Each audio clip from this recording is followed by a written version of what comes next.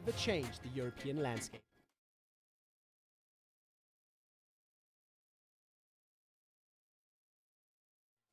And of course, highlights from the LEC 2022 season.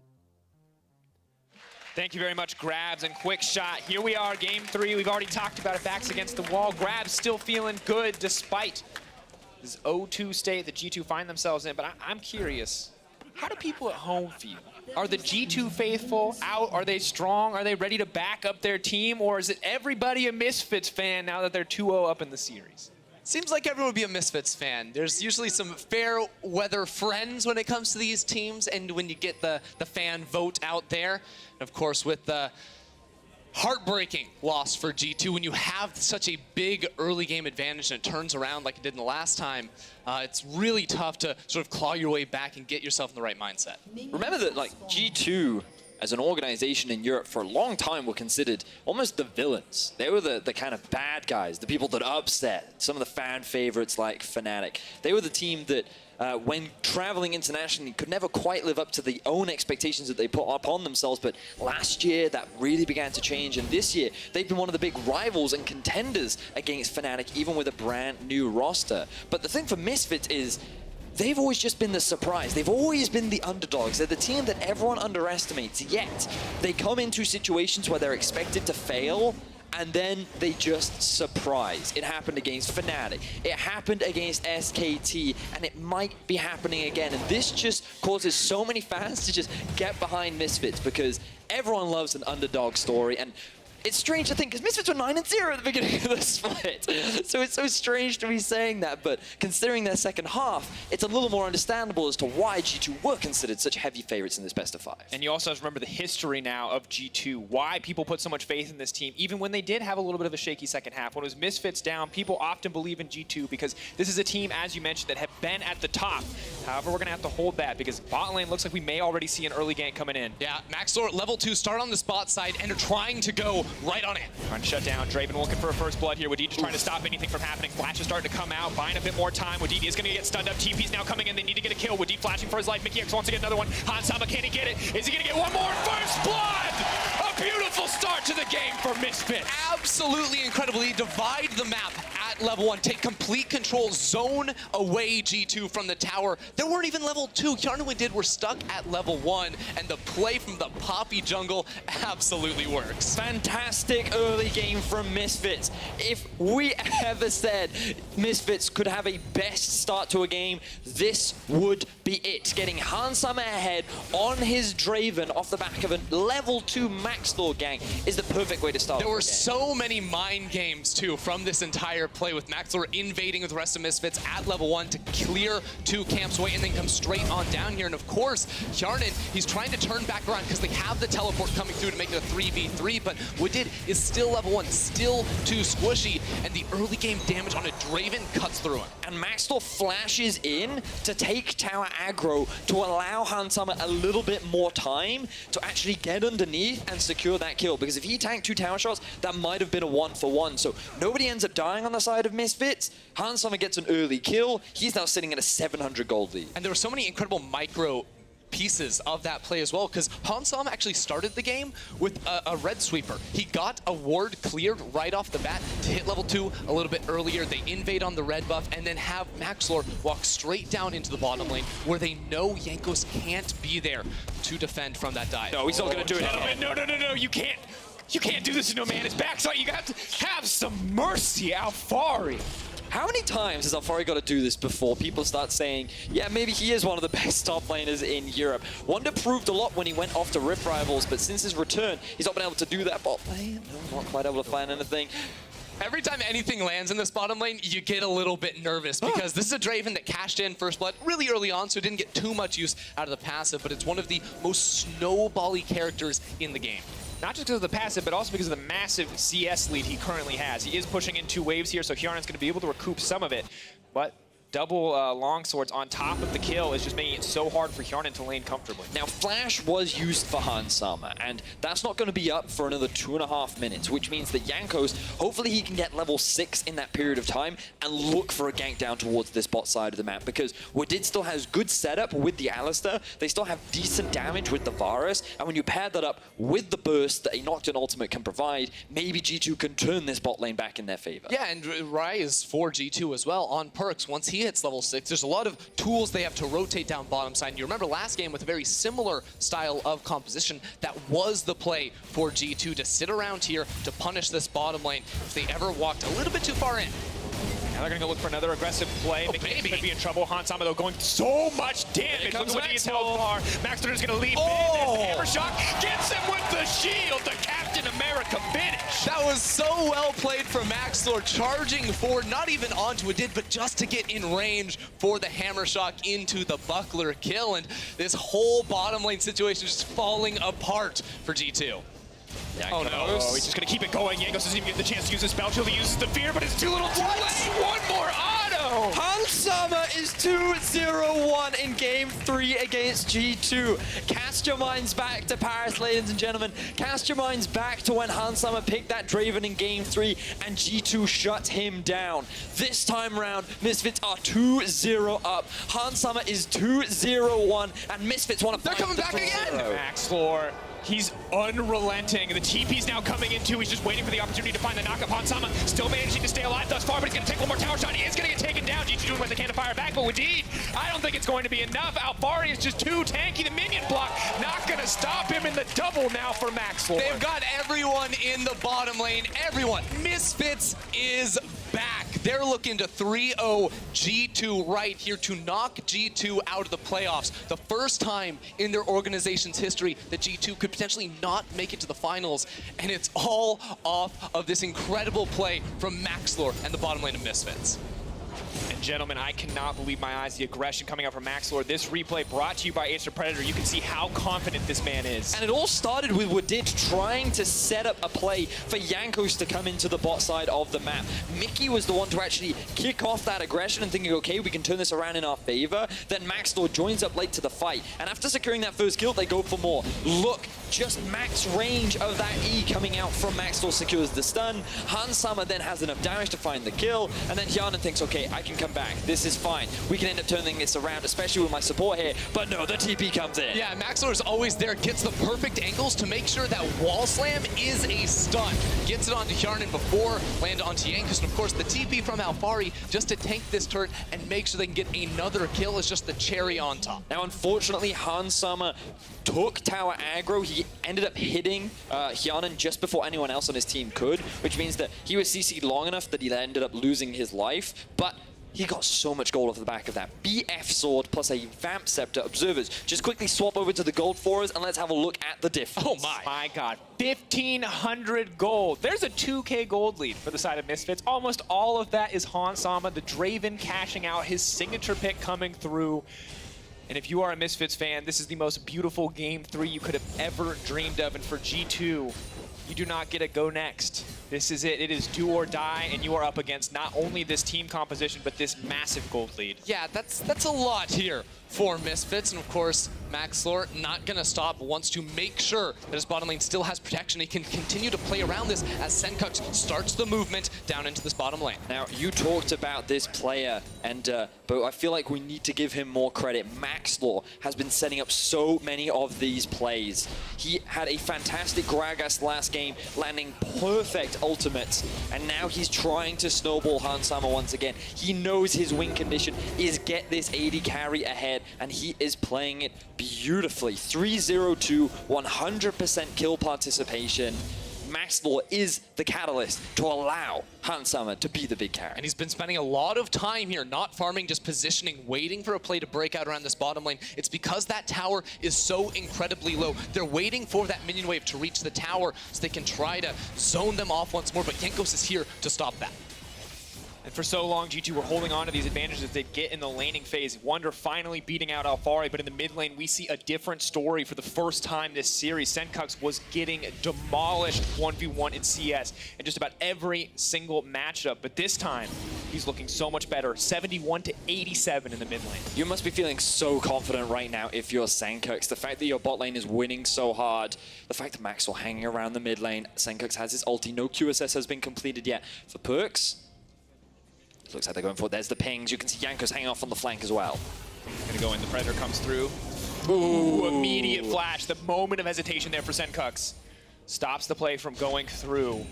But a flash burn for a flash. Next time Maxwell's in that lane, Perks is going to be in trouble, and no ulti burned as well. And the war of attrition down bottom lane finally cashes in for Misfits. They will get that tower, and this sets in motion the cascading effect that you get off of just a solo kill turret in the bottom lane. Now all of a sudden, you get to go take a dragon, you get to rotate into the top lane and start knocking down even more structures. Camp bot lane even more. Oh my god! I mean, look, Maxwell here once again. No teleports are available except for the one on Senkux. They might just keep pushing this if they want to. We wanted to see the Misfits bot lane get shut down. We wanted G2 to stop some of this from happening, getting the Draven to snowball ahead, and it's not happening. And Wonder finally winning the lane on his own. G2, yes, they're getting this Rift Arrow, but Hansama is backing, and he's going to complete that Storm Razor immediately. This is a terrifying Draven. It's going to take 2 or 3 autos to cut down these squishier members. Now, G2 looking to play through the top side of the map. As you said, Wonder does have pressure. He's playing well on the Scion, and picking up the Rift Herald means that G2 can at least get a tower back for themselves. It means that they're not sacrificing the entirety of the map, and that they can slow things down a little bit. And I think it's really worth highlighting that Hyun and Wadid, you can't really blame them for this situation. Getting dived at level 1 into getting hard camped, there are very few things you can do in this situation to really mitigate that kind of pressure. Let's be clear, they queued up thinking they were playing against Maxwell, not Kikis. So when level 2 ganks come to mind, that is not the player you think of. But Maxwell, shifting it up, doing what he has to get this bot lane ahead is so good for this team. But you're right, Hjarnan, hopefully keep the mental game strong. G2 need to keep their heads on their shoulders as they move further into the game, because it is not done yet, no matter how grim it looks. Now, the one benefit G2 have is they're going to very likely get both neutral objectives here. They got the Rift Herald to be able to trade for the first tower. Now they're setting up around the bottom lane as well. They're bringing in everyone for Alphari. Alphari is going to be in trouble under the tower. He's trying to heal up as much as he can. Does have the stopwatch. Will buy a bit of time combined with the ultimate, but in goes Jankos. Where is he going to be in the end? Leaps right under the back line. Wants to take down Alphari. He gets knocked into the wall, and they say it's not going to happen. G2, every light of hope you've ever held dear is going to get snuffed out in this game 3. The stopwatch from Alphari was amazing. He went from being in a 1v4 to a 4 versus 4. Beautiful reactions from him, end up turning around a dive, and Misfits once again come out on top. And there are not many teams that will teleport into a 4v5 situation like Misfits did right there, but they were confident. Now they're looking for Perks. Perks knocked to the wall. The stun's not going to come through, but God, look at that Hansama damage. This is a Draven unleashed upon G2, and they were not ready. G2 are crumbling. They're already 0-2 in this series. This team has been in the last 5 European LCS finals, and this could be the first time in the organization's history that they will be knocked out in the quarters. The first time they have to play through the gauntlet. The first time they have to fight so hard to secure a spot at Worlds. If they lose here, nothing is guaranteed for this lineup if they cannot find a win. Look at this one, it's pretty clean. Yeah, Alphari, as soon as he gets down on the ground, uses the zonies. The rest of the team calls for the double teleports to move on in. And at this point, G2, they've got 5 members, but Wadid, he's tanking tower, he's running away. They don't have the damage to kill Alphari, and at that point, they just get CC chained underneath the tower without any recourse. 5,500 gold is the advantage the Misfits have over the 5-time finalists of G2. This was a roster that was rebuilt after the departure of Sven and Mithy, and while last split they made it to the finals, here in this quarters they are struggling. They have not been able to showcase a huge amount. They will have to find some miracle comeback in order to turn this game around. And this is a revived Misfits roster as well. They have already won today just as many games in one day that they won in the last 4.5 weeks. They're on the brink of beating that record in just this series alone without dropping a single game. It really is impressive stuff out of them, with every single member stepping up to the challenge. Both teams now playing in a division. Misfits extending their vision line into enemy territory. They are looking to choke G2 out. It'll be a slow and painful death for this lineup. They will not get their own jungle resources at this stage of the game, and they'll be difficult to get much of anything else. Han Sama just continues to scale up, continues to stack. Another kill with all these adoration stacks will make it nigh impossible to ever look to 1v1 this Draven. But G2 aren't going out without a fight. 4 members here on the top side ready to contest. Ooh, here comes an ulti onto Senkox now could be in trouble. Looks like he will get feared up. Good use of the spell shield there. That's 1 kill back for G2. Okay, that's a good pick from the side of G2. Senkox overextended in the mid, while Misfits generate some pressure on the top side. Well, here we go. Hansama's just going in. Predator to use Hansama. Oh, the Draven damage. Wait. Throws the ulti the wrong way. Now is going to bring it back. Wonder. Ooh, beautiful use. He's trying to go golden. He's trying to style on him. He's going to get down another auto attack. Yanko's doing what he came behind. He's on the tower. Perks says, I'll pick up that shutdown. Wants to bring it back in a moment of hubris for the Misfits. Means G2 will get back a good chunk of gold. A major turn here for G2. They're still looking to go further. Realm Warp, Wonder wants to bring it in. The knockup goes through, trying to block as much damage as humanly possible. Maxlor's on the backside, hoping to get his team out to safety. Perks now running for his life as they try to cut down Alfari, trying to use his teammates to body block the cleavers. Alfari now set to fall as well. Double kill for Perks. G2 not looking quite as out as they once were. They just got 4 kills for 0 right there. It starts off with Jankos getting a straight up solo kill onto Senkox, and then the whole fight goes in their favor. The G2 army must have prayed hard, because that was the miracle that they were looking for. Maxlor now in a 1v1 against Jankos. Yanko's just going to run him down. The fear is there. Poppy not great in these 1v1 scenarios. No keeper's verdict either, but he has to back off. Luckily, Senkox is there to protect him. And G2, things were looking dire for them, but they found this pick onto Senkox, and with the numbers advantage, they felt confident moving up towards the top side to then stop the siege from Misfits. And then at this point, Hansama can very easily stay here, get the tower. The rest of G2 is rotating very defensively to clear the next minion wave, but Misfits make the call to go forward. Perks barely gets out, and the ultimate goes the wrong direction from Hansama. Then a teleport from behind puts Hansama between so many members of G2, and it's what did that bumps him straight into the tower to make this fight a winning one for G2. And as the rest of it plays out, of course, a lot of confidence coming in from G2. You can tell they're playing from a deficit. Perks has to dodge every single cleaver by body blocking with his teammates. It is still a close exchange, but they do reign supreme in the end. 5-7 now the kill score. Gold deficit still huge for G2, but things are looking up. 3-1 on Perks. This is the man we said needs to carry this series. He needs to shut down Senkox. He may not have got it in the laning phase, but he's getting it now. Still a level 11 Han Sama. 2 items have been completed. Here comes the pit. Alfari now running for his life. The flash over the wall. Good use there with Deed as well.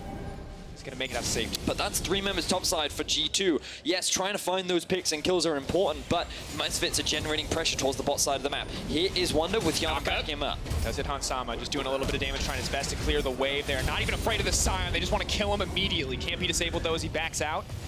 They'll hold on for now. So Wonder right there did his job. He was there purely to try and clear the wave and stall out this push coming in from Misfits. Misfits still in the area though, but shouldn't be able to get more than a little bit of damage on this turret with that move there from Wonder.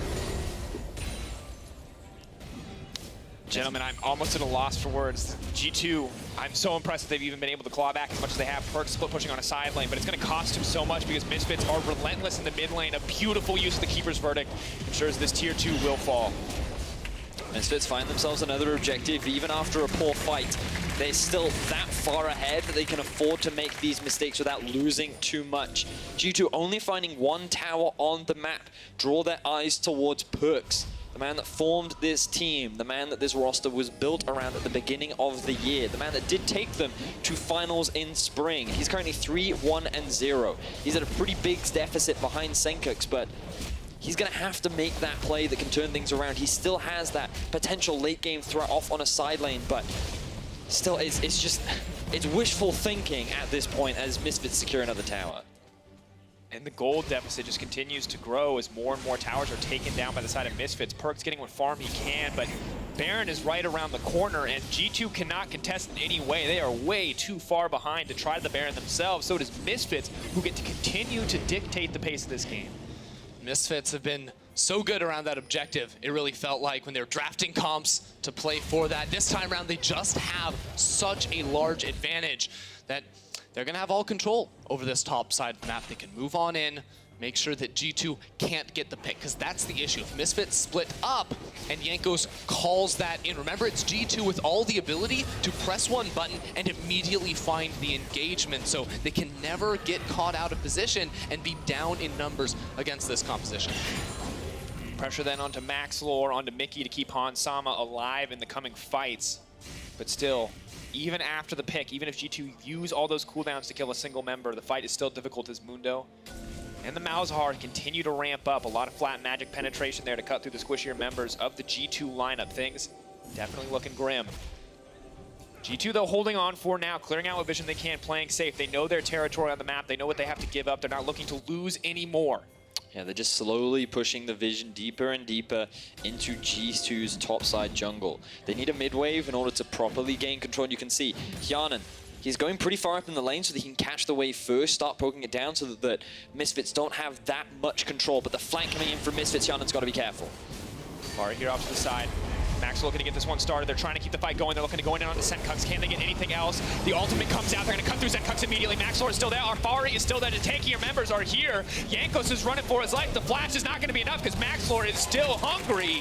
2 for 1 the exchange in the end. G2 are trying to play for picks, but it's not around Perks. He was not there for the huge fight. Now without a jungler alive, Misfits can head back for the Baron. You can see the pings coming down. They have full vision control around the top side. Wonders even head down to bot. Now his TP is up soon, but with a Draven and a Mundo, this Baron is going to go down quickly. 10k health. We have to keep our eyes. Are G2 going to contest? Jankos is down. Really no chance here. Perk's not even going to look for it. They're going to try to get a bottom lane tower for this Baron in the end. But game 3, G2 backs against their wall.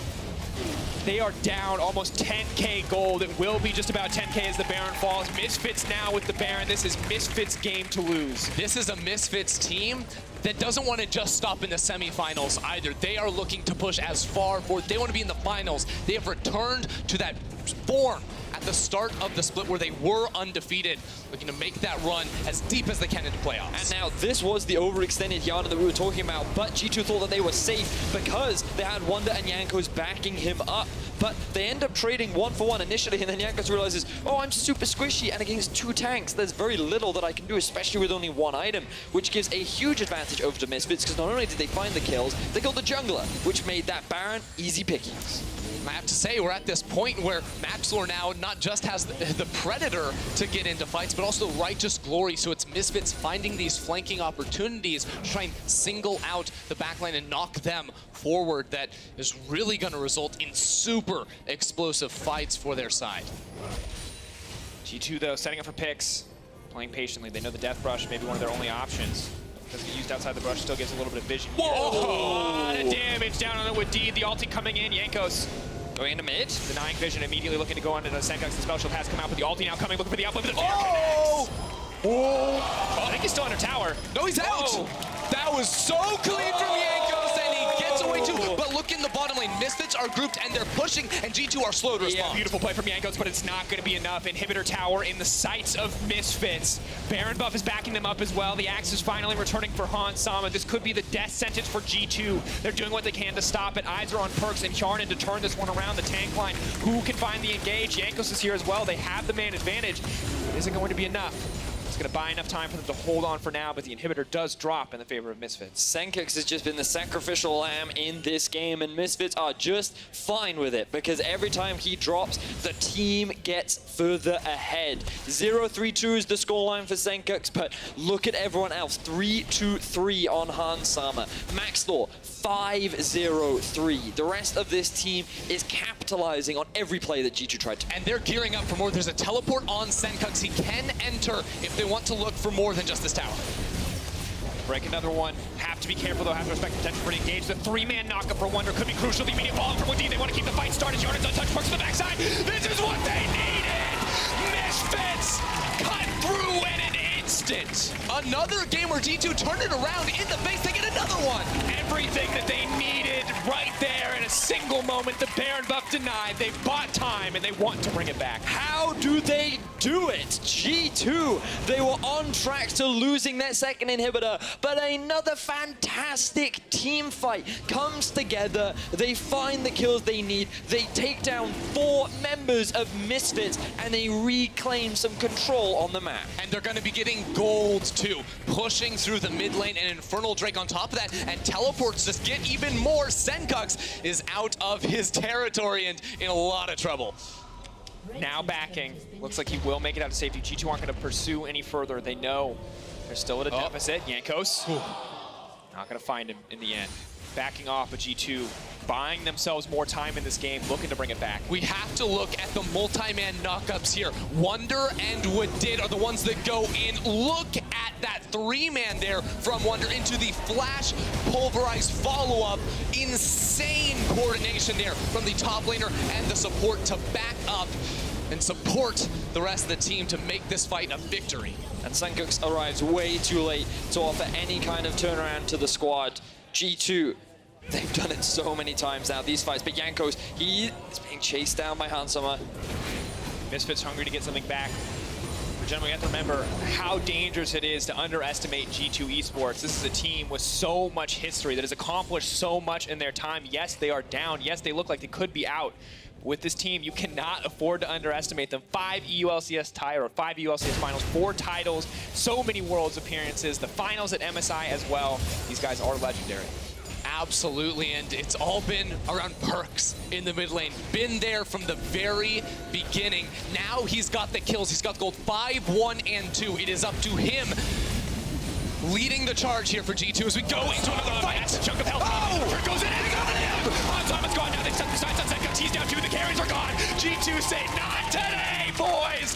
You want to take us out. It is not going to be the clean sweep. You're going to have to get down and dirty in the pit. You are going to have to fight for this win, and you are going to have to say goodbye to your team.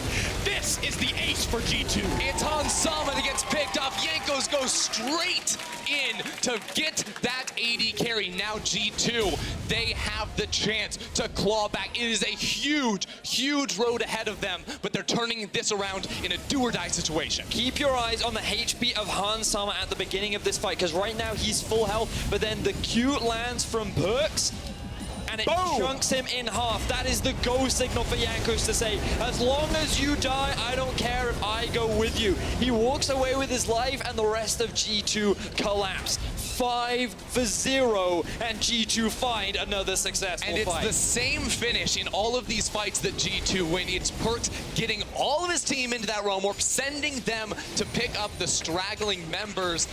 But it's him. It is all him. 5.3k damage, insane numbers from this player, and the fans believe. G2 fans standing, being counted now as they show support for their team in their darkest time. And after 2 fights like that, I think it makes a lot of sense to see that confidence surge. 63% starting to stabilize. Misfits fans doing what they can to fight back here in the chat. But gentlemen, do you remember that 7k gold lead, that 8k gold lead, that just about 10k gold lead and a Baron buff? Well, now it's just a 3k deficit for G2, and we've seen what that Rise can do. We've seen what that Bars could do. Suddenly, you're not quite so confident Misfits pulling this out. This Baron is going to be the determining factor in who comes out ahead. It flashes in. Has to be careful if he messes up this engage thing. Oh, they got him! Very quickly, they managed to find one engage. They're trying to keep it up. Maxwell wants to find a disengage. He's only managed to hit Hjarn and G2. They're backing off. They've played against Vizicachi. They know better than to keep the fight going, but Perks is not going to hesitate. Look at Perks go! Wants to lock this up. Knocked aside for a brief moment. Would he manage to find the 2-man knockup? Everyone is holding on to those key cooldowns. Hansama manages to hit the axes on multiple members. Maxwell leaping into the back line. Hjarn is still untouched. Remaining that way. Wonder doing what he can to disengage. They're backing up. Misfits have the momentum in the fight. Alfari trying to push forward. Hansama procking the Conqueror. Wants a little bit more. The flash forward from Senkux. The silence. The immediate cleanse. Perks is running. G2 is running. They're going to give up Wonder. They're going to back off. They're turning it! Slor bringing it back, but Hjarn manages to get it. The team fight going back and forth. The blood rush coming in from Hansama. He wants his kill so badly. One more. He wants to get it. He throws it up the wall. He's going to take him down, but the GA coming out. Senkux now waiting. Does get shut down in the end. My God, what a beautiful fight. It's a 3v1 with long death timers and no tower on this inhibitor. A massive wave. Misfits, they are looking for the win. Are they going to go for it right here? This could be everything. Hjarn versus the world right now. Can he do it? Hjarn and Wadid, the G2 bottom lane, the best bottom lane in the West. That's what they earned at Rift Rivals. Can they prove it here? Want to turn it back. Hansama just cutting down the towers. PvE the focus. They know they do not need to fight the champions. The silence goes in. They have to go. His life, but they're going to find the knockup. Hansama! Shut down for Hansama. One more to close it out. Double going in, and gentlemen, this is it. Perks is back. Perks is back. They want to get it. Can they find it? I cannot believe my eyes. Hansama, is he going to get it down? Is it going to be enough? They do it. And the moment of pressure, Misfits come through and punch their ticket to Madrid. Thank you for watching Match History. Every single week, new moments and legends are born, and today's action is just about to begin. Stay tuned.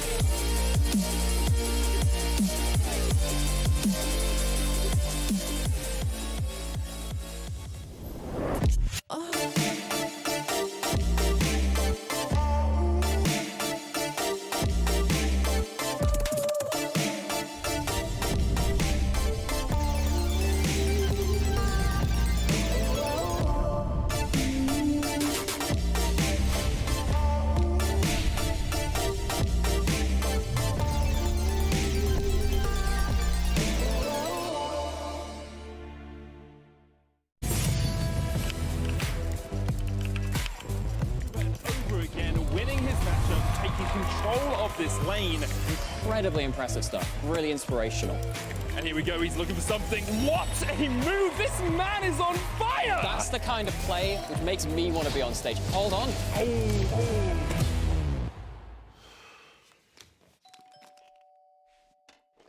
Thank you so much for joining me. Tell me, how do you feel after making that play?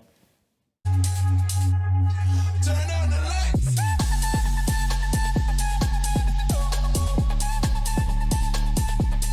Turn on the lights.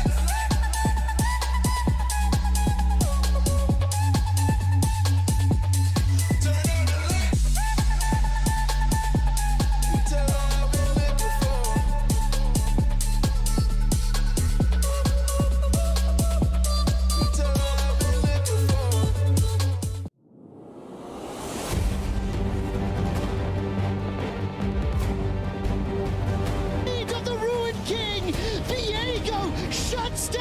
Misfits for the ace, the pentakill. One on a one, he's going to go for it, I think. Jump. The block. Oh my God, Mickey!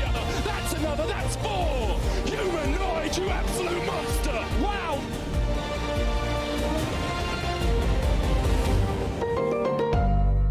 Turn on the lights.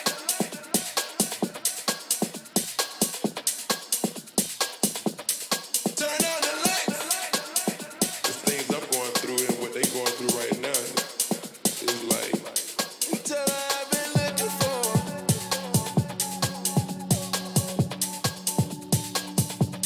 Until I've been looking for.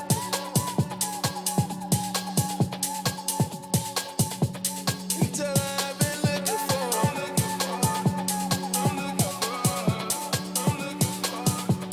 Until I've been looking for.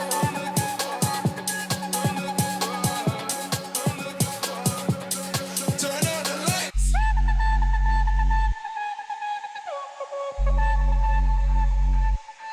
Turn on the lights.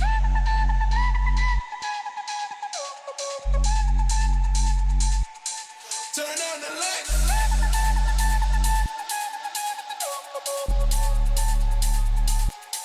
Turn on the lights.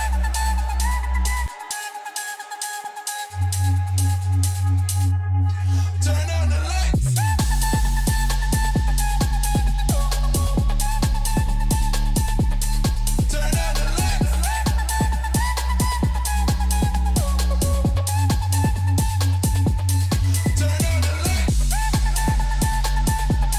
Until I've been looking for. Until I've been looking for.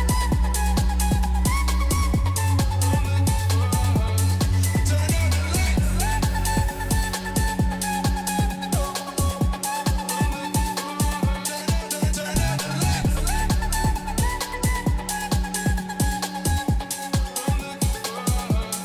Turn on the lights.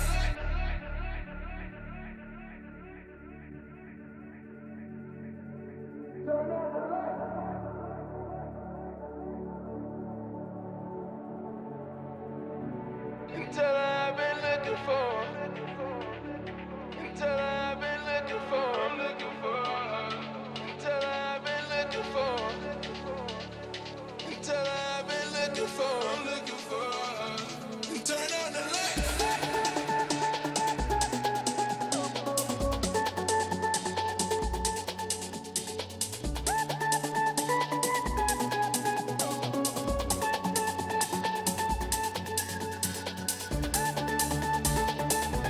Until I've been looking for.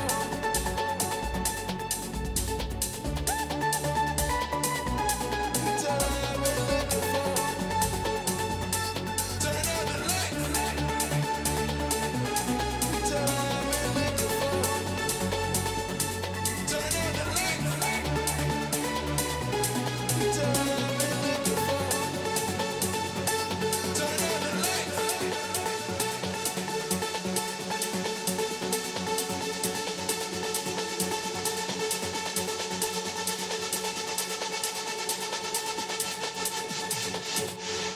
Turn on the lights.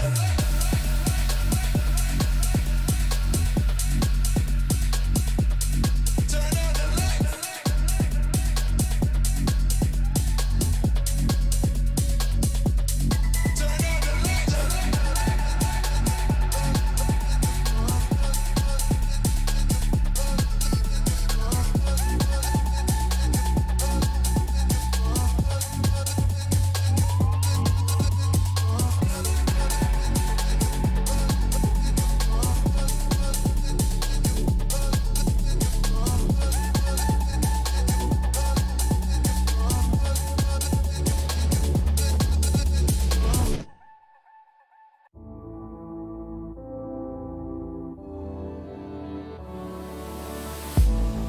If you had it all, would you look the fall in the eyes? Could you walk away this time?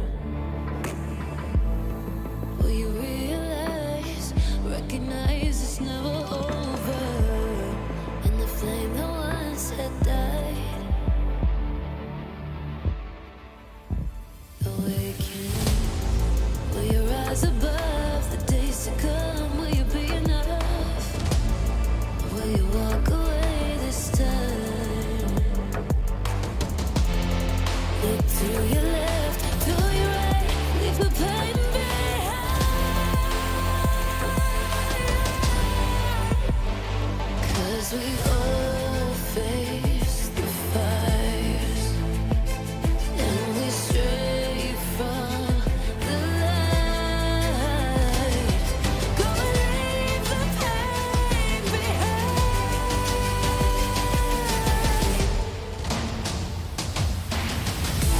Feel that rush, feel the taste. Can you feel it? Rid the pain. Wash it away and stand again.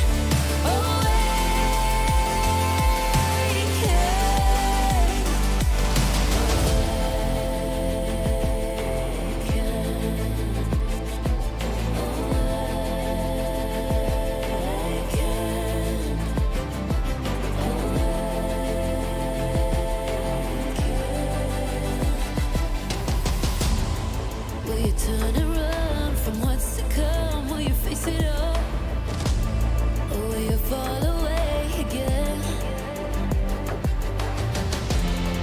What's calling out to be found when the time is right?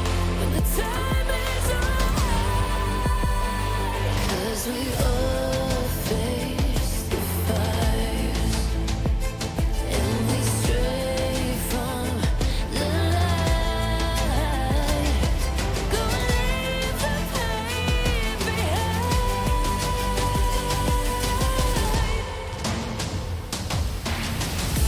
Feel that rush, feel the taste. Can you feel it? Rid the pain. Wash it away and stand again.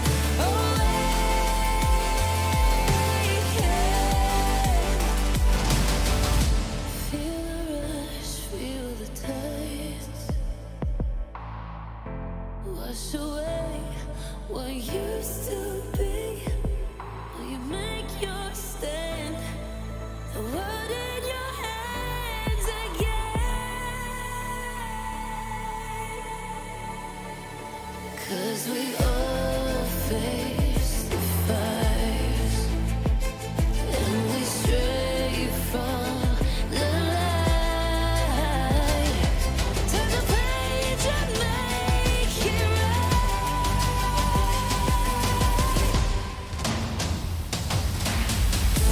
Feel that rush, feel the taste.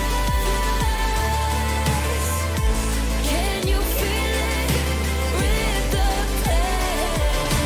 Wash it away and stand again.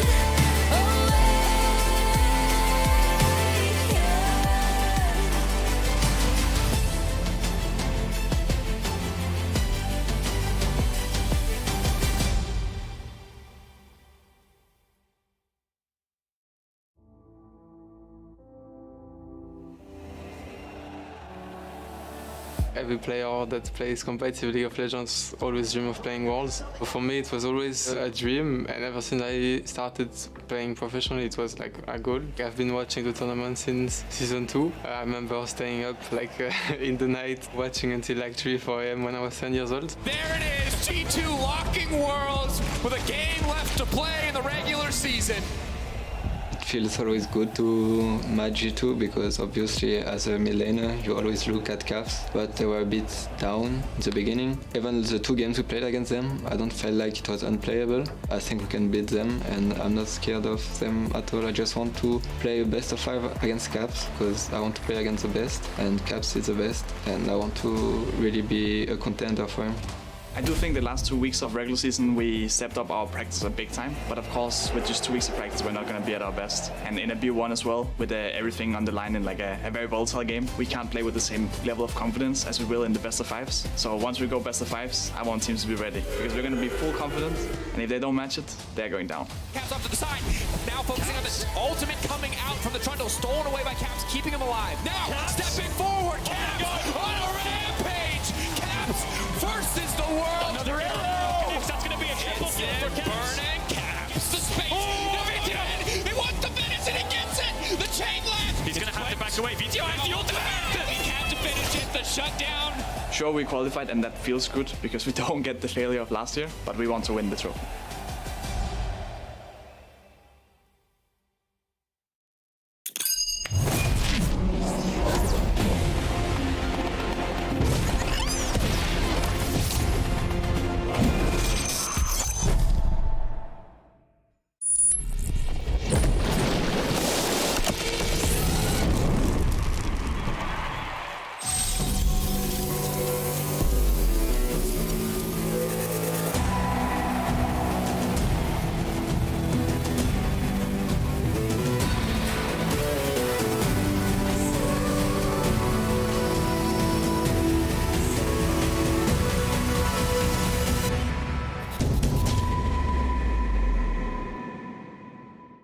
Everyone to day 2 of the LEC Summer Playoffs live from Berlin, Germany. G2 and Misfits are going to fight for a guaranteed spot at the finals weekend in Malmö and a battle against Rogue next weekend. The fans are there once again. Luckily for them, it's not pouring down as much as it was yesterday, so the players are quite comfortably getting into the studio, and we have a whole row of G2 fans. I really hope that in the studio it's balanced and that the Misfits players also get a bit of support, hopefully. My name is Shax, and I'm joined here at the, well, the couches for now, but the desk area with Broxa and GB, 2 Danes on my staff. Cool.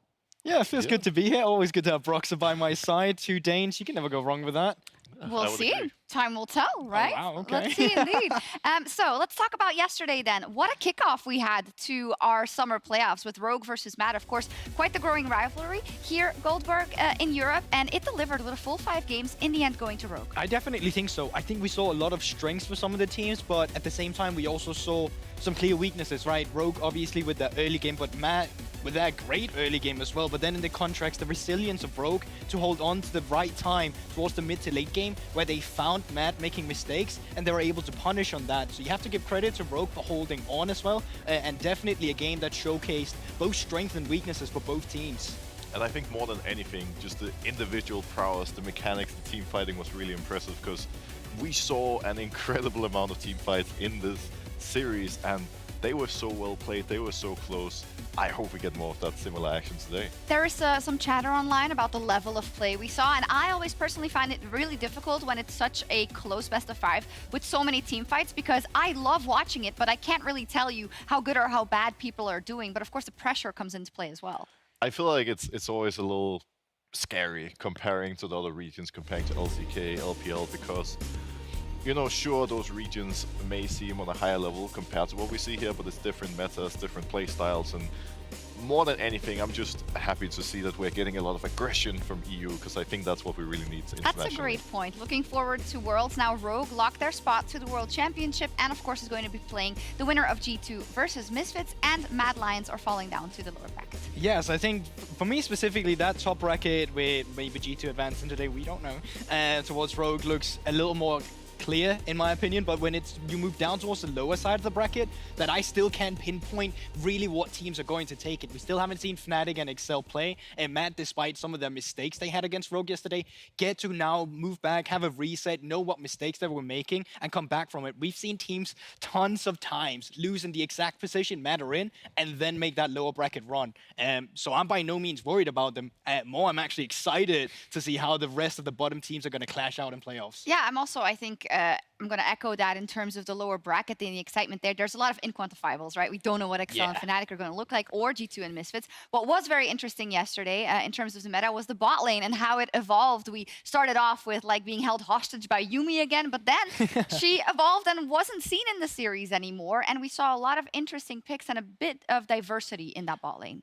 I think the diversity was a really big factor in yesterday's game. We even saw Trimby pulling out the locks kind of randomly in game 5. We saw enchanters like the Nami, the Yuumi. We saw Nautilus, Leona engage supports. We saw various AD carries, Lucian, Kalista being early game, Siva, Siri being more scaling. And the fact that these two teams were able to play these different play styles and that every game pretty much revolved entirely around bot lane was really interesting. And it was also the way that it was done. I think Unforgiven, his first game on Lucian, I don't want to hear anyone ever say again that EU AD carries can't play the Lucian, because his mechanics in that game 1 was absolutely phenomenal. I think Compass well displayed a different playstyle on the the AD carries when he was playing the comfort of Sivir. And I think, once again, we got to see two different strengths coming through from the AD carries. So I was really entertained by the different styles. Oh, absolutely. I think AD carries also deserve a pat on the back because of how they played. A lot of talent. And over the course of the season, we've seen great performances once again also by our rookies. But only one of them can be crowned the Rookie of Summer.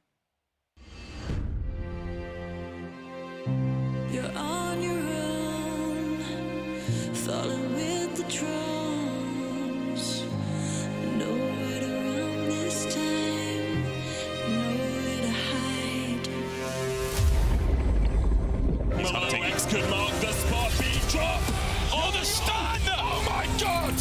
Oh, that was actually disgusting from Jongho. What? Execute by name, execute by nature. That was unbelievably well played by Jongho. First Strats continues to chase the nature's way around this corner. Jongho in! Santos pops the stopwatch, but Jongho with a perfect engage. Hostile takeover coming out as well. The shockwave on 3. Jezu down, Kobe flashing forward. Does get killed by Santos, but a flash slap with Vizichachi's pistol is enough to kill him off.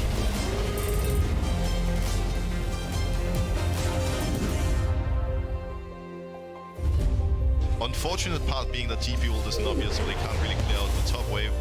Nice battle by Jongho. Tempered fade into the binding. Okay. It's Not happening again. He's Not again. Basing, can they stop It's happening this? Surely again. can. He It's doesn't have happening flash again. available. It's happening again.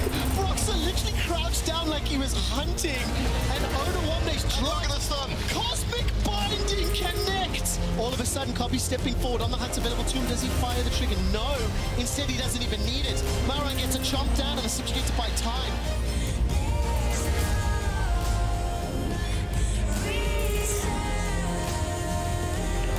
On it, Gideus looks for it, flashes in the chop, secured by Xerxes though, and Jongho tries to get to the back, but Xerxes dives forward as well. Jezu already down, Genex tries to fight late, goes on to Vizichachi. It's Vizichachi with the proudest claw, not enough. Divine Judgment from Genex keeps him alive for the moment, but Kobe will take him down.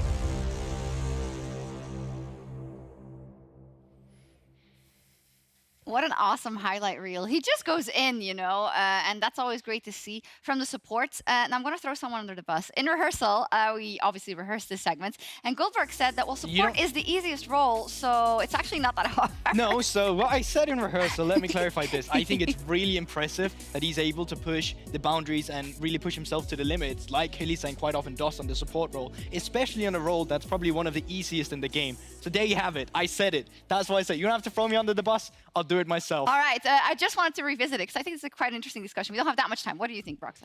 Well, I think the point about support being the easiest, first of all, like props to Jongho.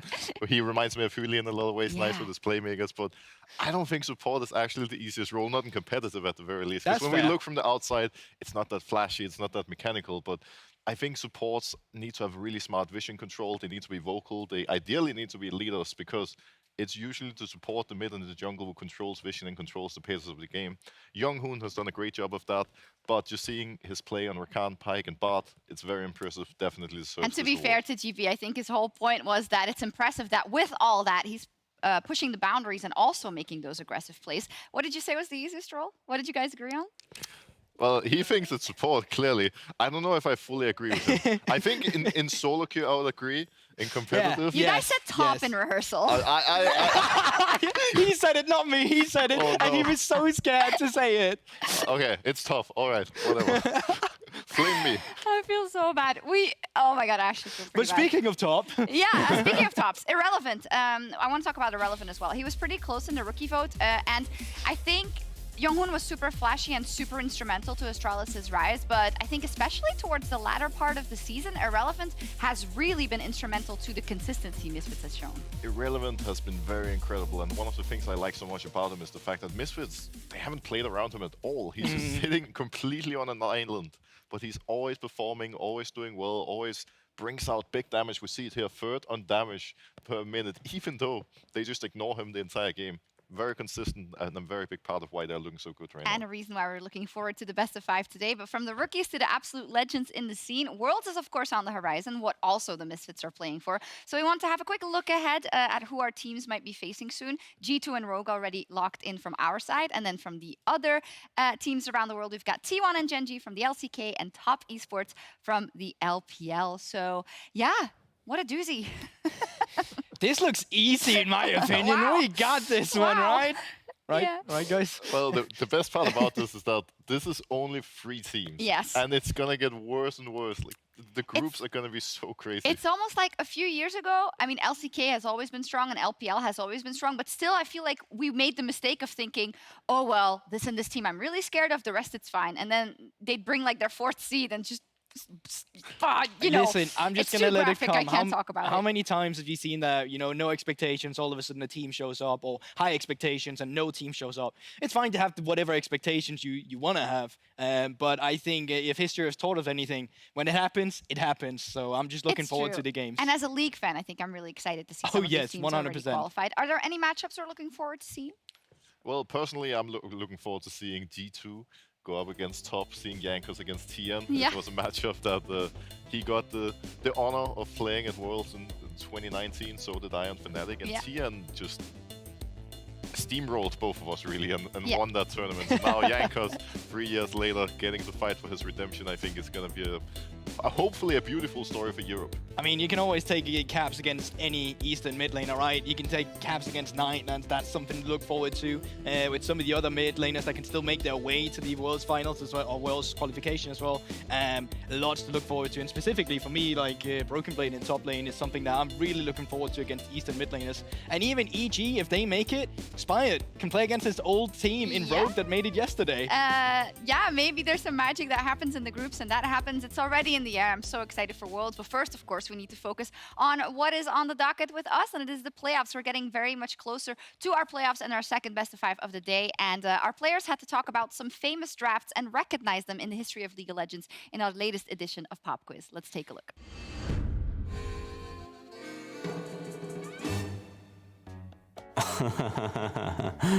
Wait, is Camille support?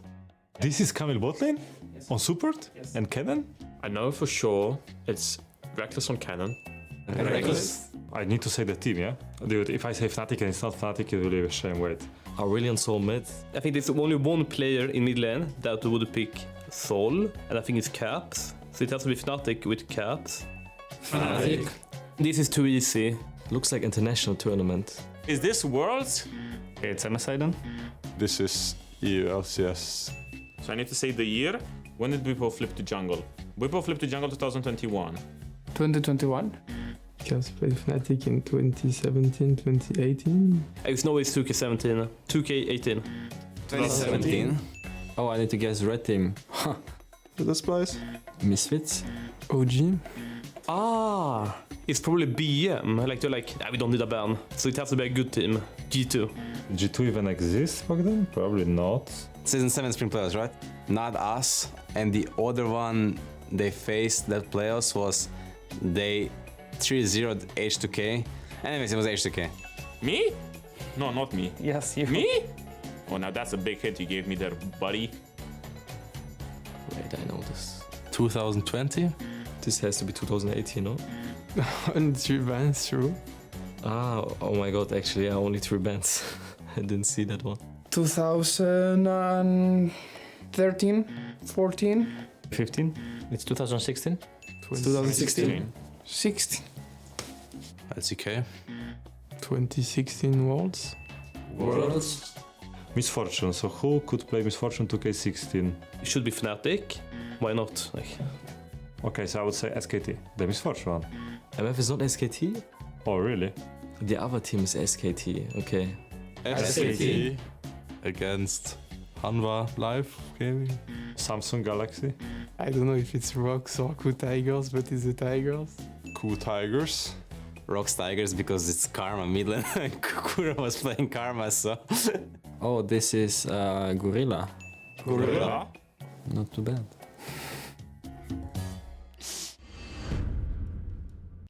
I thought Targa Thomas said he'd been watching since 2013. That was one of the most famous drafts ever. I think it's your favorite, actually. It's my favorite series of all time. It's very nostalgic going back and watching every now and then, just because of the dynamic that unfolded on the day with this new bot lane priority on the Misfortune and Ashe. To me, it was groundbreaking back then, and honestly, that's why it's my favorite series back then. It's so cool. Like, it was a semifinal. It's insane, unreal. and they did that. Let's hope we see as much craziness and vigor today. We've got G2 versus Misfits, two teams that have very different storylines, obviously, coming into today. Broxide, let's kick it off with G2. Defending champions made that miracle run from the lower bracket. They're already locked for Worlds, so how are they coming into this playoffs? I feel like G2 is in a really good spot coming into playoffs. I think for many, they are the favorites. They look really solid in every role. Bot lane has been starting to get more stable. Caps is looking very dominant. Yanko starting to show consistency. Broken Blade ended up being the all-pro top laner for a reason. And I think one of the things that separates G2 from many of the other teams is the fact that Broken Blade is so good at carrying top. Most others look into the tank, the supportive top laner, not G2. Yeah, and the thing as well is, even in week 8, when they finally started coming together, there's not one member suddenly stepping up. It was all of them, and that's what makes this team so scary now. And specifically with the Broken Blade point, they can play multiple fronts of the map. Ramping up also is, I think, the key word with G2. On the other side, we've got Misfits. Now, they could lock the World Championship with a win. If G2 win, Mad would be locked. And that would be the first Worlds for all 5 of their players, together with the added context of Misfits' last rodeo right now in the playoffs in EU. Goldberg, these are some very different stories coming into the playoffs. They are, and you can forget about the red. Like, this is not that Misfits that took SKT to game 5 anymore. I honestly don't want to hear it, right? You saw Irrelevant there. He was just playing the LFL playoffs. You see Sansara coming in, being the saving grace for this team, coming off 10th place of Astralis. Mercer in the AD carry or in the support role didn't even make it last time to the LFL playoffs, and VTO with the scenes you saw there, devastated after being knocked out of playoffs. Neon obviously had the miracle run, but not miracle enough to get to the Worlds. It is absolutely incredible that this band of, well, actually Misfits have come together to do this. It's absolutely absurd. It's unbelievable. I think Misfits is such an exciting team to watch right now for so many reasons.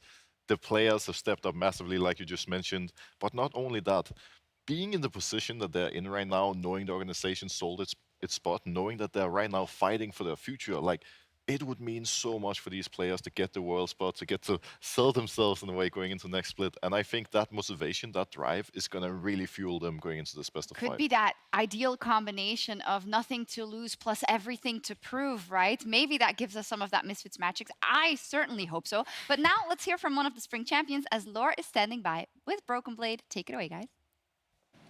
Thank you, Sharks. And BB, thank you for joining me. I have to say, amazing new style with the beard, playoff style, if I may say. I don't believe we had many interviews in summer, so now that you're starting playoffs in the upper bracket compared to spring, how much stronger do you feel with G2 compared to the time you won the trophy? I mean, I do feel pretty confident. I mean, I think second half was like 8-1, so I'm very confident, right? I think we had a rough start, actually. We started off a lot worse than last split. But I'm very confident in my team that we're going to win again. Today is going to be our first little test, so very excited. It's interesting because you're entering playoffs as the first team in the LEC who qualified to Worlds already. Being in the upper bracket compared to spring where you had to fight for your life every best of 5. How are you guys approaching playoffs this time around? I mean, I don't really know, actually. Like, I think we just go with the flow, and we will play what we think is best. And obviously, I always have some crazy picks ready if it's needed, right? Like, I think last week I played Yon. Might play some crazy stuff again today. We'll see.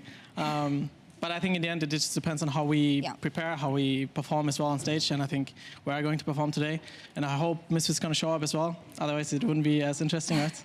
So I'm excited to play. Something that a lot of teams mentioned throughout the split is the difficulty to navigate between the different patches, and the meta read often for teams was missing. Do you think it's going to be different in playoffs, especially for you playing in best of 5 series? I mean, usually in playoffs, teams have more time, right? Because it's always the same patch. And then later on, you see more crazy picks because it's always the same meta picks. And then some people can like figure out some stuff that counters the strong meta picks. We will see, though. I think so far, not a lot of teams or regions have figured out a lot of stuff. And I think we are also still figuring out a lot of stuff. And we'll see. I think by the end of playoffs, the meta is going to be like very, very clear, and the counter picks are going to be very clear. So I'm just waiting for that. All right, you were mentioning earlier Misfits, and are they going to show up today? So obviously you're sure you're going to show up today, but thinking of Misfits, it's always been bloody games, back and forth, comebacks. Do you think it's going to bang today? I'm not sure if it's going to bang today, but I hope it will, because if it bangs, right? And I think the series today, it could be a banger, but it could also just be a 3-0 for us. But I hope it may. I mean, if it's going to be a banger, it's worse for us, right? Because then it's going to be maybe 3-1, 3-2. Mm-hmm. But I mean, I hope for 3-0, so I can go home faster as well. But yeah, we'll see. Dinner reservations on the side of G2, I hear. Vivi, thank you for the interview. Thank you. I'll let you go and prep backstage, and Shox, back to you. Thank you. That's the first time I didn't immediately hear him say, it's gonna bang. So maybe. That is, yeah, we'll sign see. of weakness for G2 already starting with the interviews. Reading it's not going to bang. No, great. I also love this note about the meta and how, like, you know, sometimes you start slow and then it starts evolving. So we'll see what happens today. Let's dive into the stylistic aspect of these two teams and how they like to approach the Rift. When it comes to it, they're very bloody, Braxa, but not necessarily in the early game. Yeah, I feel like these teams are a bit like the Rogue we saw yesterday. It's slower early games. It's all about the mid and late game team fighting, making sure that they are very strong in the game at that point. And I think the early game is just a setup to get to it. They're not going to look for crazy ganks. You know, I probably say that, and then Jankos is going to look for ganks. Like but yeah. It's not what we expect. We expect slow, calculated games leading into team fights. And why do we do that? We do that because of how the team has played so far. You take a look at what we have currently, though, with the team fights that you get. We get very long games from these teams, but they also ramp up in that late game, like we've seen with this. Well, funnily enough, the split from G2. The kill is some of the highest for both teams. The team fight KD also some of the highest. So while the early game might be a bit slow, traditionally speaking, from these teams, once you reach that mid to late game, you can expect a lot of fighting. Slow isn't necessarily bad, of course, right? Slow It can be measured. But then we saw yesterday, you know, Rogue was also pulled into it by Mad, so we don't know what to expect. But when it comes to these team fights, I assume they didn't also draft for the team fights, Braxa? Yeah, I feel like the way the two teams draft is slightly different. We're going to see G2 on one side looking for carry top laners, trying to set Broken Blade up for success, which gives them a lot of flexibility, a lot of different lanes that they can play through. And on the other side, Misfits, we see it in this clip, we see Irrelevant on the on, front to back, standard League of Legends comp.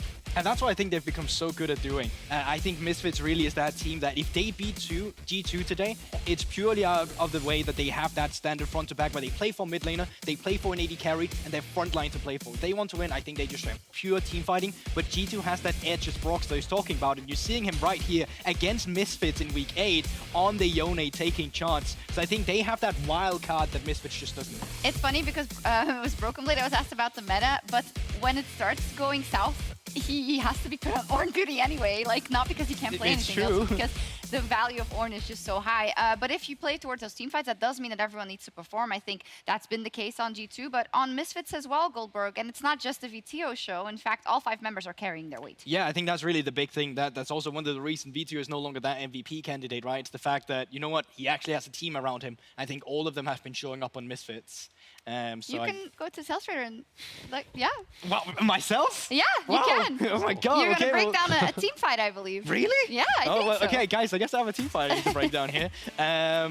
So yeah, I wanted to take a look at a team fight that Misfits were playing against Fnatic not too long ago as well. And first off, starting it off, just really looking what Misfits are looking to do themselves, because they're not really looking for a team fight. They're just looking to break open the bot turret with the fact that they've charged up the Rift Herald. They have Sansara trying to move down, but that's not really how it plays out. And it's the flexibility from Misfits, their way to navigate in the moment, that really nets them some of the victories. I'm just quickly going to pause here before Opsec goes in for the engage here. Misfits are currently 3k behind at this point in time, right? Take that into account. They're 3k goal behind in this team fight. Mercer, in this instance, does a phenomenal job at bouncing off as Yuumi, soaking some of the damage for Upset, then mounting in. What we get then is the response. Instant TP is coming down to get the man advantage for Misfits. As you can already see on the minimap, unfortunately, they're not really coming through over from the side of some of the laners and junglers from Fnatic. So that nets Misfits the man advantage that they can play for. But it doesn't stop there. They get the first kill in Wonder, but then Fnatic thinks that they suddenly can take charge because VTO is split up. And this is where the beauty of Misfits in teamfight kind of comes through. Once again, 3 members are grouped. Neon, or Vito rather, isolated on the front here. Let's have a look at how they really find each other again, because Vito and the rest of them engages onto Humanoid. Now all of a sudden, they found themselves grouped. TP has just been challenged from Irrelevant. Fnatic are starting to get split a little bit. You see all members of Misfits still together because they're so good at navigating in the team fight. Fnatic, with Helisign and Upset, still isolated. And because they move in together and Fnatic are so split apart, that buys space for Irrelevant. Now Irrelevant buying this space is making all of Fnatic scatter. Because Fnatic are now scattering, well, Vito gets to move in from the side, Misfits and the rest can move in here, and there's also a flank here from the Irrelevant. So all of a sudden, this teamfight gets completely dissected from Misfits, allowing them to surely but slowly pick up all these members in the teamfight. And remember, they just wanted that one turret in the beginning. They were 3k gold behind, but after this teamfight and after Shelly decided to take her charges through, they get up with 2k after that engage. And that's really what makes Misfits so scary to play against in this instance. It's the fact that maybe the early game is not the best that you always are looking for, and maybe they're not too proactive, but if you just give them the right moment to team fight in, they will take it. And I really believe that's how they will take G2 today. If they are to do it, they need to do it on the team fighting stage. That's how they've done it in the past as well, right? The amazing comeback we saw out of them versus G2 specifically. And I like that it sounds like obviously is G2 is favored in this matchup, but the play into each other is really good. It's not like they have completely differing styles, right? They know what they're getting out of each other, and I think that works in Misfits' favor. Let's talk about the bot lanes then, who yesterday were so incredibly important. Who's the better bot laner out of Flacket or Neon? I feel like if you have to say it as a standalone AD carry, it's going to be Neon. He's been very dominant this split. One of the big reasons that Misfits have looked so good. Also worth pointing out, though, that we cannot underrate Flaggett. Sure, these stats in particular don't look the greatest, but he's been very, very solid in bot lane, reminding me a little bit of Reckless back in the day, where G2 can just confidently leave him alone bot, play for Broken Blade, play for Caps, set up the solo lanes for success, while he just, you know, survives. And I also feel like, yeah, obviously stats aren't really what defines you as a player, but I believe if one player is going to make the difference in today's matchup between the two rosters, it's that man on your screen right now. I think if you allow Neon to suddenly pop off in the late game on some of the champions we've seen him do it with, Sari, Sivir as well can be one of them. Even the Twitch is something we've seen from him. He's going to be that difference maker. He's the guy to look for as a star player in today's matchup if you want to beat G2, in my opinion, towards these later teamfight stages. Definitely look at it in the bread and butter for Misfits, really, also. We also have to touch on the mid lane matchup. Of course, we've got Caps versus Vito. I heard before, okay, it was a spring MVP, felt like he had to do everything. Now it's different. How does the Caps Vito matchup, what does it look like right now, GP? Well, I think that they're obviously very identical mid laners in terms of the champion pool they have, but I think Caps get a lot more done with the amount of limited resources he does, while Vito is a bit more facilitated. Yeah, I think you can compare it a little bit to the mid laners we saw yesterday. Caps is a bit like Niski, the roamer, the facilitator. Vito is a little more greedy, stays in lane more, takes a lot of resources.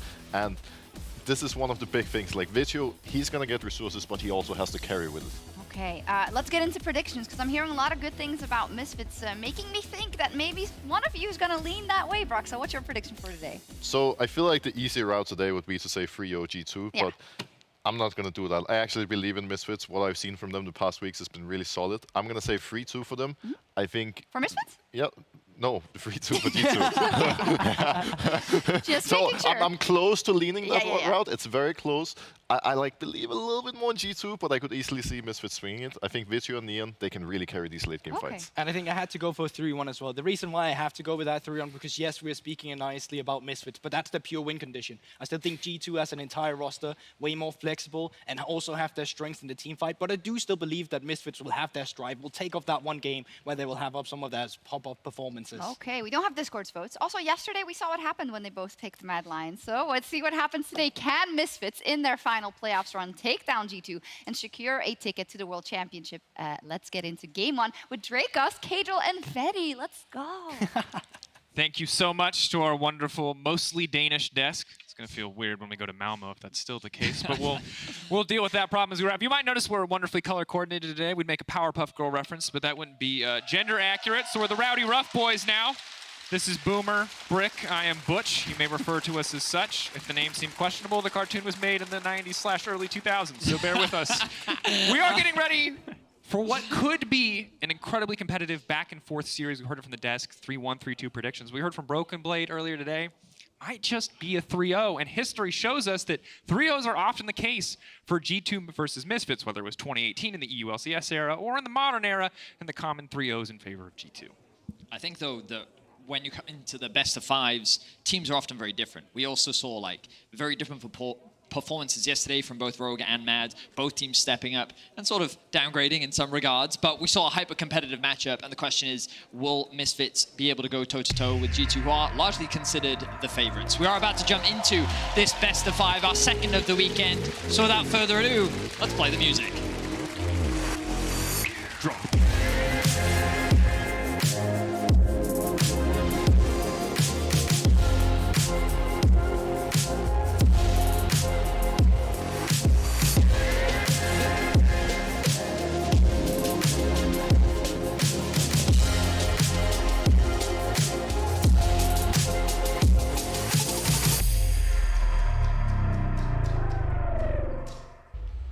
A lot to talk about in picks and bans. Bot lane was really heavily contested yesterday with the Yuumi, the Lucian Nami, Draven, Kalista as well. We saw targeted, so looking at first picks for bot lane for G2 perhaps here, unless things like the Wukong are their priority. With Yuumi already being removed, Draven taken off the board as well. That respect being given over towards Flakked. Poppy, wow, okay, these bans are coming in thick and fast. Both teams with a clearer game plan coming into this one.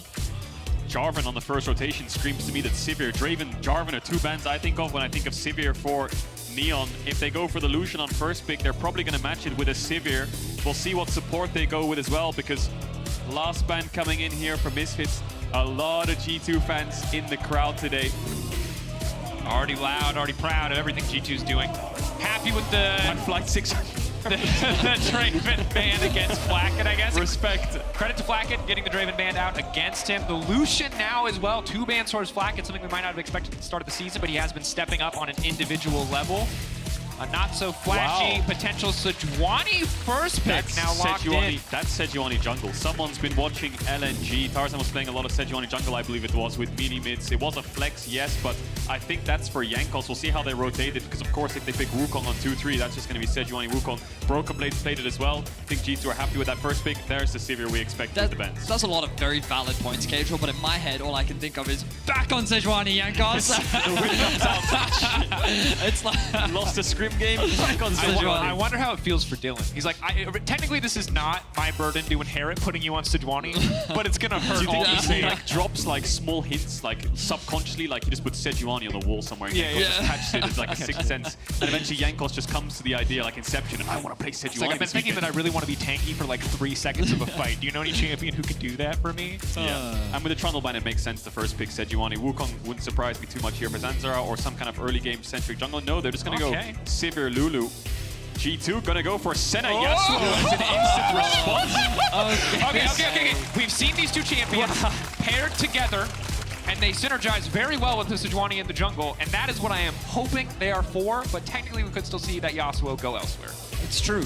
Often you'll see Sejuani paired up with, well, laners that can make use of her passive. Camille is a great example, and Yasuo is another one. But the question is, will this Yasuo actually go into the mid lane? Because there is room to flex it down towards the bot side of the map, especially when paired up with a Senna. It wouldn't surprise me if Broken Blade could even play at top lane too. Yeah, we could get a Diana Yone here or something on a 4-5, I don't know, something along those lines. The Sejuani could even go bot. There's a lot of flexes that they could do, yes, but I think for now, we're expecting Yasuo into Sivir is one of the answers we saw in the regular split by SK. And now it's Misfits, who you could do a safe ban here of Tom Kench because you're playing Vi if you just want to avoid Senna Tom if you think Yasuo's going mid, but I think they presume it's bot and they're going to go for these mid jungle bans. Taking the Wukong off for now. I like Zanzara's already locked in something comfortable and stable. Obviously nice to have something like the Vi and the more vulnerable champions, such as the Senna or even the Yasuo in these fights. With Yasuo in the game naturally looking towards early advantages, 1-2 item spikes, what Yasuo is notorious for. Can't fall off if it comes down to full 5v5 team fighting later in the game. I do wonder if this Renekton ban Well, obviously, we've seen that Renekton is a very safe, blind, pickable top laner in the current meta, and Misfits likely want to save their counter pick for VTO to give him as much information as possible because of the amount of flexes. But I also think that Renekton, as a removal, because Renekton can be quite good into Yasuo, depending on whether they want to put it mid or top, removing that can also just guarantee G2 a slightly more favorable matchup. Yeah, there's a Diana ban in case the Yasuo does go mid. I do think something like a Sylas on 4 here could be good for Misfits, because then you know where the Sejuani is going. But then I wonder, does Irrelevant have a counter to Sejuani? Is Gnar just his answer? Because we've seen Yone's into Sejuani's, but I'm not sure if he has the confidence to go for that kind of carry potential top, as he's been that rock for Misfits. Akali ban definitely suggests that this Yasuo is going in the mid lane. Akali often uses a very good answer into the Yasuo, and we know that Vito is a very competent Akali player. One of his best champions, one of that he has gotten a number of highlight reels on. The question is, how will the rest of this round out? You talked about the Sylas Caedrel. It will be locked in. Of course, another flexible champion can go both mid and top. Yeah, where will Misfits take it? Exactly, they need to know where the Sejuani's going. Just save this last pick for Irrelevant. You know, if you blind Gnar and then he slams like a Yasuo top or an Irelia, it's Broken Blade, right? You can't really blind top lane right now. And then they have a good Irelia Sejuani into your Gnar. It's quite a difficult kind of draft to maneuver. Now the question is, what is going mid and jungle for G2? I mean, I think of 2019 G2, when you see these picks, you have no clue anything's going. Flashbacks here, there's an Aatrox. No, it's an Ahri, so it will be Yasuo bot. There you go. Was wondering if they would go for a Tahm Kench there just to mitigate any potential value out of the Vi pick on the opposite side, but of course it would mean horribly losing bot lane to the Sivir Lulu. Instead, opting to keep the Yasuo bot for now is a good option into the Gnar if they pick a Gnar, but I feel like we're grasping at straws at that point. We'll just see what they want to lock in here to round out their composition. I'm not going to say anything until it's locked. It's going to be... Is it Nocturne? Is it Nocturne jungle? It's Nocturne jungle, Sejuani top, Yasuo bot, Ahri mid. Okay, I was thinking of Doink be there for a second, Nocturne mid, Sejuani jungle, but then, you know, Ahri would be top. It's a bit weird, but yeah, I think Betty's right. You can't see it at home, but there's this like 5-second buffer period where Betty goes, is there any way it's mid? Is there any way it's mid? Is there any way it's mid? And then he calmly takes a breath and goes, it's jungle Nocturne. Well, now Irrelevant knows it's Sejuani top, they expect. Does he have anything for it? No, he's going to go for the Orin, just going to go for something reliable, more team fighting. Misfits have a very stock standard meta draft when it comes to just raw team fight, good wave clear, good engage. I think the Misfits have gotten themselves a very comfortable draft for themselves. When we think about Misfits, one of their biggest strengths so far this split has been their team fighting. They work very well as a team. Their early games have slowly been improving with the addition of Zanzara to the roster. And I think that going up against a team like G2 to start off this best of 5, getting something comfortable and easy to execute is a great way to start the series off. And one thing I will say for G2's comp, good news, you've got a Yasuo win wall for Ornald to stop engage.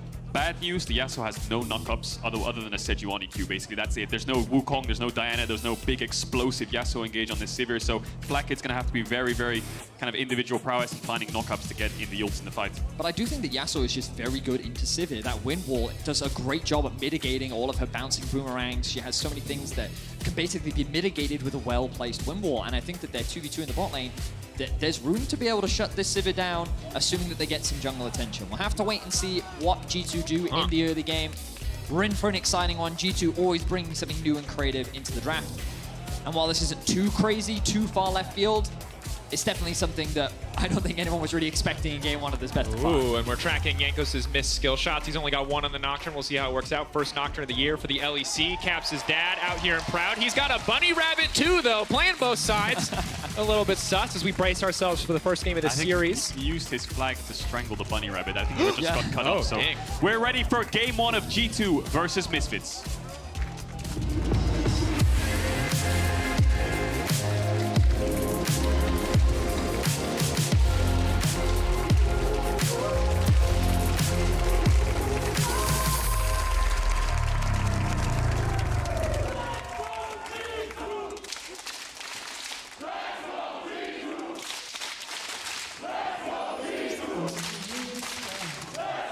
The echoes of the G2 fans in the audience showing us a different perspective from the 3-1s and the 3-2s we heard on the desk.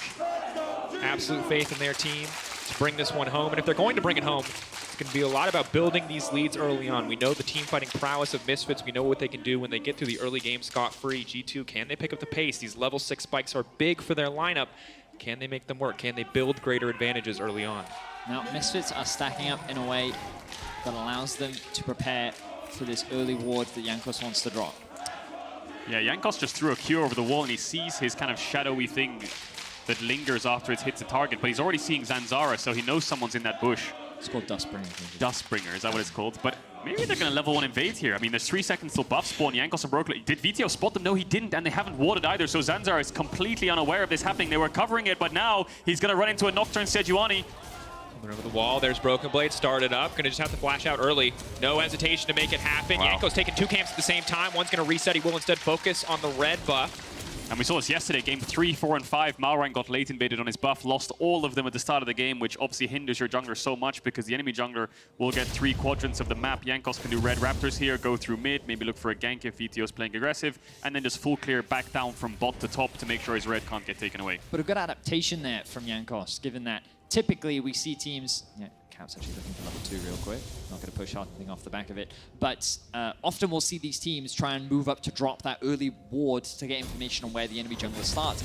Misfits had set up to prepare for that early invade, but when Jankos was suspicious that, hey, I think that there might be a lot of people in this brush, they converted into the late invade and they were able to get a big advantage off the back of it. So G2 already find themselves with a slight early lead in the jungle head-to-head.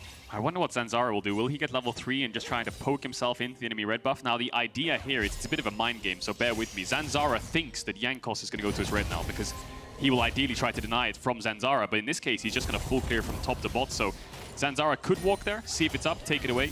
If he does, then maybe it's gone. If he doesn't, then he can save more time in clearing his own camps out like the Krug. So Jankos taking a small gamble here with no push in bot will be rewarded as Zanzara plays a little bit more defensive, and he'll spot him out just as his ward's going to expire. Ooh, crucial to have that vision as well, because you can see individually irrelevant, absolutely dominating the top side 1v1 in terms of early trades. So Zanzara thinks that Jankos went bot to take his red, so now he thinks he's safe on this top side. Jankos now hiding and waiting for him to go for this mid gank.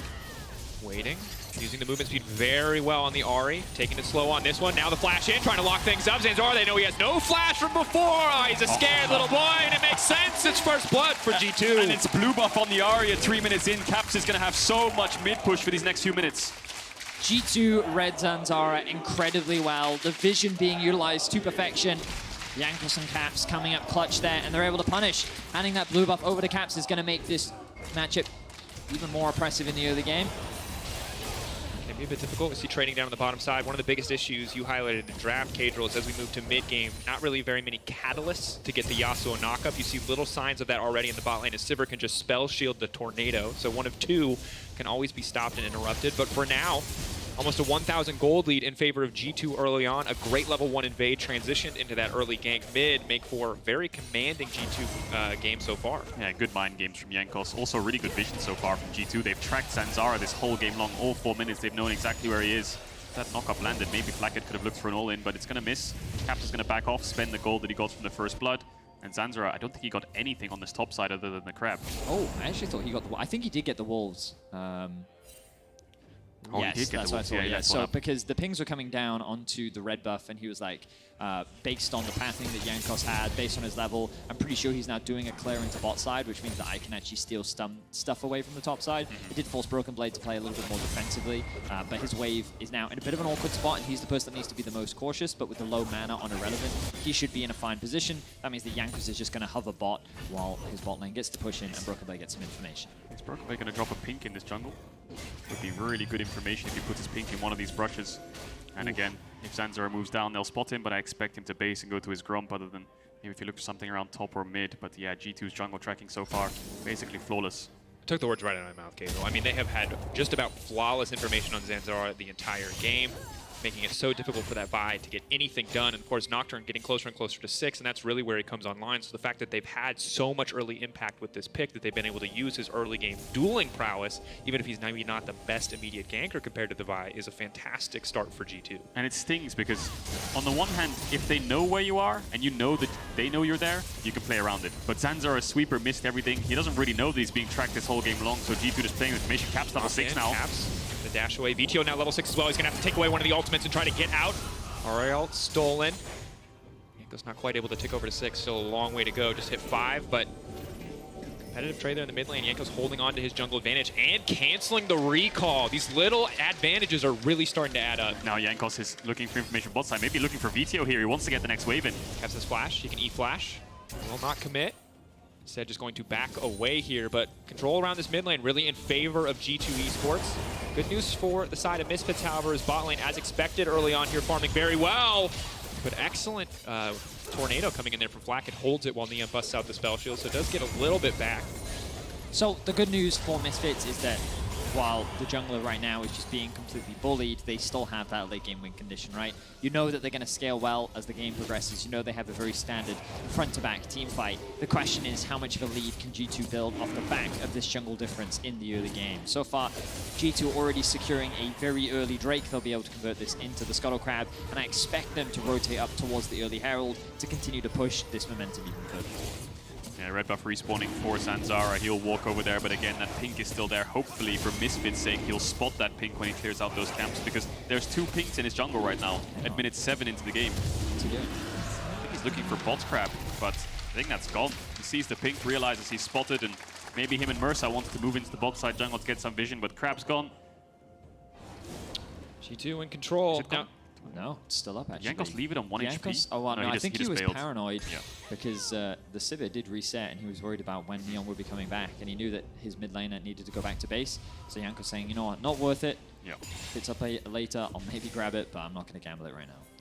Credit to G2 again for holding on to control in this early game. For Misfits, their early game has been improving. You can see in the first half, it was abysmal, to be completely honest with you. Now, second half, it was a lot better overall, but still trailing a bit behind a lot of our best early game teams. Now, this game showing us a bit more of the first half Misfits as opposed to the second half Misfits, and something we need to track as we move through this series, because every time these teams have played each other prior, it's been very snowbally. Win the first game, win the whole series. For sure. Bit of a history between these two teams where it has historically always been that 3-0. Question is, will history change today? G2 are considered the favorites coming into this matchup, and they have, of course, already locked a spot at the World Championship. Misfits fighting for that opportunity, and they will get another one even if they lose today. Now, both teams posturing towards this Herald. G2 will be the ones to start. Jankos already kicking things off. Paranoia now coming out, trying to burn the Ornn down before the team fight can break out by waiting in the area, but there's just too many members on the top side. You're not even going to use the Ornn off the follow-up. CC, this is what these champions were made for. Level 6 skirmishing, they make it happen. Very clean play from G2. Caps was able to get the collapse first. They knew they had the numbers advantage, and the second that Irrelevant burnt his flash, there was no way he was going to be able to escape. Now Misfits trying to answer on the bot side. Warflack loses life. Flack has the wind wall up and available. I don't think they have the damage here. No. Just a little bit of a chunk on it. At least even that. They're going to lose the Herald as well here. So G2 off to a fantastic early game start, using their mid-prio from the early stages of punishing that first blood to move around the map to make sure they have numbers advantage. And Zanzara is going to go for a mid play here on the Caps. Knocked up, taken down. BTO with the immediate follow-up. CC. Senna Shield buys a bit more time. Caps trying to flash out back to safety. Clean movement. Doesn't connect on the charm though. Zanzara maybe can fish for a little bit more. Stolen Senna will not finish the kill. Misfits not getting anything back, and now Jankos is in the mid lane to stop anything else from happening. G2 getting away with so much. Zanzara could have looked a little bit silly there if he queued in, because Targamas still has heal, and I think he was aware of it. If he dashed in and the heal came out, the move speed would be able to kite out the divide, and then he would just die again. So you can understand why he doesn't go for that play, and it's Neon who will try to crash his bot waves as quick as possible after seeing Flackhead move towards mid. Some good mechanics there from BTO though, stealing away the Senna ultimate. I'm gonna have a look back at this play from earlier. The vision did spot out Zanzara. Tries to clear out whatever vision he can, but they know exactly where he is. Jankos immediately collapses onto Irrelevant, and the play is very straightforward. We talked about it. Caps just gets the collapse in first, and easy double for G2. And I think that's just such a big problem, because if you actually look at the replay of that situation, you can see that this bush has just been controlled by G2 the entire game long. There was a pink in it earlier that they managed to clear out, but there's still a pink on the red, so the top side of the map is just G2 dominated right now. So any play Zanzara makes, Caps can always match it. It's such a difficult position for Misfits to play the game from, because Ahri is so wildly far ahead. And obviously Misfits are always going to have that late game scaling sort of win condition, but if the side lanes here for G2 get strong enough, they may never get the opportunity to scale into that late game, into their period of strength, and certainly suffering right now. Broken Blade will be spotted on a ward. It may look like he's in danger, but he's not. Caps is on his way, ults forward. Ulti now coming out again. CC lockup stun. They're just making it look too easy, pushing R off cooldown. BTO onto the side. Maybe they can get something done. Mersa and Targamas now running in. BTO taking away the Ariel. Going to try to make it out. Zanzara surely now going to drop another kill for G2. They are merciless. If they see a hero, they're going to kill hero. It's IG flashbacks. I know it's Caps getting all the kills here, but this really is just the Jankos show. The way he's manipulating the jungle right now, the entire top side is just in full control hold of G2, and they're going to push this lead even more. It's absolutely spotless, their gameplay the last 11 minutes. The picks, the vision, the moves from mid, even Targamas getting himself involved from bot despite not having the push is always there first. Saves Caps on the initial play from Misfits, now helps him out with even more numbers on his top side fight. G2 are basically playing with a map hack this whole game long because of Jankos, Broken Blade moving around the jungle on the top side, and Cap just making sure he's holding Jankos' hand every time he wants to make these plays. Yeah, I mean, it's excellent teamwork from the whole top side. Of course, like, no disrespect to Flacket and Targamas, of course, but their responsibility is to just sit back and farm this game while G2's top side kind of takes control. And it all comes off the back of that single level 1 invade. The way in which they converted that into the lead that they have now just goes to show how you can take these small advantages and balloon them out of control. And I think the thing that's scary is that the Yasuo, once he gets a single item, is going to be very strong, and especially strong in the 1v1 with the exhaust against Neon. If he's ever left on a side lane, he's going to be incredibly comfortable. And while Neon, has a 500 gold individual lead, that's not enough to carry a team fight against a Nocturne and an Ahri who will jump on you at the first opportunity. The rest of this game is going to be very difficult for Misfits. The good news, they've slowed down the Dragon stacking. Buys them a bit more time before those big major objectives like Soul or Elder are on the table, but still a very hard storm to weather. Yeah, I was going to say that securing that Drake is definitely a small win, but a win nonetheless for Misfits, just because if G2 keeps stacking these Drakes, they will be the ones in position to force a fight on their terms. Misfits ideally want to wait as long as possible, get the items that they need, buy a little bit more time, and right now Neon is doing a great job. You can see 133 CS ahead of the 13-minute mark. He's taking advantage of what he can in this lane, and he, alongside Vito, are still your primary carries for Misfits that can still turn this game around. Definitely, but with that mid-tier 1 falling, we'll see Caps push these waves even deeper, get even more vision. Zanzar will get his red buff for now, but when Jankos and Targamas are back out on the map, they will start contesting this topside vision again, control 3 quadrants of the jungle. Again, that pink ward still there from Broken Blade, level 5, I think it was, he placed it. Zanzara still hasn't spotted it. Free information. Look at Broken Blade again. Another ward on Krugs. Your top lane is tracking the enemy jungler on 2 camps. Your mid lane is tracking his Raptors. And Jankos can just work with that information. So 4k gold lead, they can push in these waves. Targamas hovering. Topside jungle is theirs. And slowly we'll see this top tower get chipped away at as Flacket farms bot. Misfits either need to respond with a big numbers advantage topside with Neon rotating, or try to dive Flacket on this Yasuo. And unless G2 egregiously mispositioned, they're always going to be able to trade something back, even if Misfits commit multiple members. Now you see Misfits 3 members on the bottom side, but G2 ready to move 4 people down here if necessary. Targamas not going to overstep, not going to over-risk anything in that context, so will not cost them anything just to posture around the bottom side. This is the power of mid-push. Just look at the mini-map right now. I won't actually highlight anything in particular, but just look at it. There's 3 wards in the top side jungle. There's a pink on their entrance towards Wolves. They can just push waves into tier 2 and move wherever the hell they want on the map. If you want to make a play, no chance. G2 can match it. If they want to make a play, they'll always be first, so it's a really tough spot for Misfits. Their ideal situation now is just farm up as much as possible, get the Sivir to 3 items, get some wave clear in mid, maybe get VT on a side lane after the lane phase is over, and then try to find ways to contest his objectives, because they are still quite away from a Dragon Soul. They certainly are, but G2 playing the map flawlessly for the time being. Things looking very good for G2, and Misfits, they're just kind of forced to play defensively. Of course, for anyone that's familiar with the LEC, they'll know that these gold leads don't really mean anything at all when it comes to these 2 teams facing up against each other. We've seen some of the craziest comebacks from both sides in matchups like this, and they've always gone down to these late game team fights, which is why, while things look great for G2, and there is very little to criticize on the side of G2, there is this Misfits magic that always makes these games very chaotic and bloodthirsty as we get closer to the late game. Yeah, and it is important to temper because we do have so many teams throw bigger leads than even this, but G2 certainly in control for now. Yanko's pushing into the top side, spell shield now gone. Zanzar ready to ward away, so Nocturnal not quite having the impact that they were looking for. Flacket fishing for a tornado there, but will not find it. So first time we're really seeing that ult not have immediate impact for the side of G2. Yeah, Flash will be burnt for that ult. Jankos wanted to start up the Herald, but now it gets a little bit more complicated. Wait for top push, wait for mid push. You can see what Misfits have done. They say the whole top side's falling apart. How do we fix it? We swap our lanes. Put our bot lane top, and now we have pushing lane in top, and we can actually start to contest this vision around Herald. They're actually starting it up. Caps doesn't have TP just yet. Jankos is basing, so this will be the second neutral objective going over to Misfits. They got the second dragon. They say that Jankos stops his base. He might think that, hang on a second, Misfits are doing this. Can we stop it? Broken Blade has TP, so it is Irrelevant. Relevant now going to TP, fully commit to this. G2 at least getting that major cooldown out, leaving bot lane tower unattended for now. Seems like G2 happy with that exchange, saying, hey, we will take some bot side tower damage in exchange for the Herald inside the TP. Oh, so they're actually going to use this top. I wondered if they were actually going to use this mid to try and alleviate some of the pressure that this mid jungle from G2 has been putting down. But they're saying, no, we want to get this immediate advantage while we can. We know that Broken Blade is pushing in bot. And because we have 4 members top, they should be able to push this all the way down to the tier 2. Without Nocturnal, the 4 members grouped here, it's going to be very hard for G2 to stop the tools that they have available. Flacket waiting in the brush, going to make sure the second charge does not come through alongside Targamas. So only that one tower taken down. Broken Blade looking to make it a trade on the bottom side. No TPs really to respond unless VTO wants to TP bot lane, but it seems like they're just willing to give that up in this case. Yeah, they were down on tempo, I think, so they just wanted to crack open that top tier 1 base and be in time for Drake. Irrelevant to use the TP, so you don't really want to TP in expecting a fight and then just recall on the spot. It's better to just use that TP to find a play. When Nocturnal is down, Caps will get the blue, push out in top from Flacket. Now we'll see G2 group up towards this Dragon because I think their comp really wants to fight when you've got things like the shield bow already on the Yasuo. You've got this sizable gold lead on your mid jungle top side. You want to TP in, there's Broken Blade on bot.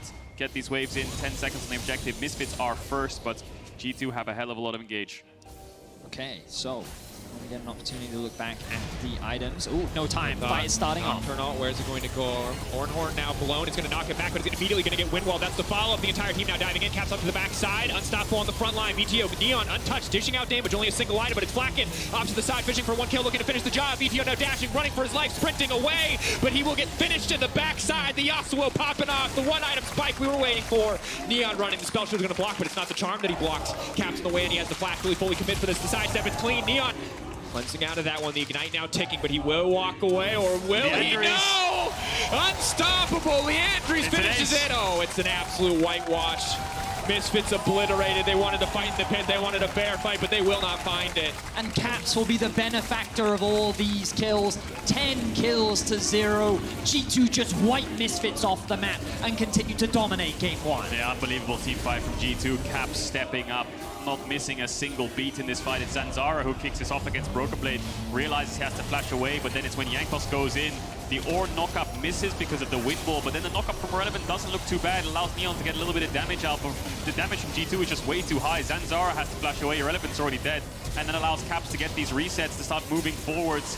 VTO tries to peel for his jungler, but he ends up running into the carries of G2, and then it's just the Cap show from there onwards. It's interesting how that fight was basically just a stock standard front to back, but G2's crowd control was landing, whereas Misfits just wasn't. Irrelevant did what he could to set up his team for success, but even when he did it, the damage just wasn't coming through from the side of Misfits. The Silas was forced out very quickly, the Sivir just wasn't hitting as hard as he would have liked to, and G2 just clean sweep the fight.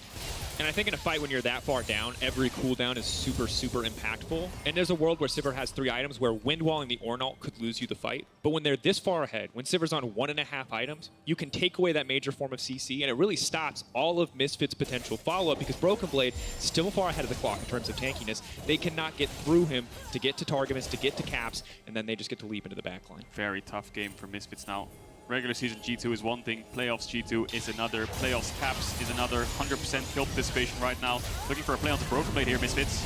Locked up, Broken Blade now on the retreat here. Zanzara trying to finish the job. Broken Blade knocked up, should be taken out here on this one. Stolen away ultimate, VTO gonna finish it. 1 pick traded back, objective bounties up and on the map. Misfits on the board, but they're going to lose a top tier 1 for that. They had to use 5 members and 5 ultimates to kill a Sejuani, so of course they're going to lose out on other sides of the map. Good punish there by G2, good play by Misfits. We'll see if VTO fancies himself a fight up against Flacket here, but with his team in base or in mid with no ults to help him, he's just going to have to catch this wave. I'm not even sure he wins that 1v1 at this point. Like, Flacket feels very strong right now.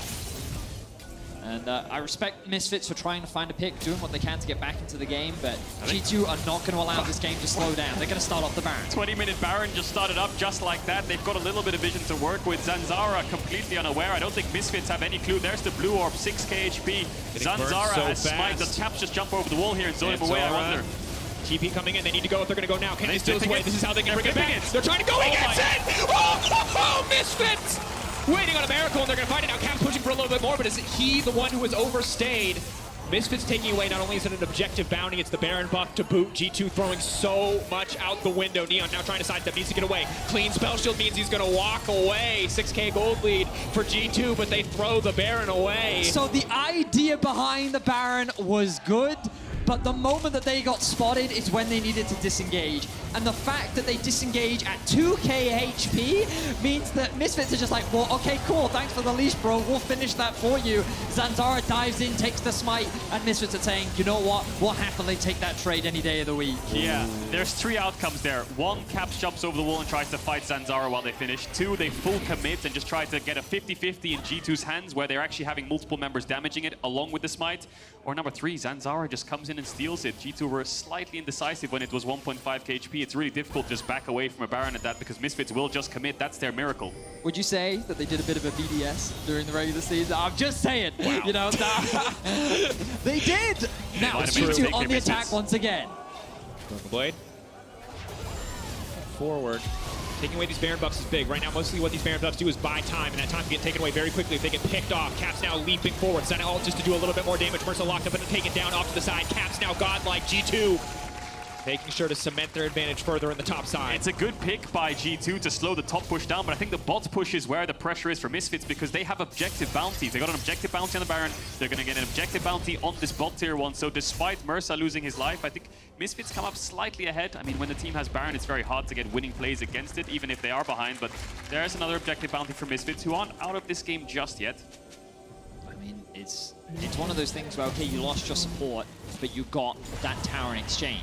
And you can see that off the Baron power play, Misfits, they're still 1.7k up.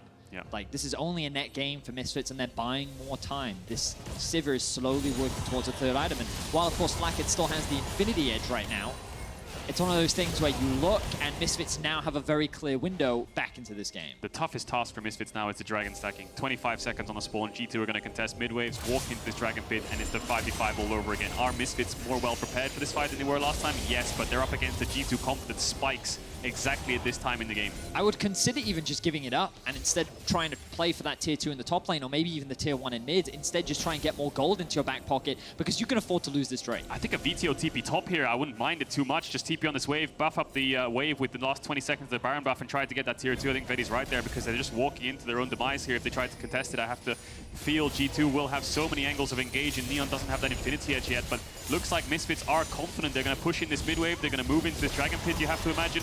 VTO trying to zone away. Caps get his ultimate now maybe. Locked up. Ulti coming out. Traded for Wind Wall. Misfits want to go, they need to go down. That cooldown's going to be back up in a second. VTO now caught out. Paranoia coming in. Zanzara debating where does he go. What can he even see? Locked down on the mid laner. Taken out. No Zanyas for VTO. Caps now on the hunt. This man unstoppable, about to be legendary. Another kill coming down. Flakked will not go down so quickly. Irrelevant does not have the damage to finish the fight. Caps is legendary. G2 dominating Misfits. The re-engage from Caps was just so clean. Even though he was forced to use one of his Spirit Rushes early in the fight, he then used the last 2 of them to re-engage the fight and find a great charm onto VTO. That set up the knockup for Flakked, which ultimately resulted in his demise. That'll be another one team fight for G2. That'll be another Dragon, and Misfits, after getting a small advantage back into this game, immediately lose it at the hands of Caps. Yeah, the Baron made it look like it could be close. It could give Misfits time, but G2 just slammed that door in their face. Good team fighting, good execution. We can see why G2 is one of the best, if not the best team in Europe right now. When it comes to playoffs, everyone's favorite, looking incredibly dominant in this game 1. And it's scary now when we look ahead to the games coming up in the series, because now suddenly Flakked on Yasuo is a threat. They already banned 280 carries, the Lucian and the Draven. Well, they have to ban a 3rd when we head to the 2nd game. It's not over yet, but you can see how commanding G2 have looked and how good Caps has looked in this exchange. Here's the knock-up from Flakked. We talked about the Yasuo not having that many, but he manages to land on VTO, chain CC, he goes down. Zanzara tries to peel, and Irrelevant gets a good knock-up as well to allow Neon some space, but you're already 3 versus 5, and they have shield bows, they have self-peels, they have heals, and they can just run you down. Just a really good play from Caps. And Yank was like, well, my life's super easy as a jungler when Caps is my mid laner. I think he's saying, you know, if we just got that Baron, this game would be over by now, but I guess we could just ace him in mid. G2 now setting up for that next Baron in 1 minute. Yeah. By the way, tank damage. Definitely looking strong, 2k for both. At this stage of the game, Misfits just trying to hold on to whatever they can. Again, buying time is the name of the game, but they don't have a lot of time at this stage. Caps now locked up, but there's no follow-up CC. The Paranoia making sure that no one has the ability to follow up. VTO's taking away the Nocturnal. He wants to finish something, but he's been charmed. He's been locked up off to the side, and now he has been cut down. Zanya's ticking, buying him a brief moment with the rest of the team. Now maybe Misfits can find something. VTO bought so much time for the team. Maybe Misfits can get something done. The death ball from Misfits holding strong for now, but so far it is just a 1-for-0. Targamas overstaying. Neon trying to run forward on the front line, but that is not a Zeri, that is a Sivir. He will not have the immediate backline access. He will not have enough movement speed to find his way back. And G2 grabbing one in the exchange. It looked okay for Misfits because of the amount of split up that G2 actually did in that fight, right? You had Jankos and Broken Blade against 4 members of Misfits, Vito buying so much time, but not enough damage to cut through this front line. Of course, Nocturne is building tanky. Caps gets ulted by Zanzara, but it's a relevance or knockup that doesn't connect in time. Caps dashes away from it, and this is where the fight splits because Vito commits with the Nocturne ult stolen away, and it's Broken Blade who TPs in behind next to Jankos in the 2 versus 4. The Lulu Sivir will kite back. Will be very hard for this front line to kill, but the stopwatch saves Jankos, and then Vito dies. The rest of G2 can collapse. I will say the use of Paranoia there from Jankos was really clean, because the second that Caps got engaged on, it made it so much harder for Misfits to then follow up. And Caps was able to outplay that situation, walk away with another kill. 16-1 is now the kill score. G2 starting off this Baron once more. This time, though, much more control around the top side jungle. Irrelevant does have TP. Let's see if Zanzara can steal it again. Can we get 2 in a row? Zanzara debating. The Q cooldown going to go away, though, now. Flip it again. Timing's not going to be great. Using the Nocturne to deny the vision, but he's flashing into the pit anyway. They need to burn him down. 2K getting lower and lower, but maybe Misfits can find the fight. Neon off to the side. It's going to be big. The Baron ticking. G2 going to grab that one, most certainly. Misfits now running, trying to find a clean fight. Flacken getting back behind the wind wall. Jankos off to the side. Caps flashing cleanly away from Irrelevant. Flacken now moving forward, but he will not connect on the Tornado. That's going to be big. Neon now chasing for more. Caps off to the side, but it's Neon and Bursa versus the bot lane and mid lane.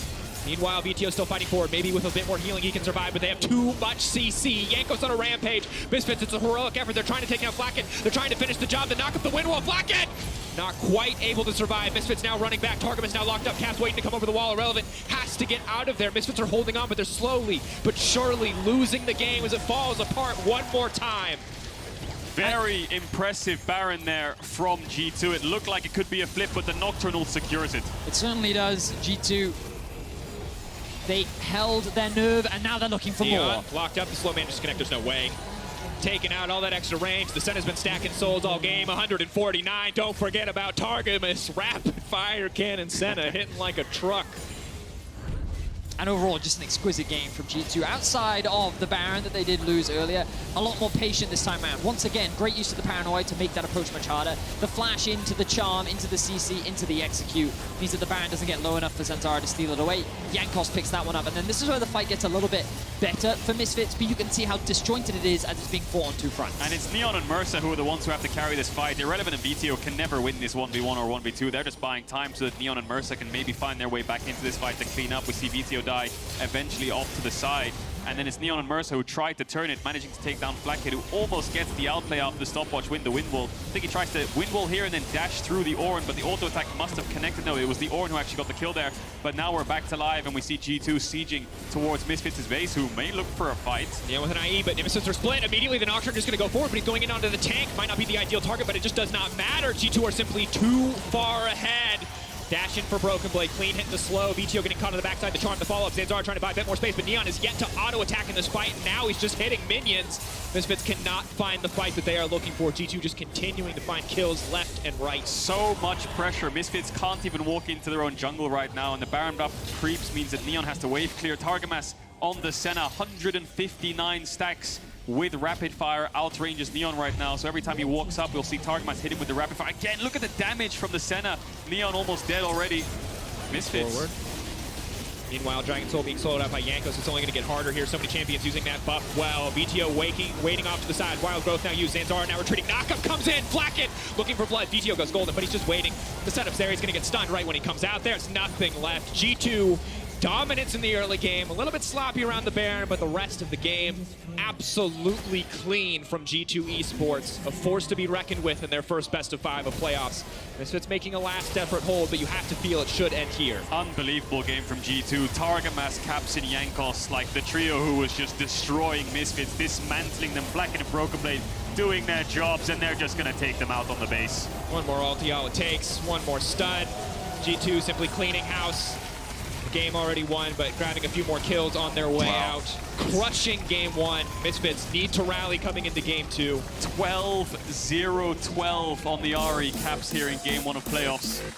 It doesn't get much better than that. G2 are in form. I mean, it's Caps in playoffs. You know, He's got a crowd, he's got the energy behind him, and here in game 1, he's already looking clean. Of course, I do think a lot of credit needs to be given to Jankos in that early game. I mean, Broken Blade as well. The way that they invaded level 1, how they shut that down, playing again around mid lane, flawless tracking of the jungler. The whole early game was flawless, but then, you know, it's totally fine if you want to then flame Jankos to that Baron call.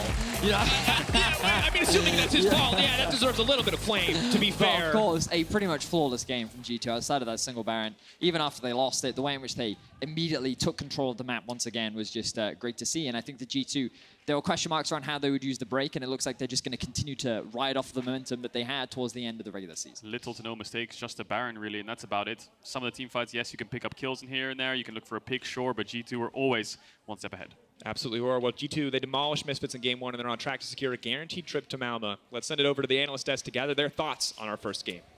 Well, I hope the flight to Malmö isn't as expensive as the guy I saw in the G2 fan with the sign who said, my flight, 600 euro. This game, free. Listen, wow. We're going to analyze that game for about 7 to 8 minutes. G2 picked Misfits as their first match in these playoffs. That was the definition of playing with your food for me. The confidence coming out of G2, Broxa and GB, astonishing. I think it was amazing. It started with draft already. The first picks that Ioani, I'm sure, caught Misfits very off guard. They follow up with Senna and Yasuo. There's no way on earth anyone can prepare for this draft, and this is something G2 has just always been so good at, throwing those curveballs. But also just like, you look at the players, right? When you see the player camps, all of them are smiling. Like, not even when we're highlighting, you just peek down at it. Caps having the time of his life, and, you know, justifiably so with that performance he had. With that in mind, obviously, it's not that easy. Of course, not under pressure also to form the draft. But are there any elements that you think that Misfits did make the right decisions? Did they work with what they had in terms of draft or not? It's so difficult in the drafting point of view because you take a look at the draft that they have, and it's a very Misfit-esque composition. I feel like it's a great draft standalone. You have that front to back. They have the key points and the win conditions that we were talking about that they need.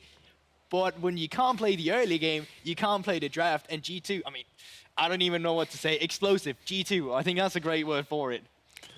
It was just brutal. I don't even know what to say. It was so brutal. Caps ended 12-0-12, I think. It literally looked like a solo queue. I mean, Janko smurfed it in the beginning as well. This was the first Nocturne, by the way, of the LEC 2022. We saw it a ton, I think, last year, but this was Janko's piloting it. And in a second, you're going to run us through the early game. But it's really interesting because we talked so much about the tendencies that both teams had throughout the season being not necessarily focused on early game, but focused towards those mid and late game team fights. Misfits has stayed the same. G2 has added a gear. Yeah, once again, and you know, it's such a G2 thing to do. They come out swinging. They have exactly what they want to play. I was seeing a lot of fans being a little worried, oh, this is the G2 that we're going to see with this draft. It doesn't really look like they want to define the same way they did in spring, but honestly, it didn't even matter what bot lane picked here. Top lane just won, the top side of the map just won that. And luckily for us, we've got a resident jungler who's going to walk us through exactly how Jankos demolished that early game. Thank you, Mr. Broxa. Yeah, thank you, Mr. Broxa. Well, look at it. The good old Fnatic jungler about to hype up his old G2 rival. Here we are. How times have changed. So, this was a very, very impressive level 1 start from G2, and I'm going to run you through it because this changed the entire game. First of all, we're going to play the clip. We're going to see Sansara starting on red buff all on his own. Jankos and Broken Blade are walking in knowing they're going to be stronger in the top jungle 2v2. They push out Sansara, and now we're just going to have a look at what is going on. Because these two wards here are very, very key. Sansara knows he can't stay in his top side. He has to walk to the other side of the map. Caps is pushing mid. His top laner is in lane top.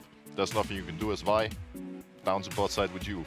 But the two wards that we see right here are gonna come in play in just a moment. Jankos, he gets the red buff, takes Raptors, moves into his own jungle, while Sansara quickly tries to take his bot side before a very scary Nocturne comes to the other side as well. The problem here for Sansara is that because Caps is so much pressure in the mid lane, because Vitio is hogging his turret, you cannot walk in for an invade. Even with the bot push, Caps is just going to come, Jankos is going to come and push you out of the bot jungle. So his only option is to walk to top side. But top side is covered. And right here, the second Sansara moves, down here, Jankos. Oops, I'm very pro at this, as you can see.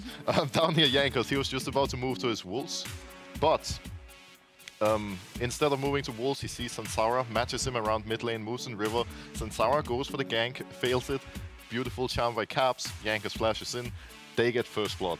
all of this stems from the level 1, the planning, the adaptation from Jankos, and not only do they get first blood, Caps has a blue buff here, which is really important for the mid lane matchup. And this just snowballed the rest of the game, and it's a big part of why it was so solid by G2. Very much covering their bases, right? And I think for as much as you may say, I guess, GB, oh, you know, it just looks like they were going in all the time. There's sometimes more than meets the eye. They definitely prepared to scout Zanzara, and they definitely prepared to counter gank him. Yeah, I mean, yeah, that was fully planned. You see the wards as well. I think it's unlucky that the timing was just what it was for Zanzara, with the ward literally timing out as soon as he gets out of the fog afterwards. But that's how it is. And I think that just stem G2 from point, especially what you say with the blue buff, the fact that Capstan continuously can have that mid lane priority allows them to continue to play around Jankos too. And I mean, Jankos, he ran away with this game as well. And I think this is an area where Misfits can easily adapt going into second game, because they didn't use a single ward level 1. Yeah. Which clearly is a mistake. G2 knew this, good scouting by them, they took advantage of it, but now, next game, I'm sure Misfits are going to be a little bit careful level 1 at the very least. And once again, you can see it. Caps push in mid lane, he gets the move first. Right, we're just making plays on the map. And this looked completely revitalized, revamped with Jankos and Caps in these games. I think for the first 15 to 20 minutes, both of them had 100% kill participation, which is absolutely unreal for mid lane as well. The fact that this 2v2 was moving around the entire time and just influencing the rest of Misfits made sure that they could never play the game. And once again, I want to highlight it, because all of this comes back to what Broxah just talked about. It was literally that level 1. Because they get that lead, they're allowed to play as they are, and all of this comes down to that.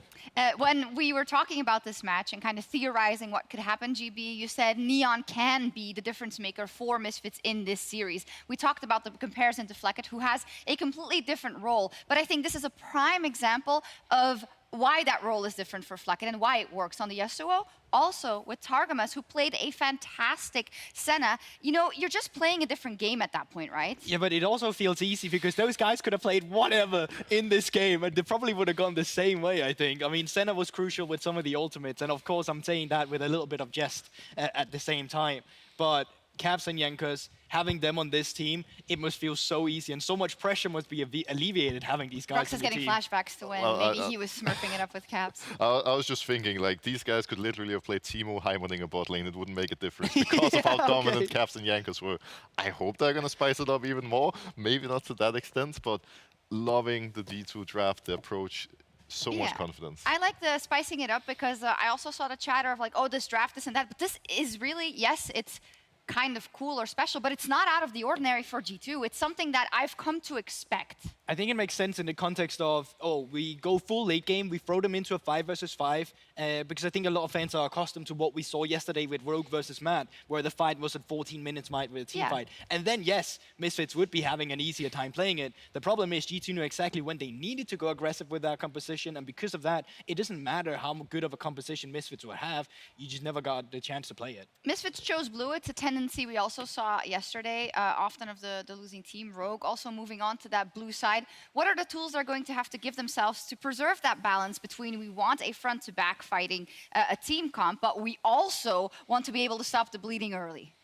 I think the first step for Misfits is going to be to make sure they have a jungle matchup, a mid-jungle situation they're comfortable with and happy with. I think the Sejuani first pick was a big curveball, and it was a bit hard for them to figure out how to react from there.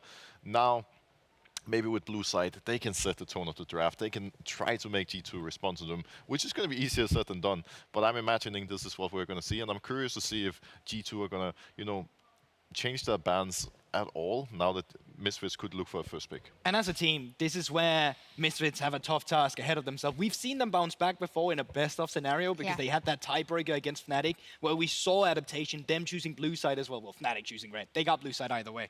And then coming back into it. Now, when you have just been demolished this hard, if they manage to pull themselves together and come back, that's going to be a huge swing of momentum, especially for all of these players who are so inexperienced on an international stage, never been there. So for Misfits, they have a mountain to climb trying to get back into this series. Yeah, it bangs so far for G2. It did. I think we can say that. But after the break, we'll be back with Game 2 of G2 versus Misfits. Don't go anywhere.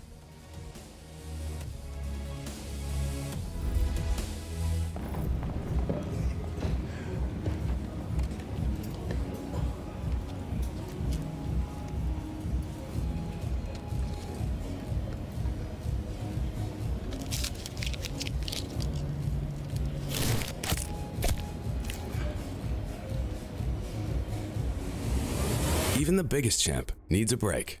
Did anybody see Vegas Kit Kat?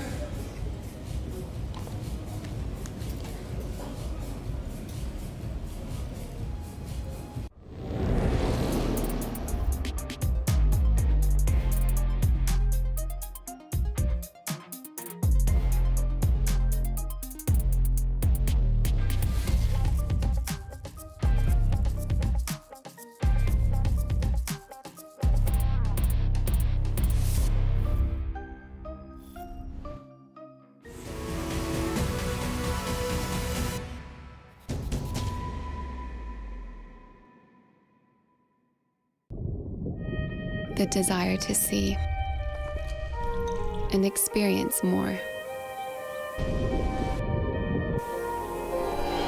It's in our nature to seek a wider perspective. Innovation that broadens your horizons. The all-new Sportage. Kia, movement that inspires.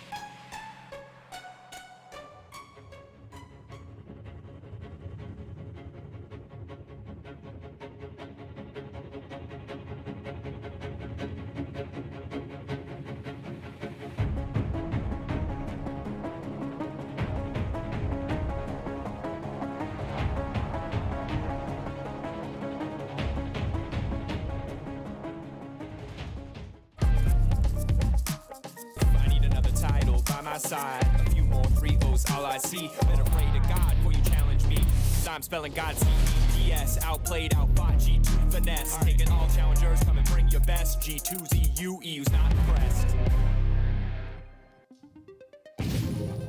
Damn, that man is talented. Wonder who he is. Narcissism. Welcome back to the desk. I'm Bulbasaur. Next to me is Squirtle, and to his right is Charmander. We'll be guiding you through this compelling series. If you missed game one, it is exactly what you would expect would happen when a 10-year-old goes up against a Pokemon master. But we're going to hope the Misfits' plans and adaptations have helped them grow up for a more competitive game 2. Their backs are against the wall. They have the luxury of double elimination, but they still need to show us more in this second game. Will Misfits evolve, or will G2 hold the B button? I like it. We're going to find out. In terms of the draft adaptations, I think that we were talking about it backstage. It's one of those games where afterwards, if you're Misfits, you just kind of go, we lost level 1. We got to make sure that we don't lose at level 1, and then we'll be fine. If I'm Misfits, I just say pick blue side, ward level 1, just go game 2 and see what happens. There's not much to take away from there. They just got absolutely murdered, right? So I think the level 1 set them really far behind, and Jankos and Caps are very good. I mean, you can see why everyone picks them, you know, even their super teams and they're all pro, you know, kind of what team they want to make together. They want Caps and Jankos always on their team if they want to slot in. Yeah, the pretty much universal conclusion we heard from that particular episode of Pop Quiz was that teams across the board considered Caps Jankos as the strongest mid-jungle duo in the league. Last game clearly showcased that. Jankos helping Caps build those early leads, Caps bringing it home alongside Jankos with some incredible playmaking. But a lot can change game to game. Remember, historically, this has always been a 3-0 between these two teams across multiple years of best-of-5s. We'll see if today Misfits can upset the apple cart. We've said it once, and I'll say it again. The odds are stacked against Misfits. But we'll see what they can do as we head into picks and bans. Also, if you're in the audience, there's free water at the merch booth. Someone told me to say that to you, and I guess this is the best time to do it. Free water at the merch booth! Woo!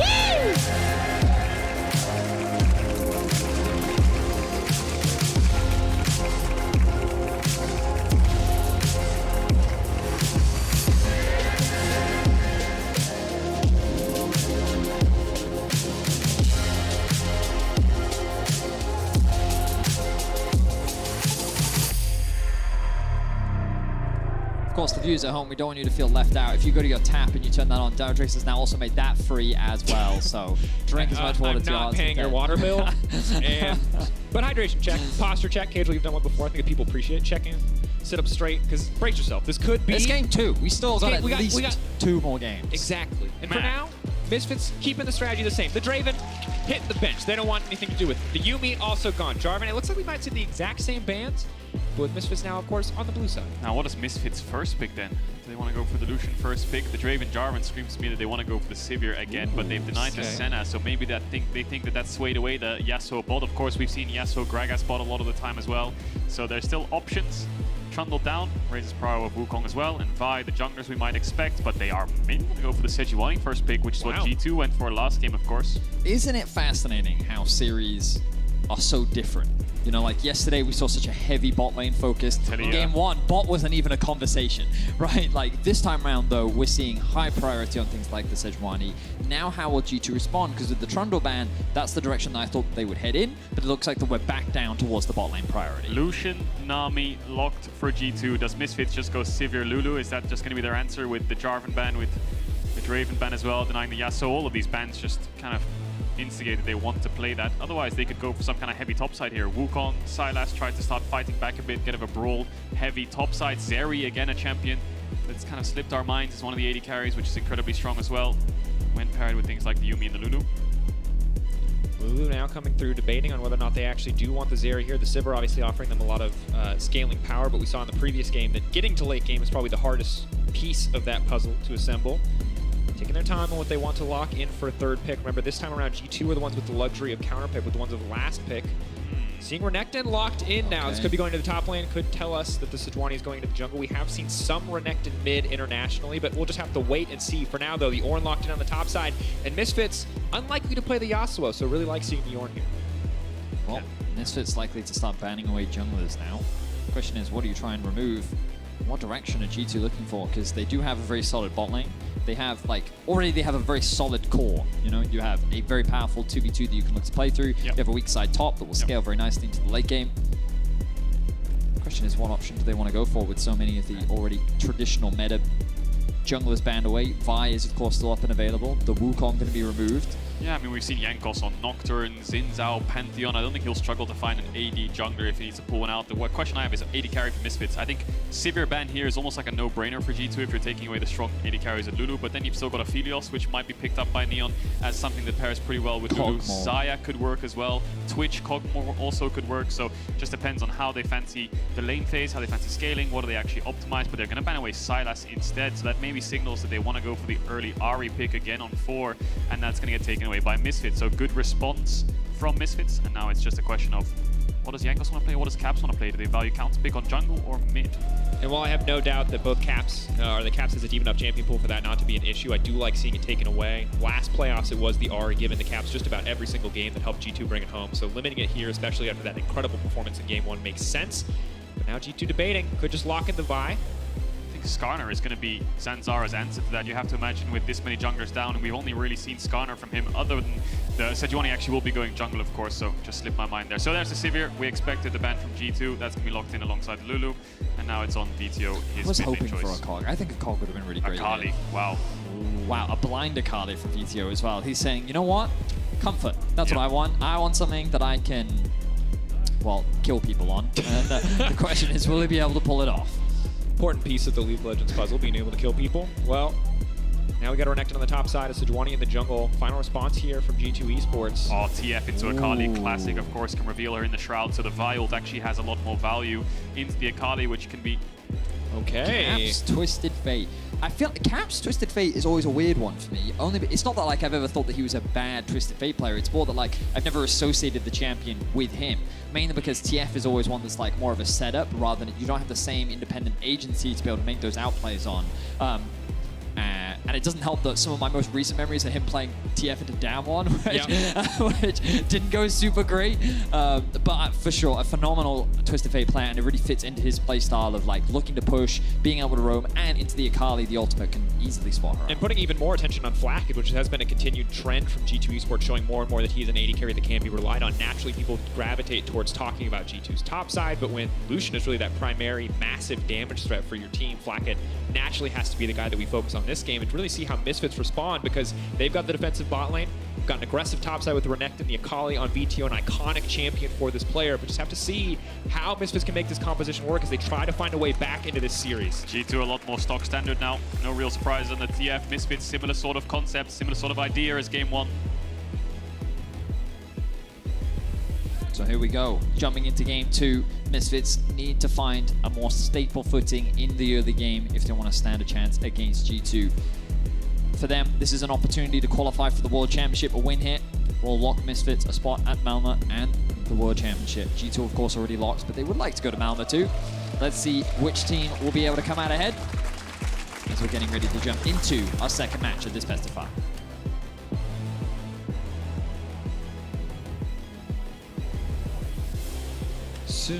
Soon we will jump into this next match. We were trying to time it.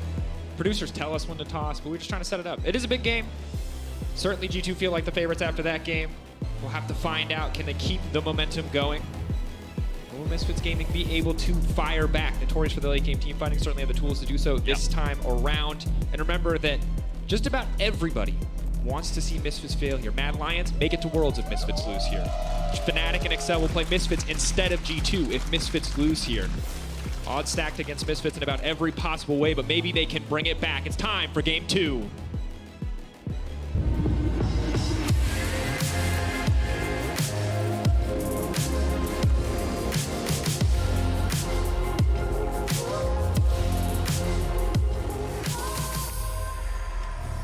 Welcome to Summoner's Rift.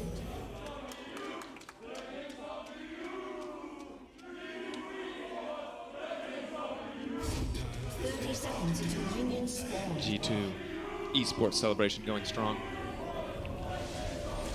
Cap's dad also involved in the cheers. Here to watch his son, of course. And will we see any level 1s from G2 again? TF, Vi, not the strongest level 1s, unless they're looking for some kind of bot invade, but I think it's going to be a bit dangerous for them to do it this time around, so we might get more of a stock standard start here. All right, this is going to feel weird because the G2 champs are still going, but while Misfits, we'll have to see if they can celebrate after this game. They can celebrate one thing from making it to this game. 300 LEC, wow. Okay, production, we're not on the same page. Masterclass in timing on my side. 300 games for Misfits, congrats to Misfits. Obviously, G2 fans in the house, very vocal. Make sure we give Misfits their time in the spotlight too. It's been a pleasure to have this organization in the league and making it to 300 in the last dance here is big. For these players, obviously, it's not just about this series, it's about their futures as competitive pro players. I want to put on the best performance they possibly can in their final split. Already defied expectations making it to playoffs. We'll see if they can do it again. Take the game off G2 here. And it's Misfits who are the ones to pull the trigger level 1 instead. This time, complete flip from game 1. They've gone into the top side jungle. Jankos won't get caught out. They'll take away the red and the Raptors on Zanzara, Sejuani. A lot of trading in bot as well, though. Misfits getting the better hand of G2's bot lane in these early level 1s, forcing them quite far back to control the wave. And of course, G2 did ward for that, so Jankos has the information that Zanzara is on his topside camps. Hitting him with the sad B is a sign of confidence, and I like to see it as we get into game 2, but yeah, obviously the Lucian Nami lane. Level 3, terrifying. Level 1, Sivir's still a threat force to be reckoned with, and Lulu, very, very oppressive. So good to see Misfits take a little bit of control here. Top side of the map, relatively quiet. Curious to see what Zanzara is going to do on this Sejuani. It's been a long time since I have seen Sejuani in the jungle, even if I has been seeing a little bit of international play, and wonder what kind of impact it can have for Misfits in the early game. Well, so far already a good start for Misfits. I think this is one of the big weaknesses of Vi. Her 1-3 is just bad. She can do very little, and there's not many junglers that she can really contest. And it seems that many teams are looking to try and take advantage of that. And so far, Misfits have done a great job. Not resulted in any significant goal lead, of course. It's just a bit of a denial to make Yanks' life a little bit harder. He will, of course, be level 3, and information now spotted means that they know exactly where he is. Jankos actually dodged the Raptors ward. He finished his bot camps, ran around the Krugs. Irrelevant should spot him out soon. He's going to ward the Tribush, so they won't spot him exactly. But Zanzara, again, has been on board this whole game. Saw him going to level 1, saw him on his Raptors right now. Jankos knows that Irrelevant doesn't have his jungler around, but he will get spotted out here. Jankos looking for that top side crab. Zanzara looking for the contest. Red buff in his favor. Jankos might struggle, but Caps has the early mid push. That's the most important thing when it comes to contesting around these crabs. The problem for Jankos right now is that, hey, my top laner doesn't have Persian, even though my mid does. Renekton Sejuani, yeah, I don't want to fight that this early on into the game, so I'm just going to path towards the bot side of the map. I should be able to secure crab, and then Caps can come and assist me. So good awareness from Jankos. For Zanzara, off to a very good start. We'll secure red, enemy Raptors, his bot side, and now he will do a top side play. Yeah, whenever we see a Twisted Fate in the game especially, we kind of expect that team to dictate the pace of the game, the gold card moving around with those early ultimates. And just going to have to see what G2 can do, because last game it was Jankos and Caps together being the sole focus. It resulted in a outstanding scoreline, 1,136 damage per minute. Ludicrous numbers. On the Twisted Fate, it's going to be a different story in terms of damage output, as the gank will not come through on the bottom side. Just a bit of pressure here. We have to see what Caps can do on this Twisted Fate, because the numbers won't be the same, even if the impact can be similar. As now on the top side, Broken Blade caught out, 1, 2, 3, and 4 stacks. Instant stun going to come through, mitigated by the Unstoppable. Misfits had waited half a second there. They might have been able to finish him.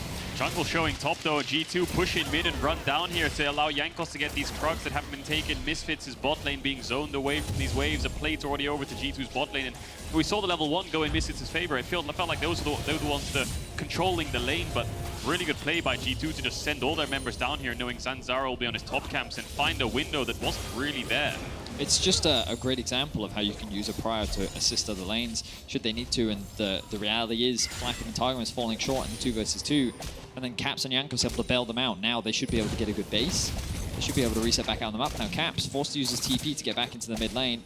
Vito getting off a good base as well means that Vito can now start putting on the pressure. So the question is, how detrimental is this to Caps in the individual 1v1, given that Vito is now getting closer and closer to level 6? That's exactly it. They're going to have to go mid soon, whether it's Targamas and Jankos together or one of them separately, to actually help Caps get a good base, because that Caps roam has put him a little bit behind in terms of tempo in mid. Targamas trying to freeze this wave in Mersa's face, who has Ignite. He has to be careful with the heal response, could come through, but the wave will crash. It's important to note that because Caps TP'd from the bottom lane, he wasn't able to refresh the stacks on his Corrupting Potion. He will now back and return to mid lane here, so may lose 1 or 2 creeps, but the good news when you're going up against an Akali, pre-6, not a lot of kill pressure and not a lot of wave threat either. So Caps at least capitalizing on what is a brief moment of weakness, although now that VTO has ticked over to level 6, he has to be very careful about how he plays this lane. I mean, the other good news for Caps is Akali really sucks at pushing early waves. You kind of need level 9 before you have decent wave clear, because the energy cost of your Q is so high at early levels, and it's very difficult to get that energy back as well. So Caps actually had a pretty decent base. He's not going to lose too much off the back of it. But the reality is, as you said, VTO is now level 6. This is where he has kill pressure. This is where he starts to become scary. And already he has his eyes set on that top lane. Caps level 6 as well.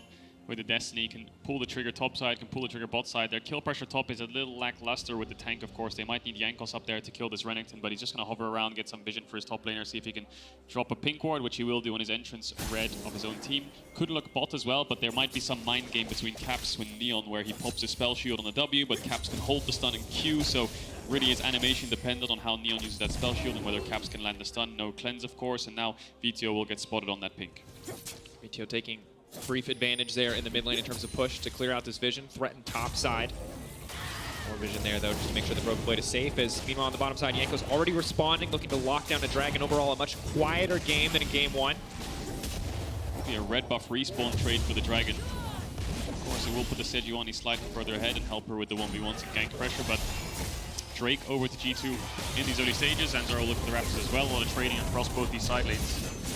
Well, they're trying to extend the trade to get more value out there as Broken Blade gets in full rotation, and Yanko's uncontested on the Cloud.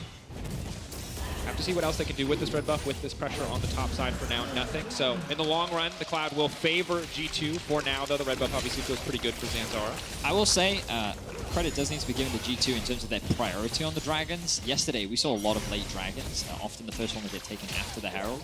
It's good damage on the Targamas there. Mersa really is absolutely bullying Targamas in this lane in terms of individual damage output. And for Flacket, it's hard because if he commits spells onto Mersa, obviously Neon can't just trade right back onto him. It can be a little bit difficult.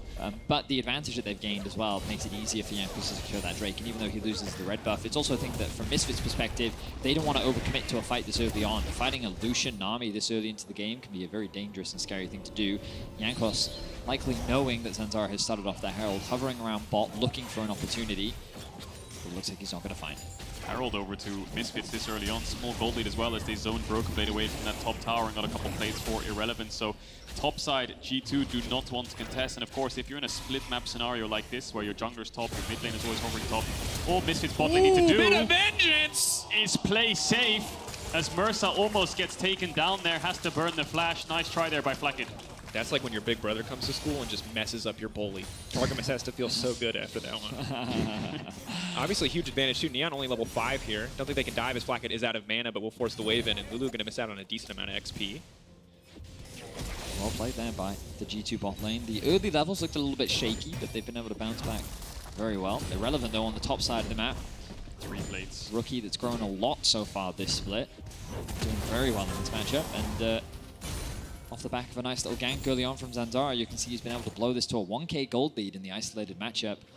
Very well played from him. And it's a pretty tough matchup for Ornn. We see Renekton as a response to Ornn and Sejuani in the early stages to get that early push, win out on the extended trades with Conqueror, build Blade, and then win out on the side lane too. But of course, the Ornn will be more useful in team fights and can kind of renew that gold deficit with the Ornn upgrades to his team with the stats. I mean, we also see a lot of Ornn players even going toe-to-toe with Renekton, you know, almost like neutralizing the lane.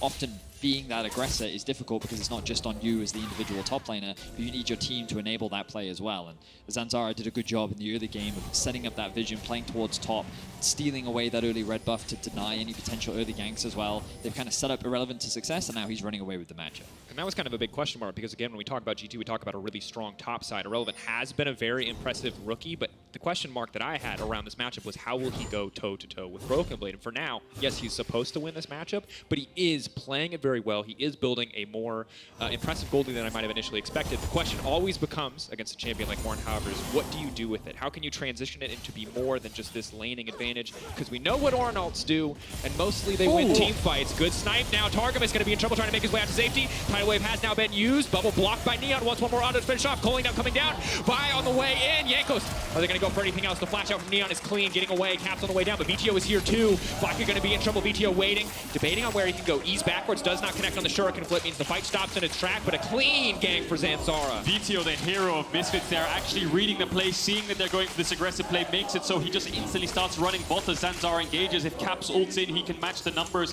If VTO was on mid-wave there, maybe G2 could have looked for the 3 versus 3. And Flacket will catch the wave. Nice snipe out by Zanzara. An incredible flash from Neon, who knew that Yankos would go for that flash Q. Just what a clean ultimate from Zanzara as well. Like, he just glided over the wall, immediately hit onto the target. And just keep your eyes on Zanzara here. I wasn't even sure he'd be able to make this gank work. I thought that he was just covering for a potential gank, but no, he's the aggressor. Targamas is not able to react to it in time. He does the best that he can with the heal and the ultimate, but Neon is able to get the last auto off. Yeah, let's keep our eyes on Neon here because I think he gets the kill from a bounce as Zanzara will flash forwards here. Now watch Neon's flash. He sees Yankos, Q charged up. Good reaction to know the Q flash was coming in. Such a good flash. Caps can't ult on top of Misfits there because then he's in range of the Akali who will collapse on him. So good roam from VTO to respond. Misfits off to a sizable early game lead now with this Herald in their pocket as well. I expect Zanzara to drop this around mid or bot soon with the Dragon spawning in 40 seconds. And again, I think the most terrifying part of this is if you're G2 right now is that bot lane is ahead and mid lane is looking pretty good as well. Yes, Caps has an individual gold lead, but a lot of that is Twisted Fate passive. The fact that he hasn't been able to impact the map quite as much yet is a big deal. And when you look at Misfits, giving money, giving anything to VTO or Neon always feels like Misfits' recipe for success. It certainly does. And now they're going to funnel even more money and try and get a bit of damage down onto this tower. Will they secure another plate? They should be able to. I don't think G2 quite have the wave clear for it.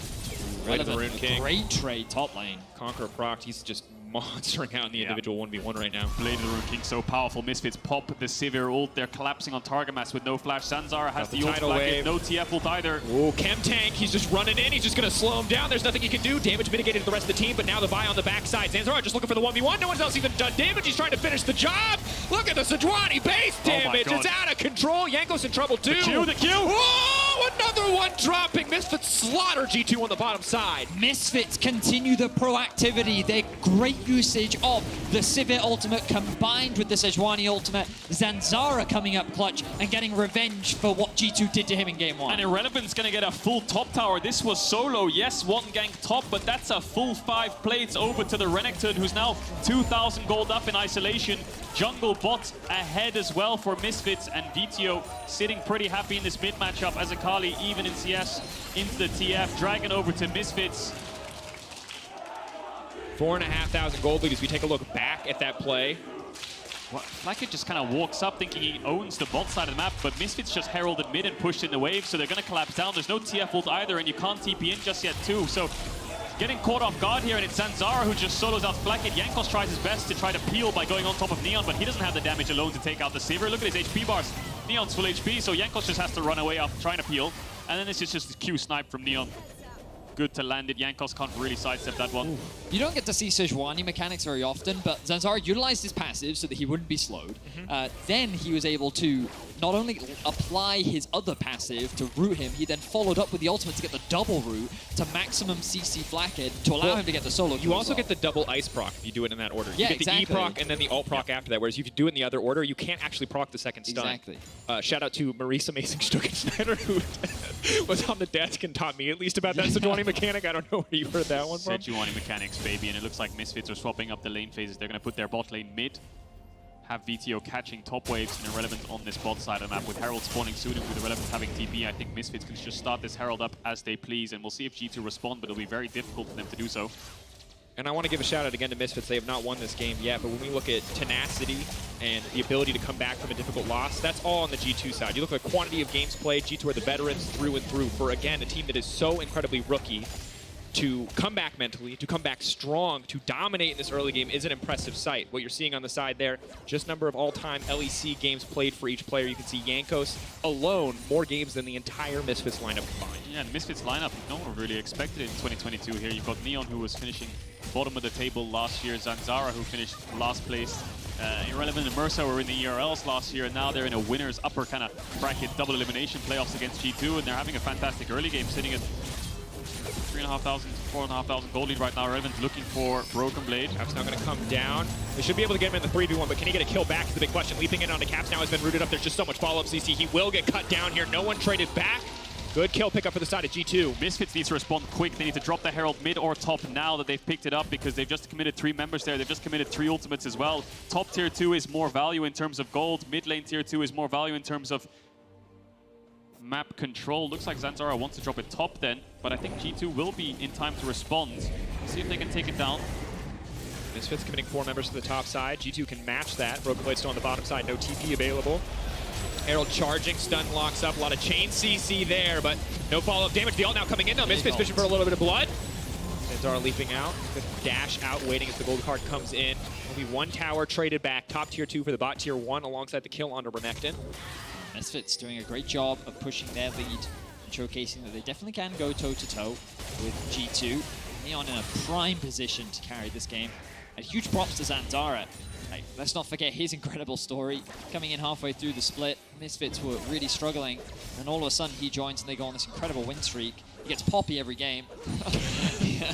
People are like, maybe take away his Poppy. He take away his Poppy, you give him his Trundle. Like the man, this is his meta, and he is shining in it. Ninth Val second, maybe going towards the Warmogs as well later on. Just going to be a supportive tool for Misfits with a lot of damage on the triple threat in top, mid, and bot. But I worry for G2 the longer this game goes in terms of damage. You know, you've got Ornn, Vi, TF. There's not really a carry high DPS champ coming out of that top side. It's a lot of setup, a hell of a lot of setup, yes, but the Lucian needs to be ahead then to carry the DPS in the fights, to start dashing forwards with the culling and the Gale Force. But right now, Flack is sitting at a 1,100 gold deficit. We'll need to start trying to find some fights soon. G2 have a lot of setup to work with. They just need the resources on that carry. Difficult position to play from, no doubt.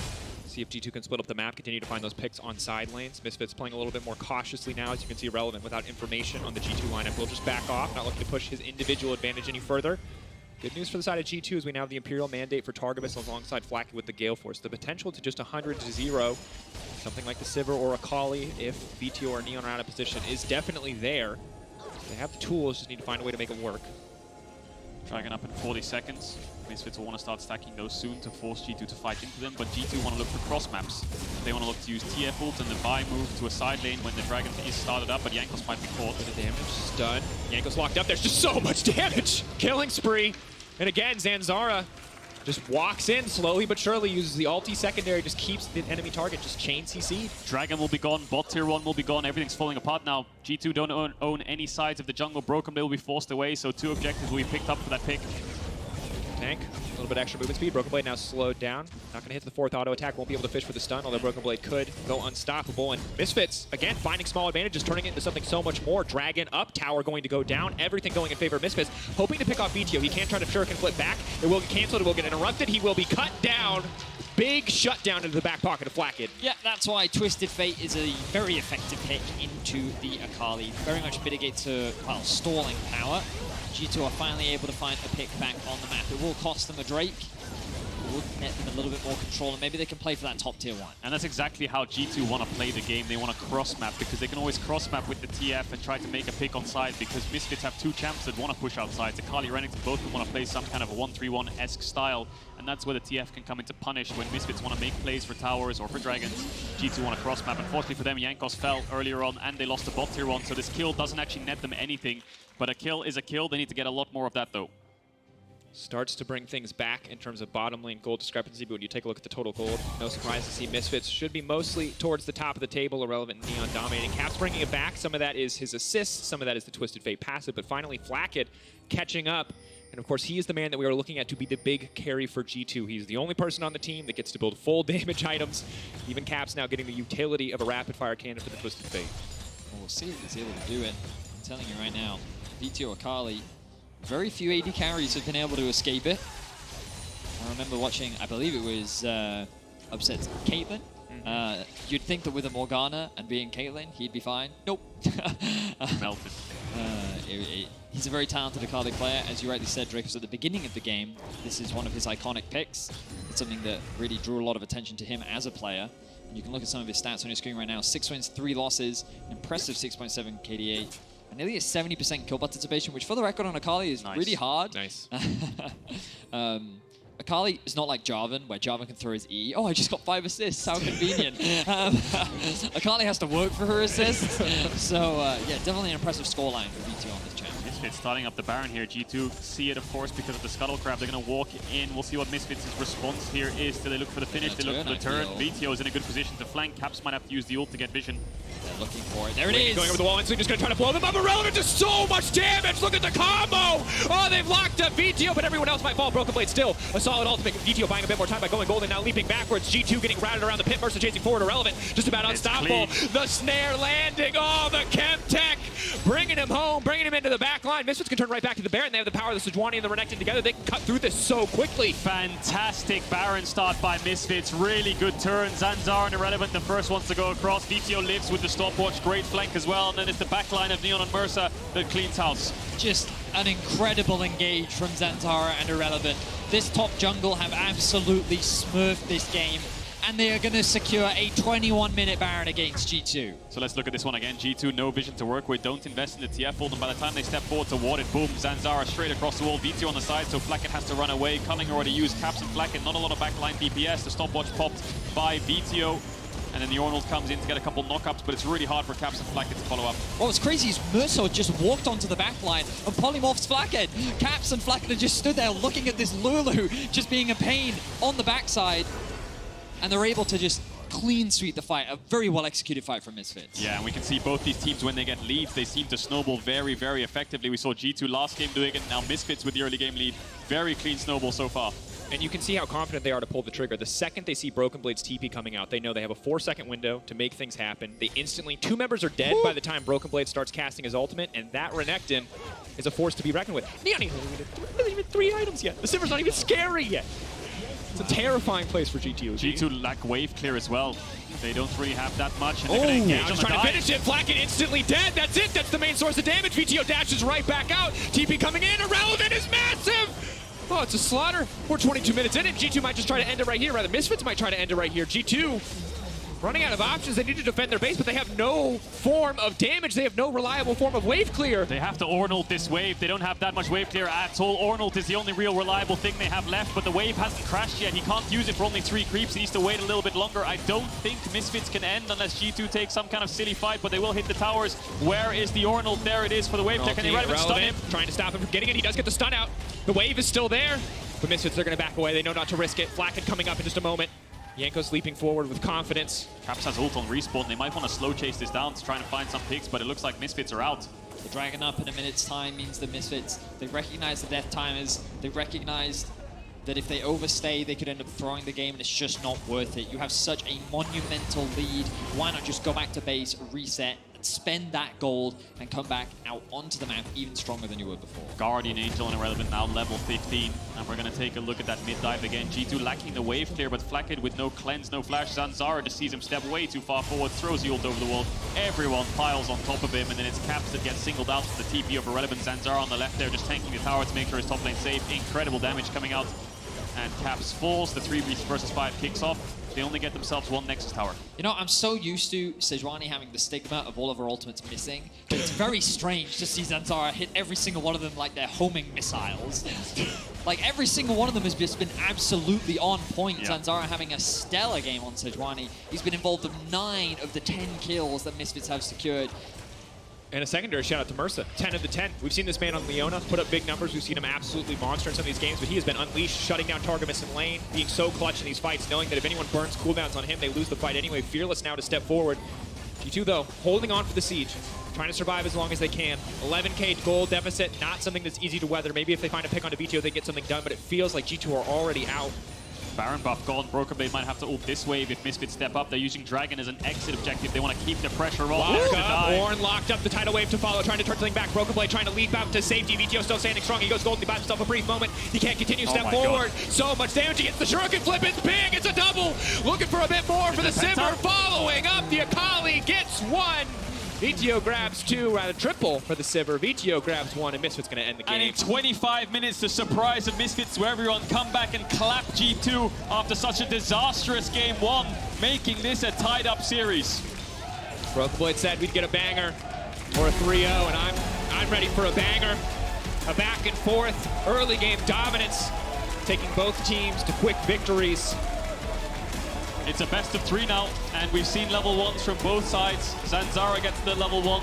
He gets the red buff Raptors, gets a small jungle lead, and then just make sure both sides are snowballing very well. TF not working out so well for G2.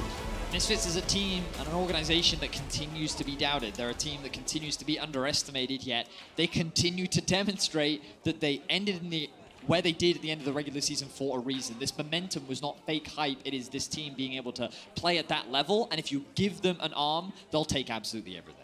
Absolutely will. And I mean, this is so terrifying for teams who are looking on. Teams like Mad, who lost in the Game 5 yesterday, who are locked worlds if Misfits lose. If Misfits wins, they're not. Things get so much harder for that team. Things get so much harder for so many teams if G2 get knocked down to that loser's bracket. But soon, we're going to be back with Shox, Broxa, and Goldberg for more on Misfits Win right after this short break.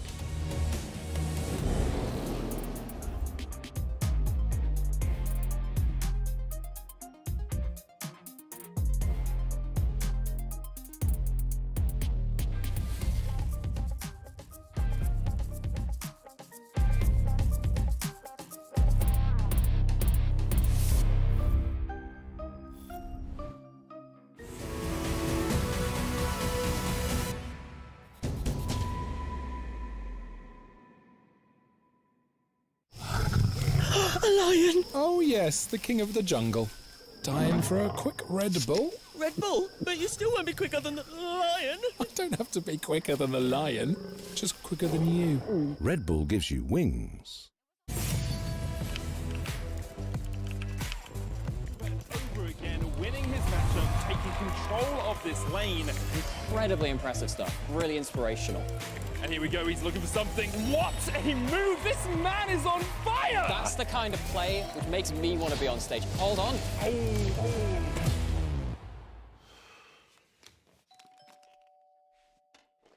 Thank you so much for joining me. Tell me, how do you feel after making that play?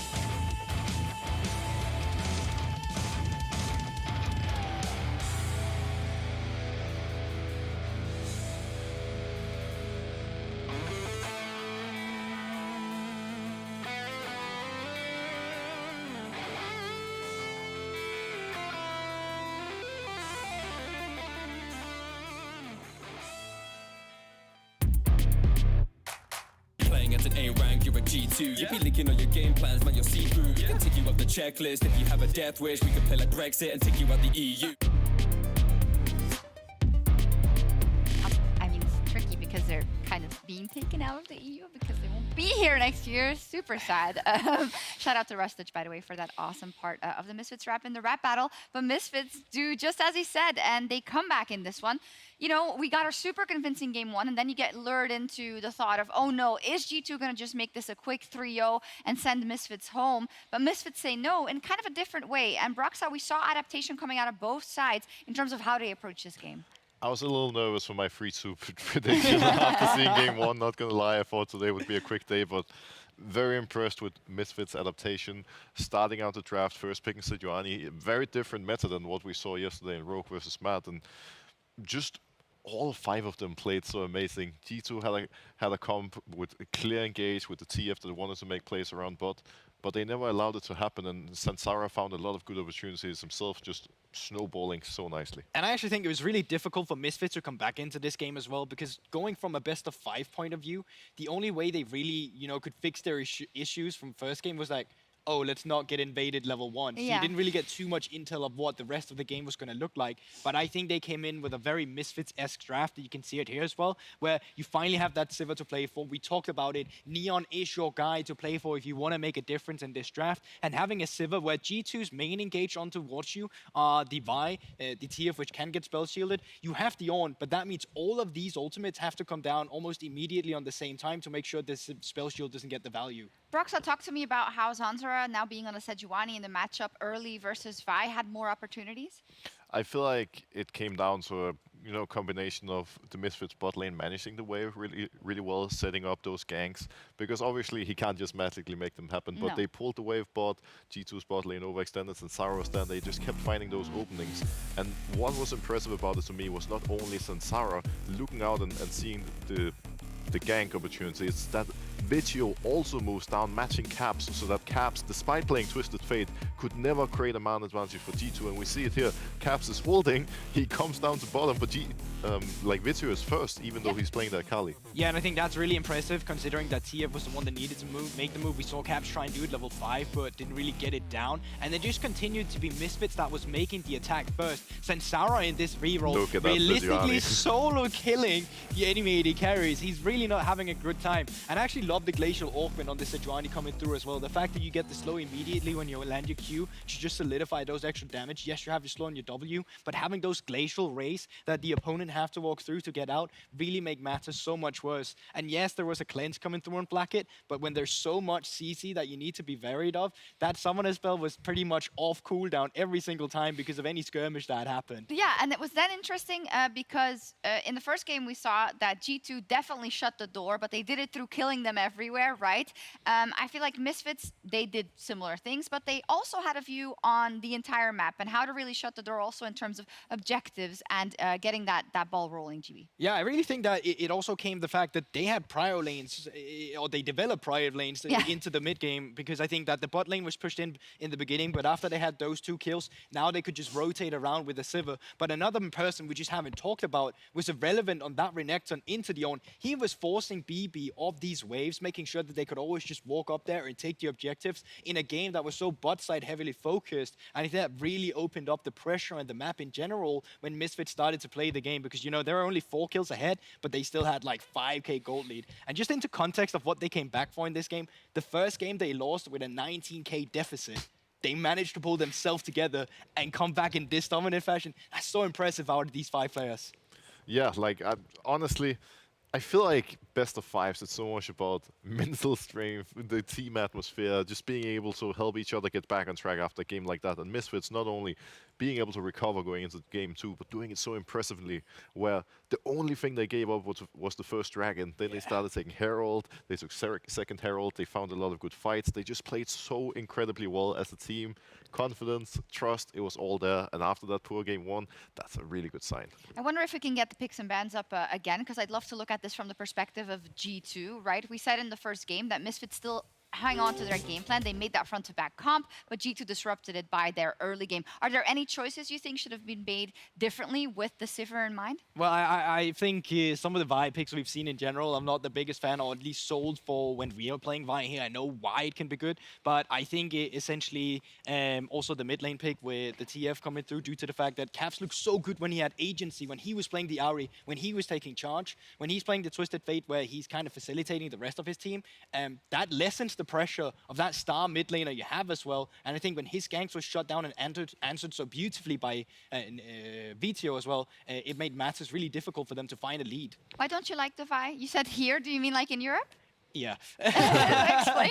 So I think when we've seen a lot of them, they get drafted a little bit randomly, where just like, okay, let's pick Vi for the sake of it because we know it's a strong jungler. But Vi is one of these champions that's really good into champions where you have the lockdown and when there's facilitation of enemies to dive in with you. So that's either a Rakan coming through with you. On Akali, for example, if you have the Akali Vi where 2 members dive onto you, then it's a really scary pick. But when you're the only one diving in, it kind of creates this position where it doesn't have the value that you want to out of it. Okay. It's also worth noting that here the Vi pick felt a little bit forced. Like, she has no one she can really ult, no target to go on, and I think the pick would have been a lot better for them if they had actually banned out the Sivir, perhaps instead of the Sylas. Sylas is a good pick, so I see why they would do so, but you need a good target to ult that you can go on. And I'm not a big fan of the Twisted Fate either into Akali. Traditionally, Akali is considered a counter pick into TF. And we saw it here, like Vitio, he had so much control of his lane, he could roam, he could follow TF, and Caps just couldn't really do anything. I like the bot side focus, the idea of picking TF with the Lucian Nami, but against Misfits comp, you can't really do anything. It's interesting, right? Because in the first game, we thought, oh, G2's coming out with this unconventional, wacky draft, you know, although we always know that G2 can pull something like that out, and they ruffle stomp Misfits. Now they go for something more measured, right? Something more stock standard, and then this happens. So why do they have to go back to the drawing board? Well, I think now they're at even footing. Both teams tried to test them out in a situation where in the first game it was too much of the agency that Misfits couldn't deal with. Then they found a way to stabilize themselves. I think you're reset now in the approach of this best of 5, and I think G2 now as well realized that, you know what, this comp, it was too scattered in general. They now have that, what do you say, extra positive that they can suddenly be the one that needs to make the changes, and because of that, I think with the experience these players have, they know what they want to come in with. They know what adaptable changes they want to apply now. This was also a draft that Misfits could actually be very comfortable with, something that they, I'm sure, have had a lot of practice against, because G2 just played a completely standard team comp. Misfits on their side played a comp where, sure, Renekton on top is not what we expect from Valorant. We expect them to play a tank, a frontline, but overall, just a standard team fighting comp where as long as they don't lose early game, they're going to be more than fine. We will be covering the draft in just a second. I'd love to highlight Neon just a little bit. As was told, could very much be the X factor. He had a fantastic game. When it comes to kind of your gut feeling as to how G2 should approach these coming bot lane matchups, would you rather see them on a Yasuo Senna, let's say, or something in that realm as opposed to a straight up Lucian Nami? Well, I think if you want that Lucian Senna, it's because you want to shut down Sivir, for example, and you have members that can dive in with it, like we saw SK do earlier in the season as well. But I think Neon specifically is just such a great player that you need to shut him down if you want to beat the Misfits roster, or shut down the rest of the map so he never gets to play the game like we saw in game 1. So I think you can deal with Neon by not dealing with him. Okay.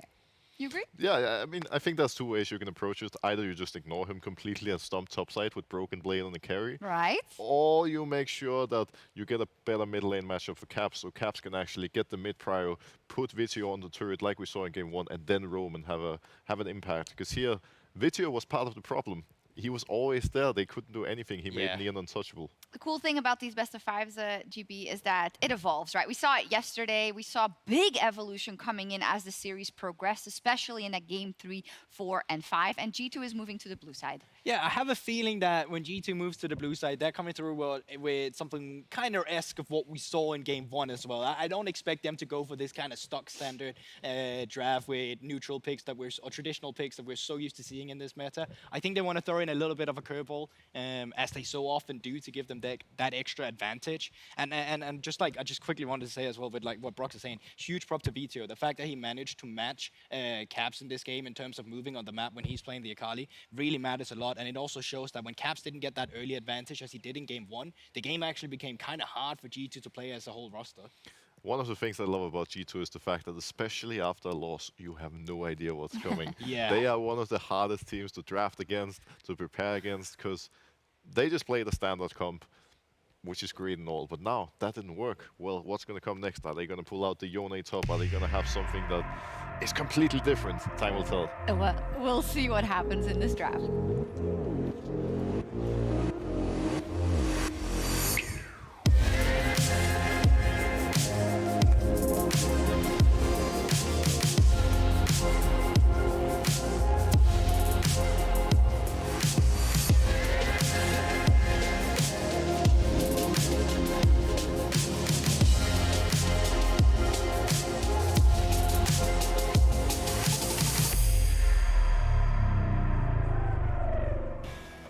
Then Broxa speaking from experience, saying when you've pushed G2 down, they might come at you with something special. And first of all, I'm curious to see G2's bans, because they've stuck with the same bans so far in the first 2 games. Yuumi, Trundle, and Poppy. We've also seen the Sejuani first pick twice. We see the Yuumi here already. And I feel like the bans for G2 are pretty solid. Unless they want to pick up the Poppy or the Trundle themselves, I don't see why they would change it. Well, the only reason you would change anything here is the fact that you want to take away the Sejuani. Both times been first picked by G2 and by Misfits. And of course for G2, I do suspect it to be a bit of a flex. Having that Trundle ban on 3 as well makes it so that, oh, you can't get the counter pick off Trundle through where you steal away the resistance with the ultimate. But now just having the same bans come through, yeah, I mean, to no surprise, we might just see Sejuani get locked in. Isn't it so interesting how in different best of 5s you see completely different priorities? And that's one of the beauties about pro play, that usually the teams are screaming each other that like different scrim bubbles, different metas are developing, and it's clear here. Misfits and G2, completely different meta than what we saw yesterday. Now, curious to see if Misfits are going to prioritize something like the Renekton, the Smart, maybe the Lulu, maybe the Sivir, or something that can make sure that Neon and Mercer are going to be set up for success. I think going for this rotation is really smart because you can gain so much top prio by having that Renekton earlier, and while there is a counter pick now available for Broken Blade if they decide to flex this Sejuani, they don't. That just means that you're put in a comfortable spot again, and you can now be banning away some of these other supports that's such a good pairing with a Kalista now that you had to go for the jungle and AD carry rotation. And if this were to come through, it's actually really good into a short-range champion like the Kalista, and there we have it. It makes a lot of sense, and it's comfort for Sansara. Yeah, it's not just Skarner, it's Sansara. Yeah, for sure. And actually interesting that G2 decides to break the Sejuani flex pick so early instead of waiting to 4-5. Yeah. It shows clearly that they value having a strong mid matchup, a strong support matchup, looking for the counter pick, and at the very least one of their roles so they can, you know, make sure that the bot side of the map goes a little better this time around. Curious to see the Skarner playing on a champion that we see much nowadays. Wukong on the other side for Jankos, one of the strongest junglers we have currently, but, you know, as you said, Sansara and Skarner, maybe some magic is underway. Yes, I think coming through with the bans as well, Silas, just like one of these contested pick in between the both mid laners here. And it wouldn't even surprise me to just see them go for a mid laner 4v2 if they want to go for one of these control mages instead, or go for the Ahri Talia that's available, just to get that support counter matchup. When you are playing against Kalista lane, it's so important that you stabilize the lane, and yeah, Ahri coming through just to make sure that they have it stabilized down there. Yesterday you said, Broxa, that you consider Kalista actually the strongest AD in the meta right now in that situation, so there's going to be a lot of necessity for this bot lane to perform. Yeah, for sure. Kalista is incredibly strong in the early phases of the game, and with a strong support next to her, perhaps it's going to be something like a Nautilus, it can be pretty hard for difficult to survive the early laning phase. But Misfits, they're going to have really good scaling with Sivir. And the comps are kind of interesting in the sense that on G2 you have the super strong bot lane with the Kalista. And on the other side, Misfits, they're Renekton, they want to snowball top. So, pretty interesting how this draft is developing, and now I just want to see a very strong support next to the Kalista, so G2 has a lane that's simple, easy to play through. Azir is going to give the mid prior versus Ahri, and they should have an opportunity to make some plays down the bot lane. Okay, this is gonna sound... Oh, okay. So you pick a Kalista up with Tahm Kench. Not the strongest pairing. You can play the Tahm Kench quite aggressive if you want to nowadays as well, but this also opens up if you want to play any enchanters. Unfortunately, both Lulu and the Yuumi has been banned, so they might match the engage, they might match the speed up. Even with a Karma here would be fine. Having Karma movement speed, having the Scylla, you have to already have the front line with Skarner and the Renekton, so I think right now you can pick anything out the litter right now if you're Misfit. Yeah, I think something that just stabilizes. You don't want to engage and contest the bot lane, you want to stabilize your bot lane down there. And you also have a Braum that can protect your Sivir in team fights, because there's no doubt with the Kalista, with Wukong Sejuani jumping at you, perhaps a Shurima shuffle from Azir, it's not going to be that easy for Neon to play these late game team fights, but with Braum in front of her, she might have a chance to pop up. The only one I feel bad for in these team fights is going to be Irrelevant, because he's playing into a lot of range here, he's playing into a lot of kite, and like you'll have your pressure on the side lane with the Blade of the Ruin King rush into the Sejuani, but outside of that, if you don't get resources, they can even camp it with an auto attack reset jungler like the Wukong as well, that's so efficient up towards that ganking top lane. So I actually think G2 Esports in the early game have lots to play for, whereas Misfits, they need to wait for that level 6 for Sansara to come through to really be effective and leave their mark. Okay, when it comes to the things we've seen that are the same, you know, we've got Sejuani again, we've got the Renekton, we've got the Sivir, but how do you feel in general? Both teams have evolved their drafts going into this game 3. I feel like G2 now has shown that they want to be able to contest early. They have a strong jungle in Wukong into Skarner. I would like to see Jankos playing slightly aggressive, contesting Skarner early on, secure the mid prior for Caps and Nasia, and then make sure that Kalista can actually snowball bot. On Misfits, it's a bit the opposite. You have Ari, the playmaker, who wants to contest the Nasia, who wants to fight around mid, especially when Skarner is level 6 and who just wants to protect the bot lane. Okay, let's see what happens. Misfits fought themselves back into the series 1-1 right now. Let's see what happens in Game 3 between G2 and Misfits.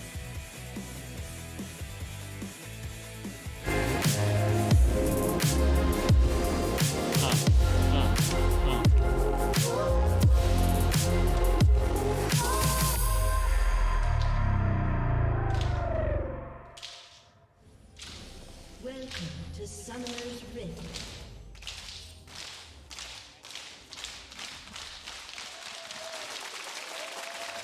G2 Army on force, getting the collapse together as we get ready for Game 3. Game 1, Game 2, very one-sided, winning the early game. Of course, hugely important. The team that was winning out early brought it home. I can't read that sign or I would reference it. Yeah, I couldn't read it either. It said dressed up as something, and I missed it. Yep. But you can hear the crowd, despite Misfits commanding. Can win. you? Huh, didn't notice. Well, actually, I don't know if they can, but I can. So I'm going to share that information with the people at home. There are a lot of cool skins in this game. I didn't even know Ari had that chroma. I kind of want it. What, I'm a big Ari enjoyer. What do you want from me? It's a cool chroma. This is Game 3 of a playoff series, and you are talking about chromas? But that's a really cool That is a Dracos move. I respect it. It is a Dracos move, actually. It's a good chroma. Caps is doing the faker thing, though, with like no skin. I'm cool. I'm edgy. I'm edgy. Actually, the base Azir skin is one of the nicest to play with, I have to admit. Yeah, he doesn't have that great skins, does he? Whoa, bro. Well, he doesn't. Come It's on. Azir, dude. Base skin is nice, but no level 1 shenanigans this time around from either What are you side. talking about? No level 1 shenanigans. Look. Zanzara is actually on the enemy red. How's he got there? Did he get spotted on a ward? Is that Raptor's ward enough to see if he hugged the wall, I wonder? Hang on, wait. Is he? You know, Jankos is blue side, and he just stole the red buff. Blue. Oh my gosh. Yeah. Jesus, what has happened? I've been focusing too much on your Ari skin. Stop it, Fredius. It's G2 that have done the invade. Yes, G2 who's done the invade. Did they actually... They just delayed invade, and they just walked in and they took it. Invade and they took it. Then Zanzara started Surprising. top side. Enemy team has a Braum and they just run in. So good level 1 from G2. Gonna take away, see how many camps he takes away here. Jankos is gonna take away the blue drop, so he can get the wolves as well, level up to 3, and then go back to his bot side, I imagine. Question mark pings on his own all blue. 3 of these camps, isn't he? Yeah, and G2 can play as aggressive as they want now. Yes, the Braum lane is good, level 1 and such like that and so forth, and into melee champs like the Nautilus and the Tahm Kench can work in the 2v2s, but Misfits just have to give up the push at this point. We'll see if G2 look for any early dives, because Zanzara will finish his Raptors here. And I want to look at this jungle matchup through the lens of Zanzara's performance, because obviously Game 1, Zanzara, relatively invisible. Game 2, a completely different story. Both of these junglers really dictating the pace for their respective teams. Game 3 obviously remains a question. Already we've had this unique level 1 start. The map seemingly split as... Now we might have the 1v1. I feel like Skarner wins this if he gets the Shrine. I'm not Captain Flowers, but I feel like the general rule is don't fight on the Shrine. That is the general rule. Look, Renekton also has the push. Irrelevant is on his way down. The big question is, what will Caps do? I think Jankos is doing the smart thing. He knows he can't fight his blue and grub. Renekton has too much push. VTO is a lot stronger than Caps in early skirmishes, so he's just going to take the wolves and back off, I imagine. He has got a 3 camp lead from the bot side. Zanzara will match that with 2 camps here, so he should still have a net +1 if he goes back into his bot side here. And that's exactly what he will do. So good response there by Zanzara after getting invaded on level 1 again. A lot of level 1 invades over the last couple of days, and then he'll probably move towards the top grab. He should know that the wolves are down, but maybe he wants to check them. He's just going to get that little bit of vision, or at least that check. But props once again to Irrelevant. In the Renekton matchup, you need to be aggressive early on, and he's doing a great job. Having that push allowed him to assist Zanzara, which means that he's not going to be put that far behind. Will be able to secure himself a blue buff. Even as an ever so slight gold lead, but not that it really matters this early on into the game. Once again, Irrelevant. Nice. Zanzara's here, no flash from Broken Blade, of course. There's the Q. Ooh, just barely getting in a range for that W there at the end. Credit to him for using the E to dash past his Thorny W, making sure that the stun could not come through, the Broken Blade could not trade back or disengage. Not able to make the gank happen, but a positive trade nonetheless. Yeah, also try and block the Q from the Sejuani as well. Didn't manage to do it there. Irrelevant. Target mass on a ward. Zanzara knows he's there. Bot crap hasn't been taken yet. DTO already been forced to TP back. Cap still has his bot lane push to mid to help out Caps, and then Neon and Mersa will take a base. The G2 fans still cheering loud. Every time the Misfits chants, trying to get in there, and G2 fans are shutting them down. Hoping to see the same thing from their team on stage as Irrelevant and Broken Blade trade back and forth. Irrelevant still trying to step forward here a little bit. Relatively short range on the E from Sejuani, the stun follow-up, so just trying to play on the edge of that. And already a tense early game, but again, no action quite yet. Of course, Irrelevant has to respect the fact that Broken Blade just got a base in. Does come back with a little bit more resources, which does make this skirmish a little bit harder for him. So he's going to play defensive. I expect him to look for a back relatively soon. Depends what he wants to ideally go back on. But of course he does have the TP to then return to lane. There is a bot wave stacking. I'm keeping my eyes on the map right now, seeing levels come across, wondering if G2 may be considering a dive, but then Neon's immediately going to start clearing that one out already. That's the power of Sivir as well. You can actually thin waves out pretty easily. You know, if this was something like an Ezreal with farm max range, Sivir can just drop a WQ, thin the wave out in case they are stacking for a dive, just like that, to stop them from being able to stack that wave. Yes, Jankos on the bot side, and they have confirmation that he's there. He does get spotted on a ward. Irrelevant's HP has the Vamp Scepter, has TP back, does have a refillable, will lifesteal up a little bit, and Broken Blade extremely low on mana now. Might have to take a base of his own. Zanzara's here to cover his respawn camps that Jankos took away. Zanzara pushing for a little bit more. Jankos stunned up, still should have the clone to walk away from this one. Mersa and Neon stepping forward on the bottom side. Jankos holding onto that clone as long as possible. Will use it now as he sees Mersa coming in. Flash out from Jankos. Saw Mersa there. Mersa, of course, could leap to Zanzara. Make sure that they land that stun. Targamas still staying around here, flirting a little bit with Disaster. Braum really powerful in early skirmishes. Jankos loses his flash. He knows if he gets stunned there, then Mersa could Q flash exhaust and they could probably chase him through a flash. They have got heal though. No ignite on the side of Misfits in this 3v3. W will connect. Coming in, two-man knockup. No, Neon blocking with the spell shield is going to be big. Mersa now trying to retreat, but it's Jankos. No flash is now going to be in trouble. Zanzara going to try to finish one. He's going to grab the kill. First blood going over. Zanzara still a force to be reckoned with, but trying to make it out. Flak going to try to pull the spears out in a moment's notice. Will finish one back in exchange, but the solo kill in mid lane. The moment that we miss is Caps takes down VTO. Caps does indeed 1v1 VTO. I think maybe VTO was looking bot and trying to roam down. We'll see the replay in a second. 1-for-1 bot, but Caps stepping up already in game 3. Wow. I was just about to praise Misfits and how well their bot lane was playing, and then Caps does Caps things, finds a massive kill and a much needed kill for G2 as Misfits was slowly starting to take control. It's very surprising to see an Azir solo kill an Ahri at 6, yes, especially when Ahri has ult and flash. It's really hard. Maybe it's VTO who opted into the fight, and it's Caps even has who his ult closed still. it out. Does he still have his ult? Let's have a look at this again. So VTO level 6, Caps level 6. What happens here? VTO's trying to crash the wave. Does walk forwards, misses the charm. Dashes away with his ult. Dashes back in. Oh no! This is just. That is Caps just has Q up again, I presume. Honestly, WQ. that is just such a massive misplay from VTO. He played right in the middle of the soldiers, 2 of them nonetheless, and Caps just straight up punishes him for it. Really well played there by Caps. Really well played, and then the knockup tries to connect. Neon spell shields it, so then they're onto the Braum, but Jankos has no flash. Exhaust already propped onto him. Heal comes through, ignite onto Mersa, but the spears are stacking into Zanzara to make this a 1-for-1. Who flash forward to help out in that 3v3. Yeah, and I think that was the important thing. The fight, while it looked like Misfits had the numbers advantage, because Mersa was forced to flash out, it ends up just being a 2v2, and Sivir just doesn't have that much damage this early on into the game, and Flakka was able to, at the very least, get something back. So, not the end of the world for G2 by any means. They keep the gold even, mid and AD carry, securing a much-needed kill. Herald is up as well. We'll see if Misfits want to crash this bot wave, try to get Neon up there. Jankos on the way to contest his red. Has the level 6 advantage. No flash on Zanzara. E already used. He's going to slide it away. Level 6. Takes the red buff, and now it's a 1v1. Yeah, but he's got to keep an eye on who is moving on the map. He sees Caps already on his way. Says, you know what, I can't afford to take this fight. Irrelevant. Making the same call. Broken Blade is in a position to assist. Both supports have made their way up towards the mid lane, with the Herald alive and well. You imagine that both teams are looking to contest, and here comes Neon from the bot lane. Yeah, 5v4. Neon's here first, but Targamas is going in. Targamas potentially overcommitting here, leaping out instantly, flashing to safety. They're questionable on the engage there, but the collapses. Flacken now coming up on the way there. Flacken now locking down Broken Blade, looking for the stun, denying the Q over the wall. It's clean play. Broken Blade locked up. Broken Blade taken down. Man advantage for the side of Misfits. Mersa might be in trouble. Caps still has the ult. Ult goes wide from Mersa. Does VTO dash in here? Jankos is going to use his escape. Caps as well. That's going to be a 4v5, but they're lacking ults here. Misfits. Mersa is low. Maybe G2 want to fancy themselves a fight here. Fakes call, but Targamas has no flash, so if they go in, they cannot get out. Charm connecting on the Caps and massive. Look at the instant follow-up. Misfits know they have the advantage, and they push it forward. They're going to get the Herald too. And Misfits once again come up clutch in the early game. Irrelevant following up on the charm from VTO was a must-needed play, and Zanzara showcasing why this champion is so well known for him. Still fighting here. No flash on Jankos. Irrelevant's here too. Goes pulling away. Takes the blue. Blackett on the way forward. Fate's Call has now been used. Irrelevant still has the stun prep. He needs to dash out over the wall. They've got enough CC to lock him down, and they will take him out. G2 firing back. Massive bot wave stacking as well in favor of G2. Whoever bases and catches that will be the beneficiary of this whole play. It's a 5v4, but it's Vito who sets it up with the charm flash, I believe, or so it's just a dash forwards charm. It was irrelevant to flash forwards with the stun. A lot of follow-up from Misfits, and they have so much single target CC. The charm, the Renekton W, the Brown passive when it procs, the Skarner E. The second one person gets locked down, there's a lot of follow-up. And then, of course, Zanzara thought that he could contest the blue buff, and at the time he could, but the collapse from the rest of G2 was too good, and Irrelevant lost his life as a result.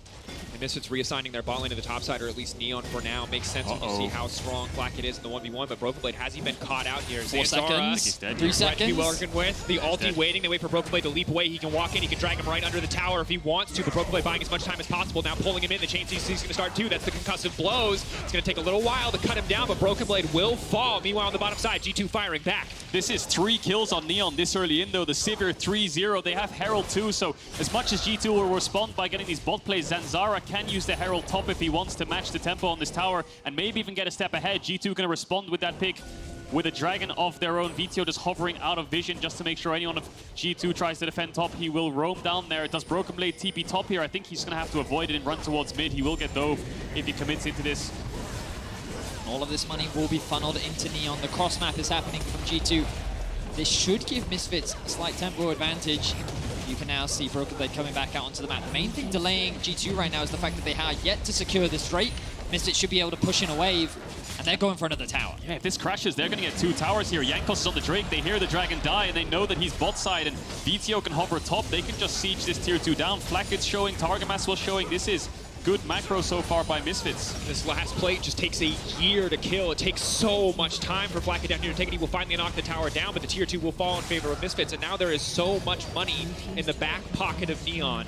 And remember, when Misfits were doing okay, they were doing solid last season, were making their way into playoffs, it was VTO the lone carry on this team. This time around, however, Neon and VTO both rising up in the regular season, rising up in the second half to bring them to where they are, and that is Neon in Game 2, a story that's continuing here in Game 3. I mean, we had a super contentious AD carry pool based on who is actually top 3 in the region, and I think that, like, it was hard not to put Neon in the conversation, right, because of how much he has stepped up throughout the year. He obviously had a very solid spring, but it feels like he's gone an even level above here in summer. And it's often why the conversation around Misfits is not simply that this is the VTO show. Neon has definitely been alongside him in terms of taking on that carry role. And the AD carry pool in Europe has shifted and grown. You know, you think of Comp and Unforgiven and Neon. These are fairly new names to the league. Flackett as well. When in the past times you would think of Upset, Reckless, and the likes of Hansama and such, right? So the AD carry pool is shifting and evolving and so contentious right now for the top spots. AD carry Neon 3-0 on the Sivir now has his mythic building towards his second item. Most gold in the game. A lot of funnel from him, from Misfits into him, and a lot of setup around him with the Skarner, the Ahri, and the Braum. It's on him to play these team fights well and execute them. And what makes me laugh is often when we think about jungle support, it's always around mid, right? It's jungle support mid, it's that synergy. But when we look at this scoreboard and when we look at this team, it's jungle support AD carry, right? It is Neon that is always the beneficiary, at least in this series, of all of these kills, these objectives, these resources. And you can see that so far, jungle support AD have been involved in all 4 of their kills. If stuff is happening, it's around these 3 for Misfits. See if they can keep this momentum going. So much has been done to weather the early game storm of the Kalista. Will still be difficult for the Renekton or the Skarner to lock her down as she gets more items under her belt, but we know what the Sivir can do if we go late enough. And I think the Sivir will struggle a little bit against Caps and the Azir here. A lot of range on this champ. That's why Caps picked it into the Sivir, because Misfits fairly low range. Yes, they can single out one champion, but the Tamkench pick should help avert things like the Skarner ult and the flash forwards from Renekton. Misfits putting themselves in a 1-3-1 situation here with this Ahri. Renekton just trying to get their bot lane mid, contest these waves, get them in. No neutral objective for a minute 30 seconds on that Herald. And big that Misfits have held on to their lead, because G2 obviously would love to be in a position where they had come out just a little bit on top in the early game, so buying something like a QSS to mitigate the impact of a Skarner would be a more viable option. But when you're already behind in gold, spending 1,300 on a QSS is so crippling to your damage output in fights. It's a difficult position for G2 to be in, at least for the next 5 to 10 minutes. Now, the game naturally slows down. No real objective on the map to play for. A minute until the next Herald. G2 just testing for a little bit of vision, but it's mainly just a back and forth of wave players. Zantara looking for a pick though. They have Kalista ult. He needs to be careful not to overcommit. If that was any other AD carry champion, maybe he could have flash ulted there and secured some topside vision, but of course the Kalista is on the enemy team. He needs to look for the Kalista. Targamas and Flacken need to hold each other's hands because they can both bail each other out of a Skarner ult, right? The Kalista ult, the Tahm Kench ult, they should be pretty safe if they stay together. It's only when they split up that maybe Zanzara can find that target. So we'll track how well they hold hands together. Cap's going to get the blue buff, 30 seconds on that second Herald, which could crack open a mid tower. I think both teams want to fight for it. Irrelevant will catch this bot wave. VTO will push out top, ding over to level 11. Now the top side begins. Mersa, good sidestep, good pull back. Doesn't hurt G2 to fish for that one. Would have liked that to connect, maybe get something a little bit more there, but Zanzara already in the area. Caps continues to push out on the top side, has the crown, the luxury of the extra safety from the initial burst to come out from anybody. Just keep my eye on the map and seeing where everyone is posting themselves up right now. Irrelevant will be alone on the bot lane. The Herald has now spawned, and G2 with their numbers advantage is in a better position with already having control of the river. Irrelevant now making his way up. Does have the TP if he wants to, but no real wards to teleport to. Misfits definitely looking to contest this, but I think they're a little late on the play. There's the TP, VTO from top side, G2 pins through, but they turn. Against the Kalista, it's so hard to make anything happen. Zanzara immediately gonna get deleted, no, making out safety, maybe just barely. Zanzara running for the hills, the rest of Misfits trying to hold on. Zanzara burning down to the backside of the fight. Keep your eyes on VTO, maybe he can get something done. Irrelevant now running. The fourth stack waiting for that last auto, getting over the wall just barely, but it is G2's fight. It will be G2's Herald. Irrelevant flashing, but he just gets cut down. Really good turn there from Broken Blade and Targamas straight onto the Skarner, straight onto Zanzara. Misfits' main kind of force of engage, most biggest threat on the map. Neon's just going to abandon topside, run and try and push out bot. VTO will do the same in mid. TP from Broken Blade towards his bot side to stop this bot tier 1 from falling. It's all G2. It was G2 that had control over the river initially. It was Misfits that was forced to come in to them and try to create this pincer attack. But Broken Blade with his initiation onto Zanzara was so clutch that it basically removed one of the initiations from Misfits right at the start of the fight. Yeah, it's Broken Blade with the Q ult to the side, and then it's Targamas who follows up with the knock. Caps is there with the push. Zanzara dies to the ticking red smite, I believe it is, in the ignite. Mersa goes in, but he just gets melted by Caps, and Irrelevant and VTO are just two splits from Neon, who gets zoned away by Jankos. That there's no front to back alive for Misfits left. And you talked about the strength of the Tahm Kench. Targamas with a clutch eat there to keep Flacken alive, to allow him to heal up, to continue auto-attacking. He was on the verge of death. If he had gone down, that would have been a big shutdown in the back pocket of Misfits. But really everything going in favor of G2 in that play. Certainly did, and you can see the damage coming out from the carries of G2. While it hasn't resulted in a massive gold lead as of yet, securing that Herald and securing that fight definitely evens up the game a lot more. When you look at Misfits' composition, you keep your eyes on Neon. You see he's still yet to die. He is this massive hyper carry, and as the game goes on, he's only going to continue to grow as a threat. But Caps is level 12, 2-1 and 2, continues to mount items on this Azir. Flackhead on this Kalista now secured the Rage Blade as well. We're in for some very hectic fights, and I feel like these are the fights that we were looking for. Game 1 was a stomp from G2, Game 2 is a stomp from Misfits. Now we're tied, pretty even, as we get to the mid-game, and it's all going to come down to these big dragon fights, these big neutral fights, as Misfits look for a pick. Caught out is going to spin, now leaping away. They're waiting for him to reveal himself. The second spin now coming out, bringing him back into the team. But Targamas there with the E. Devour down, Jankos ulti down, but there are no major objectives to play for, so it doesn't really cost G2 anything unless G2 can press their advantage, or Misfits rather. That's exactly it. They had to invest the flash ult from Tahm Kench, and they had to invest the Wukong ult, so Misfits should be able to get this mid-tier 1. There's not a lot of threat on Misfits. They see Cap spot, they see Broken Blade pushing out top. They have 5-member split. Tower will fall, so that's the objective they'll get for that attempt on a pick. VTO will go catch side waves. Irrelevant will do the same. But no objective yet for a minute 48 on that Baron. I like still this. 3 minutes from the Dragon. Yeah, the Herald mid smart because they still have to catch side waves on their solo lanes. Irrelevant can afford to give it up because top tier 1 is down and there's a long way away for that wave to crash. GTO will push out and he has TP of his own. Now it's G2's turn to group up as 5 and try and get this mid tier 1. Does Misfits want to engage? GTO's off to the side. So they're not super confident in this, but Targamas no flash, remember. Targamas potentially going to get locked up. Fate's call, where's it going to go? Taking their time. Jankos now turning back into the fight. Has to be careful. Uses the clone to disengage. G2 playing a bit on the edge here. Looking for an opportunity. Looking for a window for now. Just going to take away the blue buff. Not too much burned on either side. But Misfits back into the mid lane. Now they're the ones setting up for the push. I doubt they're going to convert this into much. People need to reset. A lot of health has been burnt and a lot of money still needs to be spent, but Caps back in the side lane once again. Level 13 now. highest level in the game. He's done a great job of catching these waves whenever he can. 215 CS at 19 minutes. Caps is just continuing to scale up to be this monster. I mean, 1.2k individual advantage. No surprise to see Caps when he's given this carry, when it's not something about utility like the Twisted Fate, that he can take that role very easily onto his shoulders. Just continuing to CS here, maybe hoping to bait VTO forward, but VTO no mana will be forced to retreat. Important to note, G2 incredibly fast Baron, Azir, as well as the Kalista. Shred through it very quickly. Misfits have to be careful around that objective. Definitely, and I think that Caps is, of course, one level up over VTO now.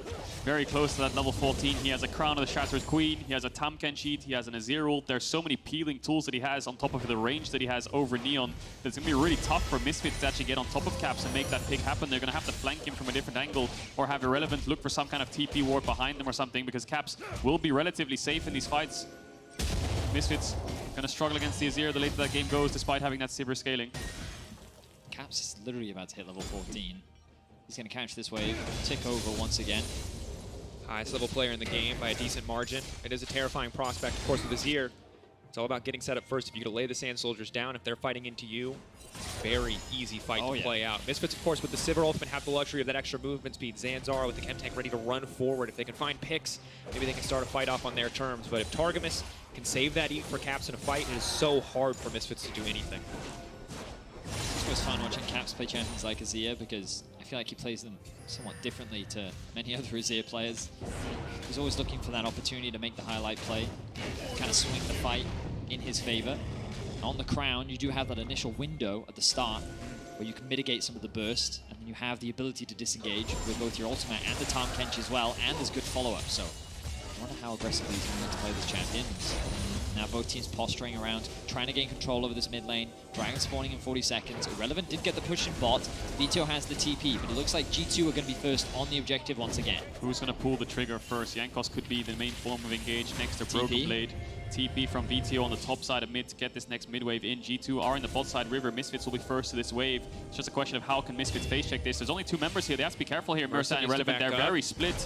They already used the W, has to back off, using the E pretty early. Jankos poking for a bit of extra damage. Jankos still going to get knocked up. They can instantly look for the follow-up. Jankos now going to be in trouble. The E coming out very early, and instantly they shift their attention onto the Kalista. That's going to be massive. Flacker trying to flash out to safety, but there's just too much damage. Misfits coming in the clutch. They do not hesitate. They find their window of opportunity. Caps holding on, but Neon flashing in fearlessly. It is Jankos versus VTO and Irrelevant at the final moments. He may have survived the initial burst, but he will not survive the final exchange. Misfits take the fight. They're going to get an ace, and they're going to get a dragon as well. A very uncharacteristic mistake there from Jankos, going a little bit too deep, which means the Eats was gone, the Tamken Schult was down, and Zanzara was very quick to punish that. He certainly was. Wow, Zanzara, he had his eyes on his targets. As a Skarner player, you've always got to think carefully, who can I hook, and when is the time to do it, and just watch his reaction speed, because this is the mistake you're talking about, Cadril. Jankos aggressively going onto the Braum, just sets up for the re-engage from Misfits. Yeah, Braum ult was fantastic, running the W to follow, watch Zanzara here, instantly flash onto Flacket, and then it's Neon who dishes out so much damage, all of them clumped up. Watch him on the Sivir here. First he steps forwards and takes out Flacket. Then he takes the next member down of G2, which is Targamas, who's next to hit in his face, the closest in range, but then it turns into a 1v1 almost. It's Caps versus Neon, and Neon flashes forwards on top of him to take him out, knowing that the only way they lose this fight is if the Azir lives. And I think he might have if he could get a little bit more distance from this top and mid lane of Misfits. Irrelevant VTO on the Ahri and the Renekton, but no, Neon just flashing forward to make sure that kill comes through. What's crazy is how much damage Neon was actually doing passively. Like, if you watch the bouncing boomerangs, Caps like lost half his health without really being involved in the fight, and it was just because of how easily it is for this Sivir boomerang to hit onto the backline. You can see it on your screen right now, 5,000 damage. Zanzara finds another hook. Locking up Jankos. Jankos leaving back in the team. They're going to try to burst him down before he manages to get anything done. He has to retreat. They know they cannot use the Tahm Kench eat one more time on the Wukong. They will lose the fight if they devour Jankos. Jankos going to get taken down here. There's no way he makes it out. Goes Golden. Caps waiting for an opportunity. Broken Blade trying to leap his way out of the fight. It's a split exchange. It's a split skirmish, but Misfits turning back towards the Baron. Yeah, they know that Caps can peel there with the Azir ult. It'll push Zanzara and Irrelevant away. They can't finish off the stopwatch, but Jankos is too low to contest this. We talked about G2 having a fast Baron, but Misfits have a 3-item Sivir. This is going to get melted. Jankos won't be in the vicinity. G2 need to stop this 4v5. They have to engage. Jankos, you want that clutch play from Caps. You need to see it now because this should be theirs. They take it. Jankos, can they find the follow-up fight? Misfits on the retreat now. Targamas managing to lock up 2. The Braum response. Flacking off the side. Untouched. G2 finding out more than they can chew. Caps off to the side. Irrelevant leaps over the wall. They get one pick on the back end of the fight. Mersa has to be careful. Caps sweeping in. Neon goes Golden into the waiting arms moves of G2. Jankos looking to cut him down, a shutdown onto the Simmer, but VTO still standing. VTO still clutch, maybe enough, but he does not have the ultimate. He can't make it out. The charm going in, but the spear from downtown and a triple for Flacket. And Caps comes up clutch once again. He's able to find the play that even at a numbers disadvantage ends up working out for G2. While the Baron does go down, G2 are the victors. So the Baron does go down indeed. Misfits pick it up and it's a 1-for-1 exchange to begin with. Irrelevant gets chunked out a little bit and it's Broken Blade who loses his life first. Targamas going in with him. The Fate's Call saves him. Versa, I believe, dies too, or no, it's Zanzara, sorry, who dies. And then Misfits try to run away. Cap says we can't let them get out with this Baron. Neon stopwatches the Azir, maybe thinking he's gonna get pushed into G2. Perhaps could have saved that to kite back a little bit, but nevertheless, G2 stack up, they get the kills, and they manage to get Neon down. And once he's down, Caps can run up towards this top side and live. VTO tries his best, but the spears are there. And Flacket gets the triple. I feel like there was a bit of hesitation there from VTO because he had the flash, he saw the HP from Caps. He maybe even had cooldowns, which is why he didn't go for it, but you could see he was thinking in his head, if I can just flash onto Caps and use my W or my Q, then I can turn this fight, I can actually win this for us. But wasn't able to do it, ends up losing his life. G2 walk away with all 5 members dead on the side of Misfits. Yeah, Baron buff gone off of Misfits now. We're sitting at a 400 gold lead for G2, which doesn't really mean much at this point in the game. 2 minutes on the next Dragon. Both these teams so evenly matched. 2 stomps in the first 2 games either side. And now in game 3 here, very close, intense game. 25 minutes in, I don't think anyone would have really expected this out of Misfits. Misfits definitely showing us more than initially expected. A very tense game 3, as you highlighted, Kadril. No QSS is coming out for the Skarner quite yet. Looks like a GA being built for Flacket. Wants some survivability in the fights to come. Similar story for Neon on the opposite side. He's already used his stopwatch, however. PTO with the cleanse as well as the TP. The next few fights are going to mean so much. Baron down, yes, but the Dragon spawning in 1 minute and 30 seconds. Let's not forget that last year, Misfits was 1 game away from Worlds, and they fell short to Inspired's Viego. Then they had to deal with the Fnatic Miracle run all the way through the lower bracket. Again, they went to the full 5 games, and then a nail-biter. They were 1 game too short of qualifying to the World Championship once again. This series, if they win, they will lock a spot at Worlds. They will lock a spot at Malmö.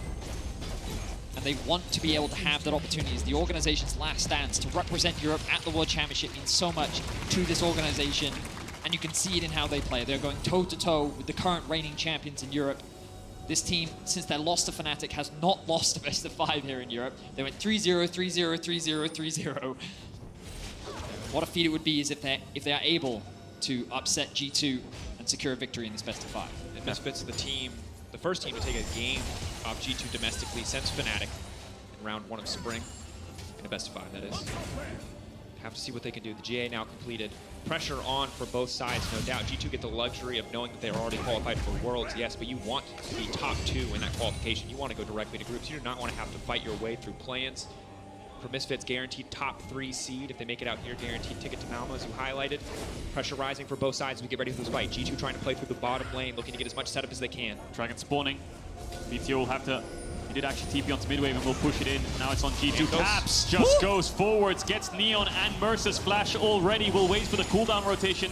11,000 HP on this Dragon. Let's watch Jankos as well, because he has flash of his own. He can get on top of Neon if he wants to. VTO on the side as well. Both sides fishing for a flank, looking for any opportunity. Jankos, AK health, getting lower, getting burned through very quickly. Callista Wrench should make this an easy steal. Zara's looking. Zara locked up. They're debating where do they want to go. Jankos into the backside onto Neon. The knockup is coming in, but Neon's still standing strong. The front line standing strong. Caps is not able to hit the back line quite yet. They're trying to burn through. Targum is buying time. Zanzara now taken down. The Dragon 3K getting lower. Misfits, are they going to commit for this one? It's absolutely psychotic. Caps! They stay in. Caps! Just like that, scoops up 3 and is the difference maker for this team. But Neon still stands strong. Neon gets one back in return, but he will back away. G2 take the Dragon. G2 take the fight. And it's all Caps. He does so much damage from so much range, chunks out Misfits constantly, and then eventually when they're low enough, he strikes, he pounces, and shuffles 3 of them into all of G2. You could see how tense of a fight it was.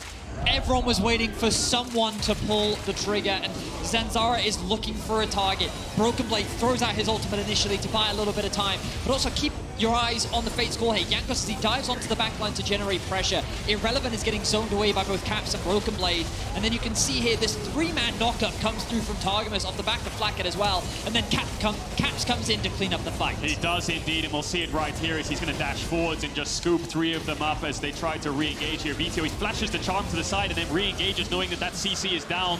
manages to get all 3 of them, misses Neon, what a yes. clean play. No, Neon actually spell shields it, would have got 4 really clean from Caps. And going back in that fight there, Zanzara actually ulted the clone of Jankos, didn't actually land on top of Jankos himself, so made the fight a little bit different.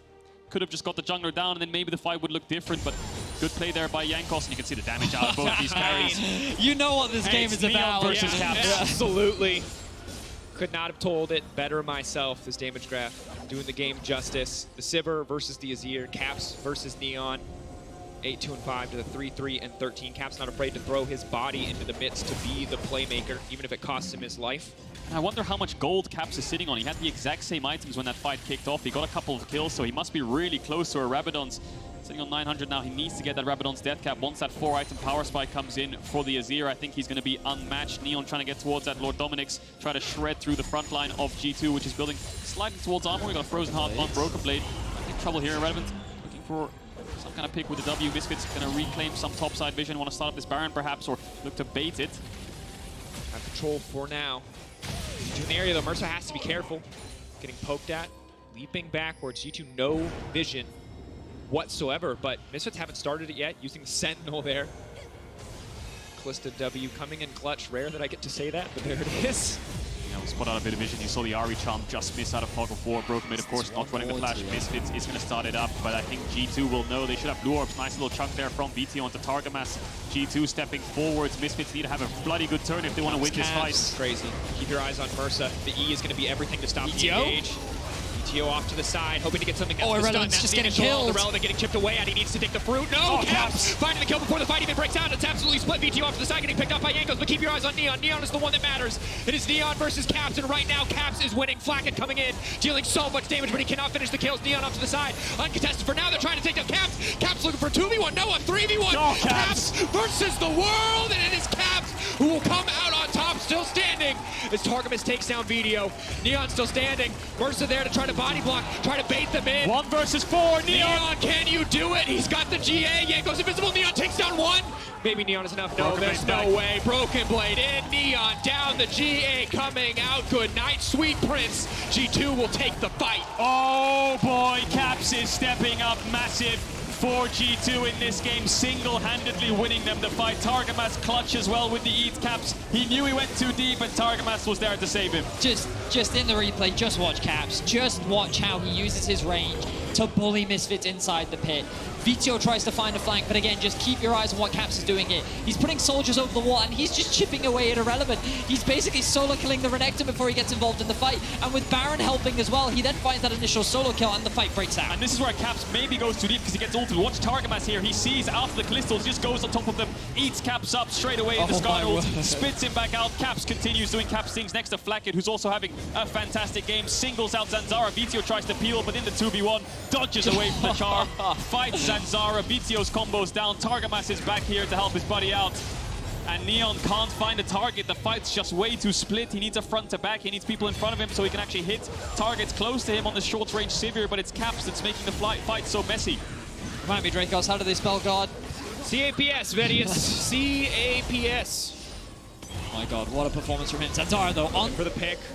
Waiting for Jankos. He's going to pull him back down to the team. They can stun him down. They can lock him up. He's spinning. He's spinning. Maybe they can get it done. Jankos buying a brief moment. The GA now about to come up. Now Targamas looking for the re-engage. Can just eat him up right now. Flacken off to the backside. Completely untouched. Irrelevant trying to stop Caps from getting anything else done. It's a scrappy. It is a messy fight. Neon still standing. Irrelevant tries to take down Caps, but he is not ready for the 1v1. Neon untouched for now. Slow briefly. Neon flashing forward. Neon absolutely fearless. What is he doing? Cut down. He throws it all away. He sees a window of opportunity, and the window closes right in his face. Neon does everything that he can to try and win the fight for Misfits, but it is just not enough.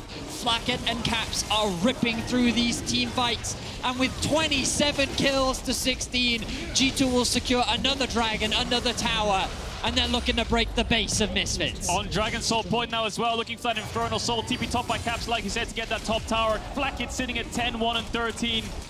Caps sitting at 7, 3, and 16. The carries of G2 stepping up, the front line going forwards, and Caps is just making a montage in this game. And while Caps is making the montage, you're right, we can't underrate the contributions of Flacket and Targamas especially. It was one hiccup, one mistake on the Devour. Since then, it's been clean in every single fight. While Caps is diving in, fishing for plays. Maybe he can get a little bit more. Crown falling away. Wow, I mean, you hit the nail on the head, Dracos. Like, when you really think about what it is, I mean, let's watch Flackhead and Targamas in this play, because the initial pick comes down onto Jankos. Good use of the clone to buy a little bit of time, but he also has the GA.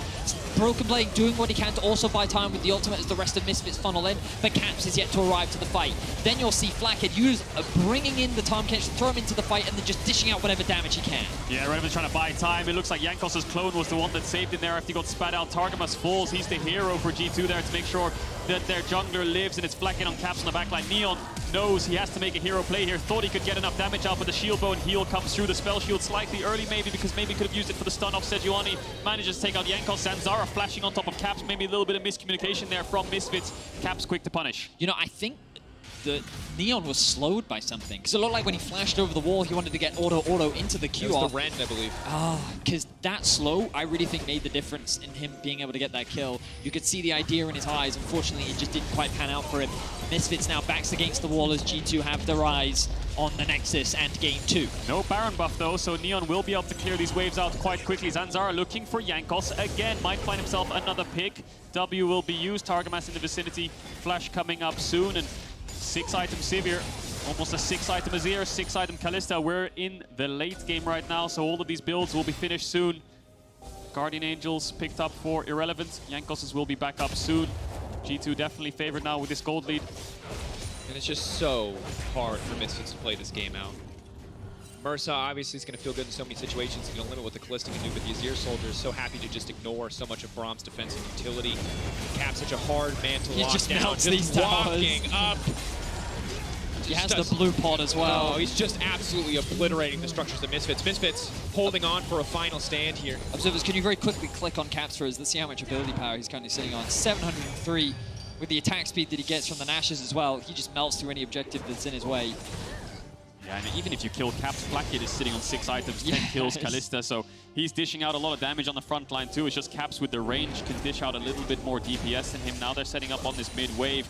The problem Misfits have is they don't have any poke. How do they proc this Crown of the Shadow Queen of Caps? Luckily for them, the Sivir Q actually lands onto Caps there, so he might have to be a bit more patient in the way he approaches these fights, but the poke isn't there for Misfits to crack it before the important fights kick off. 1 minute on the Baron. G2 are just going to keep up the pressure until that objective spawns. See if Misfits want to defend. If they do, then they'll play a little bit further back. If Misfits make one little mistake, they will take that tower down. Caps take another Braum Q. Zanzara, though, he doesn't have his flash available just yet. Caps does. So does Jankos. Targamas as well. So Targamas will be able to dive in, grab someone to safety, and then disengage if he needs to. But G2, they're going to back off for now. Misfits have been able to hold the line, but the Baron spawns in 45 seconds, and G2 are going to use this window to get a bit of vision, steal away what they can, and set up that next big objective. And it's so easy for Caps to play incredibly aggressive. He has the crown, he has the stopwatch, he has Targamas waiting. Eat him up if he overextends. For Misfits, it's so frustrating because they can take away the crown. They can hit him once or twice, they can take 30% of his HP, but they know that if they overcommit trying to punish him, and the Tom Kench comes through, they will lose the fight. Definitely very G2 favored right now. Misfits' only last hero is Neon.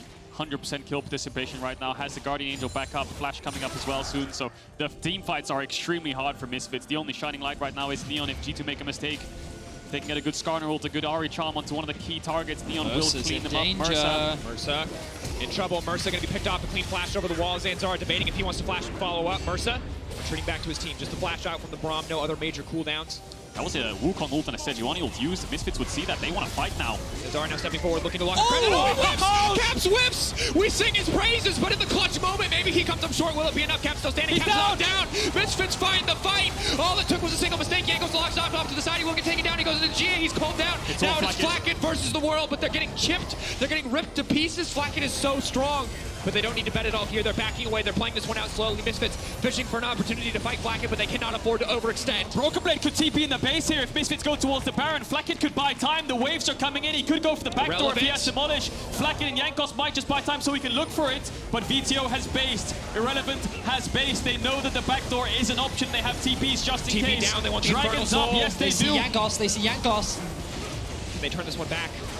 Waiting, 2K getting lower and lower. They've gone for the Drake. They've gone for the Drake instead. The question is, can Misfits get there in time? They have to sprint there. They have to run there. They have to use any TPs that they've got. There's no wards down here, though, so they can't TP in. Jankos has they need to ulti. collapse. 11k HP. Zanzara's face checking.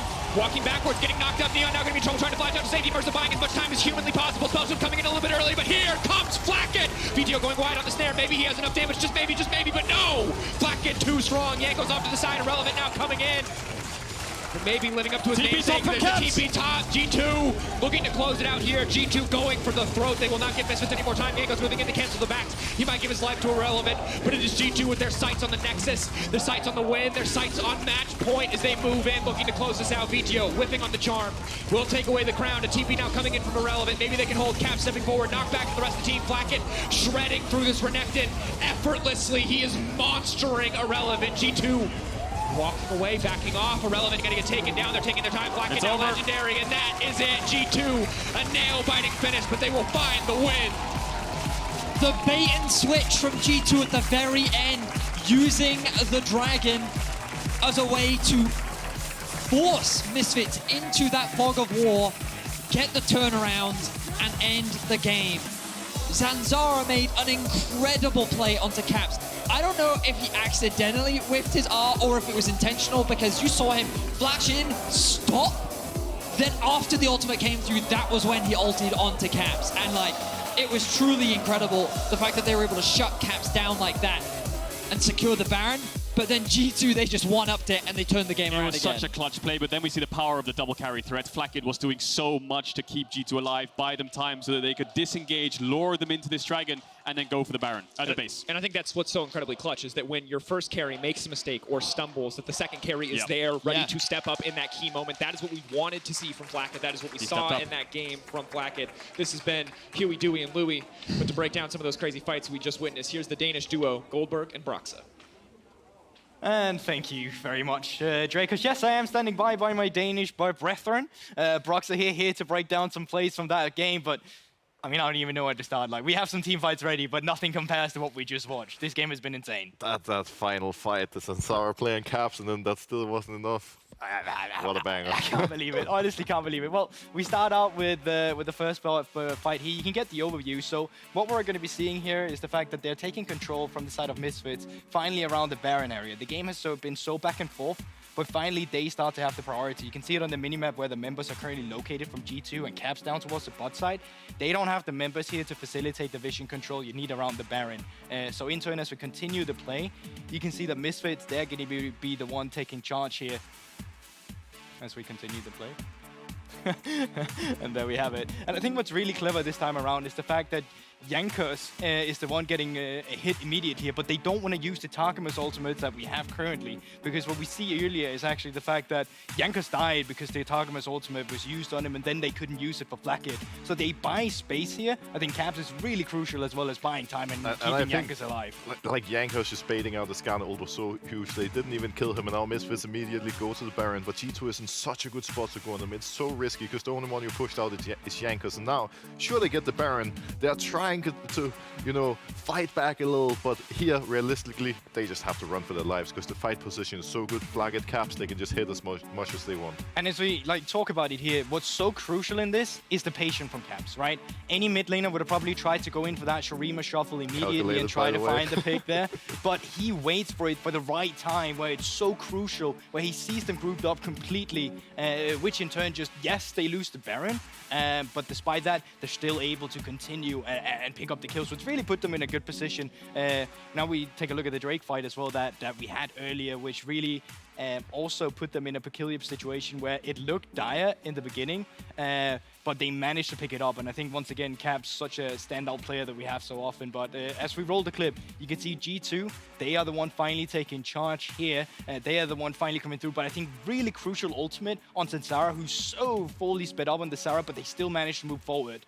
Worth noting that literally no one has their flashes available right now. And now we're going to see Caps in the backline hitting once again, looking for the angle, finishing the Drake, playing for the soul. And now we see it. Here it comes. Literally no one has flash. Caps shuffles 3 people, single-handedly wins the fight for his team. And after this, it's so hard for Misfits to play the game. And you know, it's so funny. As soon as the game ended, I saw a lot of people with the draft going on like, oh, why have they put Caps on his here? What's he going to be able to do this game now? They really want to lose. Well, I think I had a good idea with it, with that massive performance. This is the reason he's regarded the best European mid laner we have. It's us Danes, you know. Power of Denmark. Can't take that That's it away. right there. So for next season, if you want that to happen, start to invest in some Danes. But as we look forward to a Game 4, we will be taking a short break, so don't you go everywhere. We will be right back.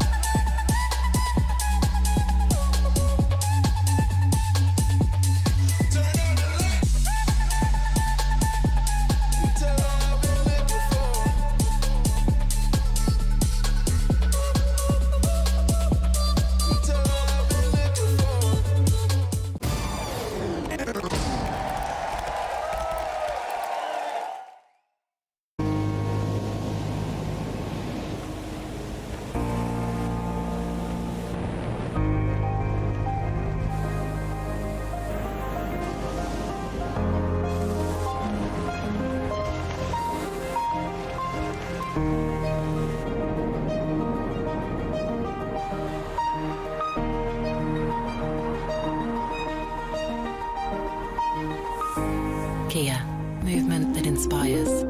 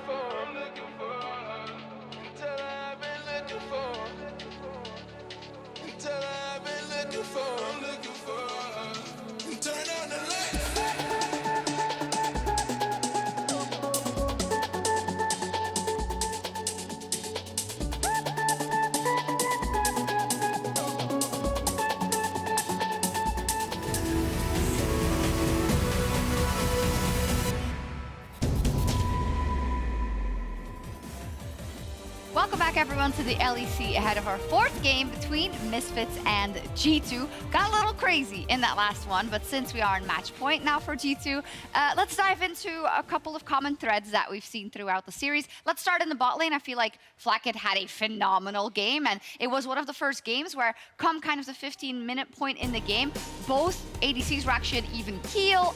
They were set to take over this game, but it was Flacket who got the upper hand. Yeah, I feel like before this game I would have said that Neon was the better AD carry in the series so far, but now I'm not so sure anymore because Flacket on the Kalista ended 13-1, just so dominant throughout the game, and at the same time, of course, still need to give credit to Neon because we see it, the damage he did, almost 1k per minute. That is crazy. Is it just like, it seems like Flacket just had more of a team around him. Well, he we is look the at the team. stats, right? Look at the KP, 97 kill participation for Neon. You have 43% damage percent. He was almost half his own team's damage share. And 97 kill participation of that AD carry. It's so interesting because when we talked about Misfits before, I would read online like, oh, they cannot stop talking about VTO, and now we cannot stop talking about Neon. It's always something. But if we lay it out, though, in terms of kind of the plan out of G2 coming into this Game 3, Broxa, because they did not win Game 2, and it was a completely different view, not just for the bot lane, but for the team in general. Yeah, definitely. I think this game, they won on the back of Caps. Like, Caps on this year was so solid. Not a pick that we expect to see from him. We like to see him on the playmakers, but he showed that you can log in there, see the control mage. I was going to say, you're saying that's not playmaking. You can log in a control mage, and you can still dominate the lane. You can still be flashy and make things happen. And I think, you know, Caps just made such a huge difference, and G2 as a whole just played incredibly well around him as a team. I completely agree, and I think that, you know, seeing him off the TF and seeing on something that's agency, it might not be early game agency, well, it still was, he found the solo kill, but despite that, he's put in a position where he just buys so much space for his team in these late game scenarios, and even though the enemy has a Sivir, the range is just not long enough for any one of them to deal with Caps. Every time his positioning and teamfight is near pixel frame perfect, and he's so patient with the ultimate where he just finds the correct one. Except for once, then he turns from a control mage into a troll mage. But that's also great by Samsara, I will say, but the face rush coming through there was kind of Exactly, but I think when we look across the series, which is what we're looking at now, we talked a lot about this mid lane matchup and how two mid laners can have similar tendencies and are both strong points for their team. What is your judgment on how VTO has played versus Caps and vice versa so far? I feel like both mid laners have played fairly well, but there's no doubt that Caps has been the outstanding one, the clutch factor for G2. And Vitio, he had a little bit of a hiccup at the start of this game, getting solo killed by Caps, making a mechanical misplay on Ahri. It happens. The unfortunate part is that it haunted him for the rest of the game, and he just couldn't really get back on track. But we saw it in some of the games earlier. The Akali, for example, was a great game. He was a big part of why Misfits won there. And I think for him, he just needs to start the game you know, on the right foot. Just get a stable first 10 minutes, get his resources so he can be the one carrying mid and late game. No, but I really agree with that sentiment as well, because even though he dies, like, if you're a confident player and you think you see the solo kill angle because it was there if the play wasn't kind of screwed over, you should still go for these things. Like, you should still think that you're capable of creating these mechanical outplays, because it's what we've known for Neon in the past as well. So what I'm hoping moving forward is that he's not knocked down by this. Yes, he might have been one of the reasons that they lost this game a little bit, but him going for these plays is what made him so good in the beginning. So sometimes you'll see the high highs, but there will also be low lows, and this was just one of the games. I guess this is the difference between the two. I'm actually lying, because we've had the Claps meme and the Craps meme as well. So just to be fair to myself here,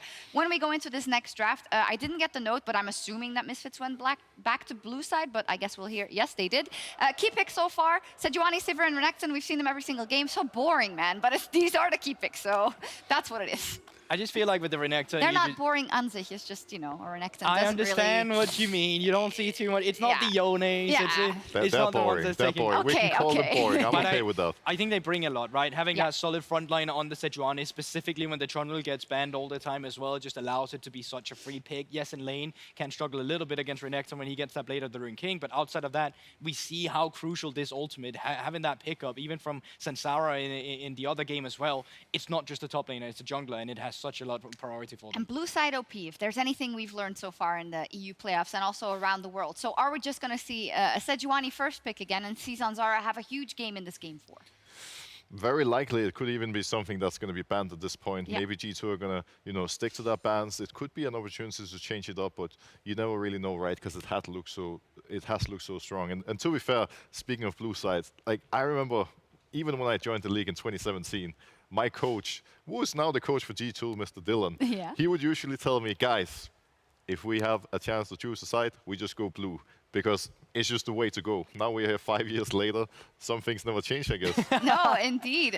For Misfits, at least, thinking they were going to go an even keel. So then, Goldberg, you had a 3-1 prediction, meaning you unfortunately have to sign Misfits' death warrant then in this one. Yeah, but if I didn't have to, okay, I would say that it's about finding a reliable mid laner that can keep up as well with the pressure when we get into these late game team fights. I still think Ari could have been one of them, Silas another one. It was Bandy in the others, but maybe securing that mid lane earlier or keeping the champion pool more broad in terms of not banning too many yourself helps them when they want to get some of these key picks like a Silas, still like the Ari if they want to move forward with it. We can see that we're not ready to go because G2 is in fact not yet on stage. Also, shout out to all the fans in the studio, especially the G2 ones have been very, very loud. I also think we've got families of both sides of the coin, from VTO and from Caps, today in attendance. So VTO will definitely want to put on a show. When it comes to kind of what hangs over their head and what lays ahead of them, G2 is a team that many people have expected to get to Malmö. They've already locked in their spot to the World Championship. The Misfits now, I think they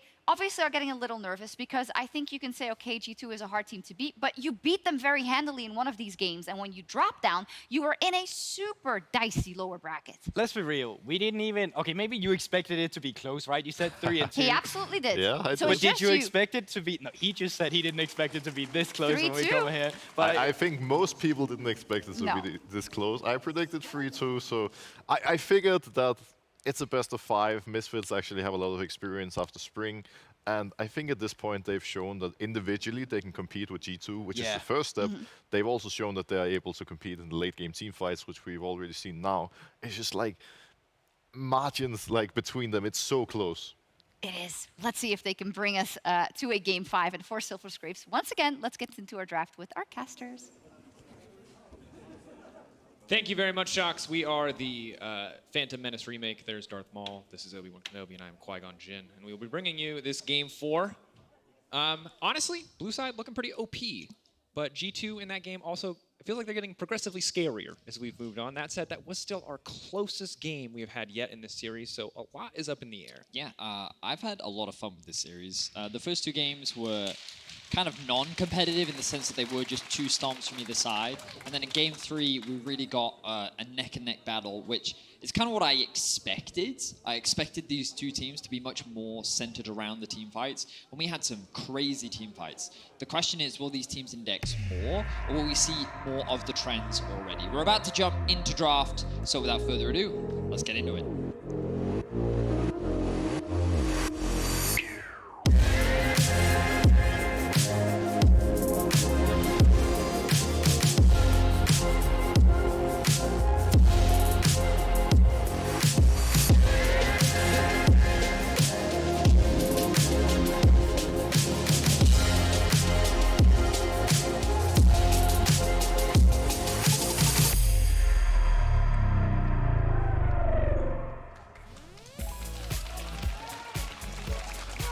Draft time. Misfits on the blue side swapped it up.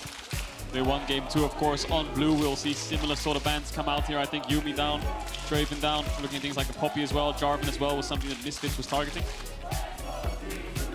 And have to see if the Sejuani first pick remains king, or queen rather, in this series. The Trundle's been banned a little bit earlier. See how G2 want to mix things up if they do it all. Misfits willing to let the Lucian through some games. Will they be willing to let it through this time around? There's the Senna ban. There was a response to the Sivir that Misfits have been playing. We expect Sejuani first pick to come in now with the similar sort of bans. Does Misfits want to go for it? Renekton, Sejuani, Sivir, the prior picks we've seen in the series. There's a Sejuani. What's G2's response? They're going to be the ones picking away the Renekton. Not going to go for the Lucian Nami. Also going to take a Lulu as well. So that opens up Lulu, Zeri, Aphelios Lulu. Opens up Sivir Lulu on 3 here. How does Misfits respond? Do they want to play something like the Lucian Nami themselves? And I like that they're picking up the Lulu because in the previous game we obviously saw it banned away from Mersa, and Mersa into the Nami matchup at least was really bullying Targamas out in the early game. So like taking that option away from them, limiting the potential power of the Lucian Nami duo. G2 could just take a page from Misfits' book here, try to shut that lane down. But it looks like Misfits have their eyes on the proverbial prize if the prize is Sivir. And after Neon's performance, you can certainly see why it might be. But what support will they pair with it? This will be, I believe, his 4th game on Sivir now. Yeah. Like, he's played Sivir every single game. Yes. And the question is, what will they pair with it? Whenever I see Lulu, I always wish teams would be more open to picking Thresh. But no one ever does. They always match the range support into range support. This would be a nice shift up, though. Okay, so we are going to get a little bit more engaged coming out from the Misfit squad. And Mumu, in the support position, is very good at locking down thanks to his large AoE ultimate and the double bandage toss that he has.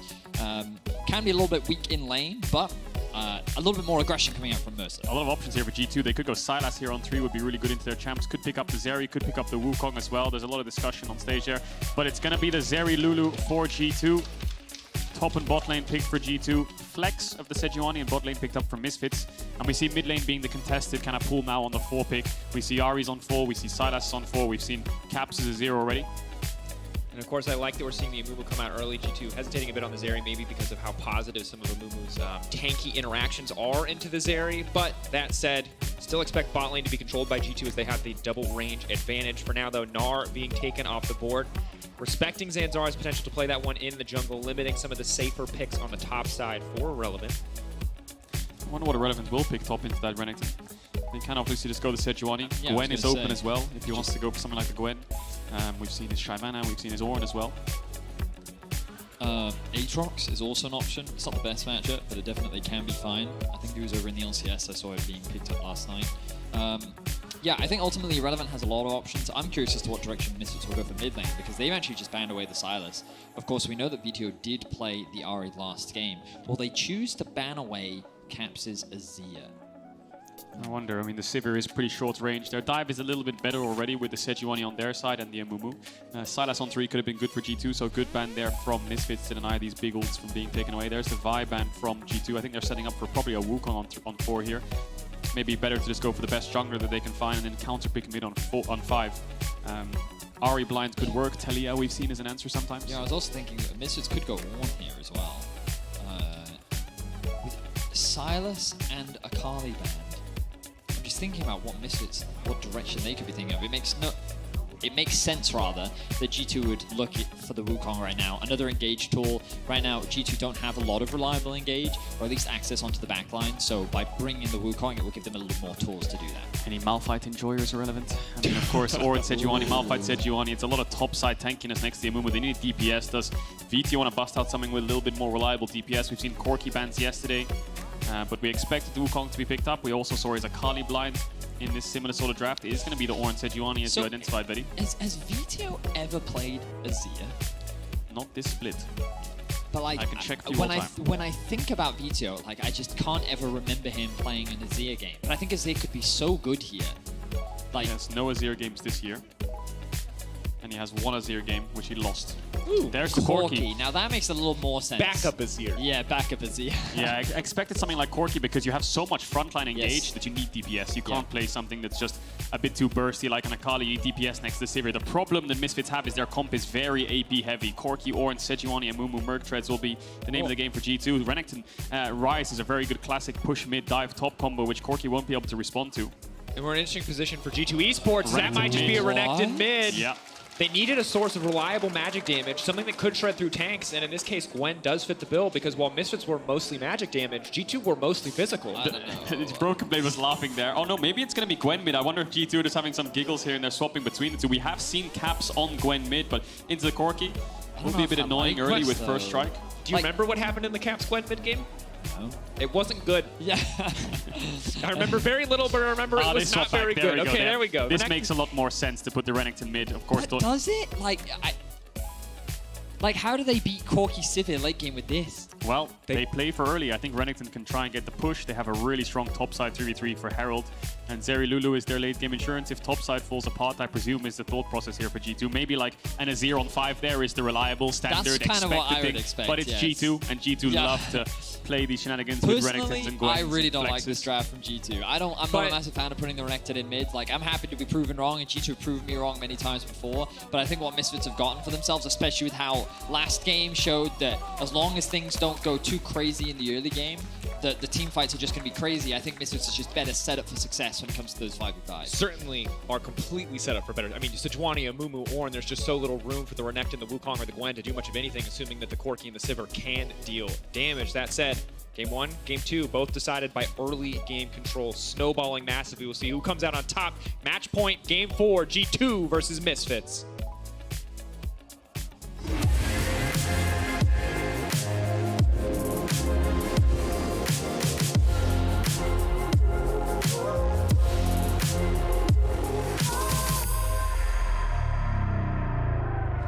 Before we go into the Rift, I have a couple questions for Dylan Falco here. The casters were debating whether Renekton in the mid lane is a good pick for G2. Give me some insights about the champion. Renekton mid is like extremely strong early game. There's a lot of like ability to dive enemy mid laner, to win 1v1, maybe even get some solo kills. So I would say it's like an early game focus pick and should allow us to maybe even get Herald or get other early game objectives. All right, nice strategy. But when you think about the game, I think most people were expecting a bloody series, which we had, but not especially such a close one. Anything that surprised you so far about the games? I think in like a couple of the games we played, we had, I think, winning bot like 2v2, 3v3 scenarios. In the games where it went well, it was good. But there was, even in last game, enemy Sivir had a lot of gold, and it just makes the game, I think, a bit harder to close out. All right, thank you for the insights. Let's see if you guys close out the series. Casters, back to you. Thank you very much, Lore and Dylan. Fantastic to have that insight. Is Vito spotting a couple of secret agents there in his own jungle, laying down a bit of information as Misfits are moving in to contest this blue buff early on. Yeah, I think the Misfits, I'll hold my breath for a second as Mercer was trying to blast cone target. Nope, 2 charges! Spider-Man and Mumu there. I think what Misfits realized is they're going to invade top side with Gwen Wukong, and we're going to lose our blue. So let's invade their bot side just in case. Target cannot go bot lane. 1, 2, 3, 4. Glacial Lordman. Good. Has to pop the heal. We are, of course, having some technical issues with the overlay. We'll try to get that resolved as quickly as possible. But nevertheless, I think Dylan Falco saying, of course, Renekton really powerful early, can get those solo kills. He's running the PTA. He's running Ignite on Renekton. He wants to get early kills. And we expected it to be around Herald, that they want to group up this top side 3v3. Winning top, pushing mid, split the map top side and just try to dive this Ornn. Looks like the idea for G2 right now. It's a question of, can Misfits respond with a play of their own? The Ornn will fall behind. Can you get the Zeri behind?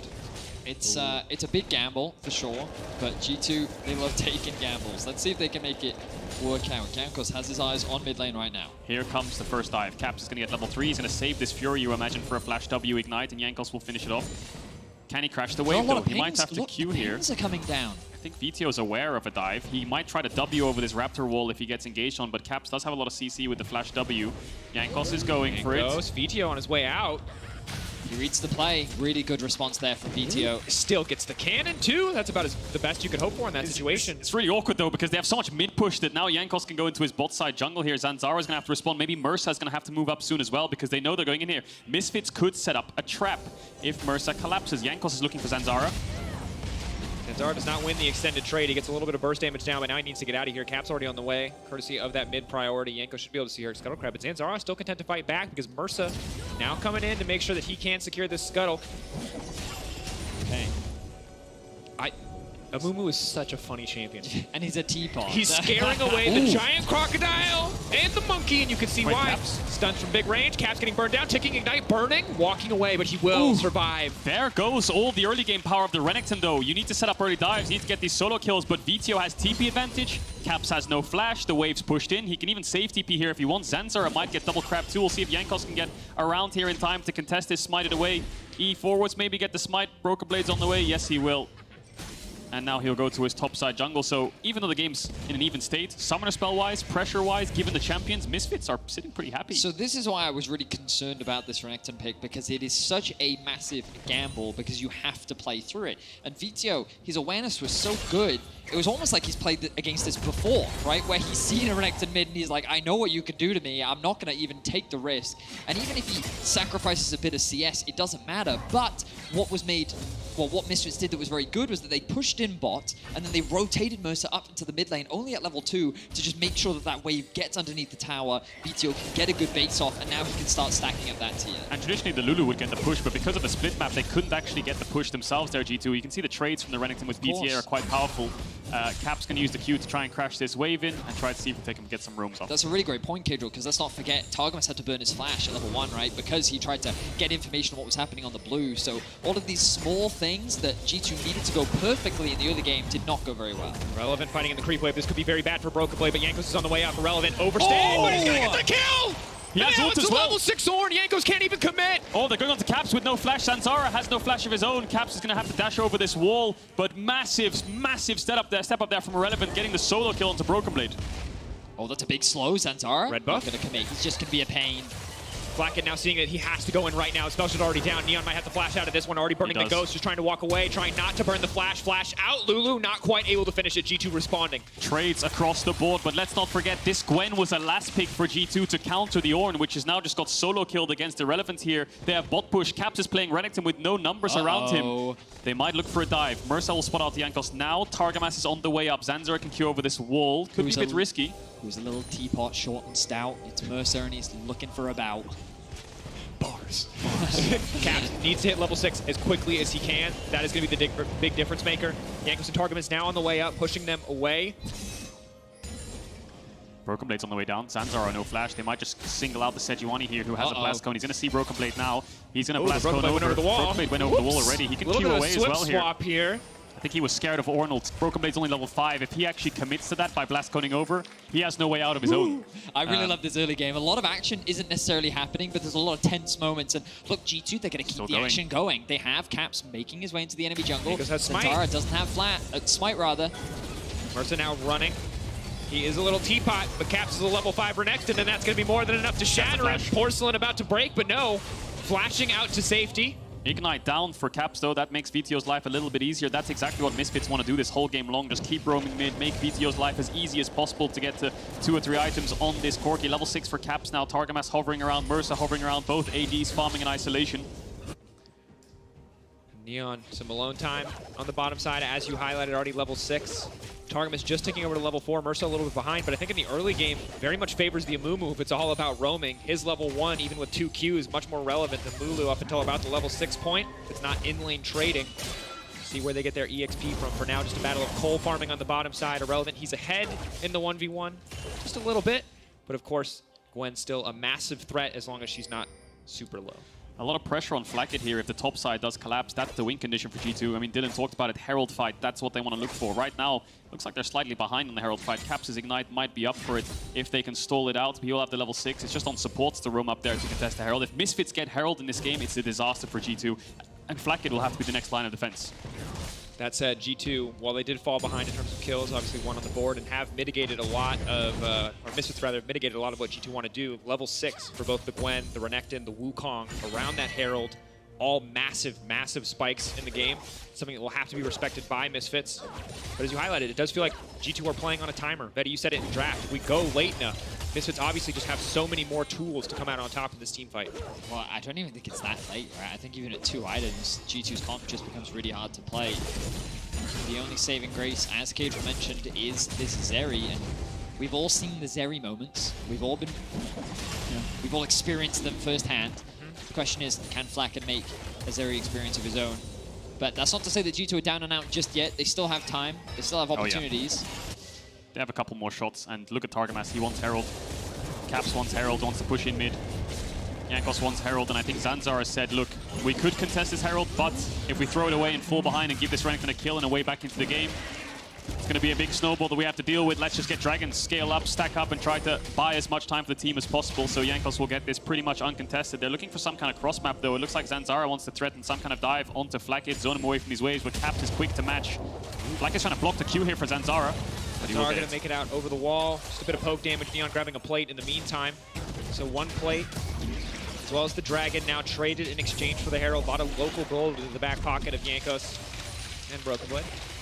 How will VTO use his package, I wonder? He won't have it for another 50 seconds, but with Dragon and Herald down, it might be worth to just invest in it and look for some kind of mid to top or mid to bot here. That's Misfits' only real window to contest this 2v2 in terms of finding their own plays in this early game. Keeping my eyes on where the junglers are right now. Jankos stealing away the Grom. You can see Zanzara securing his Croaks, going to make his way back towards the Scuttle Grab. He should be able to secure this one. Question is whether or not he believes Jankos to be pathing towards the bot side of the map. But 3 members now heading top for G2. This is the game plan. Use Caps and Jankos to help set up a dive onto Irrelevant. Then they can use the Herald, open up the tower, open up the map, start snowballing the game. Let's see if they can pull it off. Irrelevant needs to stop the wave. He needs to stop the wave from crashing. He might have to ult the wave here if he spots G2. Sees Caps now. Tries to ult, it might be too late. They've got more than enough CC to stop him. Flashing away, looking for an opportunity to knock it back, but he will not get it. Irrelevant out from under the tower as well. It's an absolute disaster. But a clean dive from G2. There's very little that Irrelevant can do to really stop that from happening. He committed his flash to try and get away from G2, but with the health bars that they have with Renekton, Wukong, and Gwen, it's an easy dive for G2 and an easy kill. That's 300 gold. They'll get another plate. That's 420 gold. The question now is, how much gold can VTO get back and Neon get back on these plates? They're going to herald this tower full. They're going to zone them away from this bot tower. They're going to get a lot of gold on that top tower themselves, but VTO's roaming down. Trying to lock up Blackett. Blackett now cleansing. Mersa waiting on the ulti. They're leaping away. Caps is here, and Caps is massive. Mersa trying to buy as much space as possible. Has the Glacial Logman to try to get something done, but Mersa just getting shredded. Neon in trouble, flashing over the wall. VTO off to the side. Caps hungry for a bit more blood, and it looks like it might just be a Zeri moment. Not a champion you can lock down. And G2 respond to the dive perfectly. Caps is in the right place at the right time, and G2 have suddenly opened up this early game. It was a big gamble to lock in this Renekton, but Caps is making it work. It's been blown wide open. Caps makes the top dive happen, doesn't even run mid, runs bot to cover this dive. VTO got 160 on that plate there, but it's just Zanzara in between towers. Thinks, oh, it's 2v3, let's dive. All of a sudden, Caps appears out of nowhere. He flashes away, but Mersa doesn't have a flash of his own, so he gets singled out as the target tries to peel for his team. VTO is a bit slow to the play, while stacking up and crashing mid waves, and it's Blackett who comes out with a couple kills. And you can see Zanzara and Neon actually a little bit indecisive there because VTO's on his way. They're saying, we have 4 members, we can make a numbers advantage. That's a really big ultimate, but because they hesitated, that means that they had no room to escape. That means that G2 get kills top, they get kills bot, they got a full tower top, and now they find themselves with a 2k gold lead. You can see the elation on the side of the G2 support staff because they know this comp needs to win early game, and it is now winning early game. 2K in the favor of G2. Team that's showing up clutch even with a bit of a crazy draft. And yes, it is still weighted in Misfits' favor if we go late enough, but we've seen in game 1 and 2 how quickly these games can end once someone starts snowballing. Look at Irrelevant. He's ran bot. He's hiding in a bot brush. Flakkid, no sums. Broken Blade might have to TP to this tower if they commit for a full dive. Irrelevant's waiting patiently in this brush next to his bot lane. There's no tower, so he has a lot of time to waste here and just try to look for an opening. I think G2 knows something's wrong here on the map, but with Blackett stepping forward, he cancels his base thinking about it. Irrelevant might have to TP to this top tier 2, or at least try to run up there. He's going to TP instead. And that'll give away the fact that he was hiding there, and Misfits will have to give up the spot push. Now the Dragon is only a minute away, and Broken Blade not only has the push, but also has TP, which means that this should guarantee G2 that next objective. And I think Misfits at this point in the game likely don't want to fight anyway, especially with VTO still stacking up his tier. So G2 kind of holding all the cards right now. If Misfits could have gotten a Drake, it would have done a really good job for them. It would have bought them more time rather to scale. Now Mersa's in danger. Mersa's going to be in trouble. I like it. Wukong walking as far forward as he can before using the Lulu Q. Try to interrupt the base. Again, Zeri. Oh, the poke. He's dead. But they've literally abandoned him. They've said there's nothing we can do. Poor little teapot. No, so very fragile. Friends? He can't even burn any cooldowns. He just knows he has to accept his fate. Meanwhile, on the top side of the map, Broken Blade being forced away. Ghost now used. But more gold into the back pocket of G2 and crucially into the back pocket of Flakkid. 3-0-1, the scoreline, 300 gold shutdown waiting there on his head if Misfits can find it. Yeah, they're going to get a full bot tower there, and it looks like Neon's just ran straight top after Mersa was getting dove, try to get some plates of his own on this top tier 1. Broken Blade could try to TP up, but he has to be very careful of Misfits threatening a dive with Zanzara and Irrelevant in the vicinity. Maybe they can get a plate or two, but it looks like Neon's just running down towards the bot side of the map. He's looking for maybe a Dragon contest here. Plates are falling off in 10. They can't get a lot of gold off that tower. They can't get the full thing. And with G2 being down in tempo bot side, maybe they just want to push in mid here and set up for a 5v5. This is the thing about G2. They're playing ahead. They play so well together.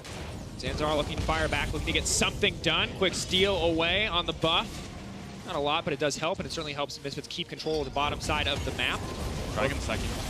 Oh, hang on. I'm surprised that they're actually able to get this one uncontested. I guess after securing the tower, because it took them so long before they could actually kill Mersa.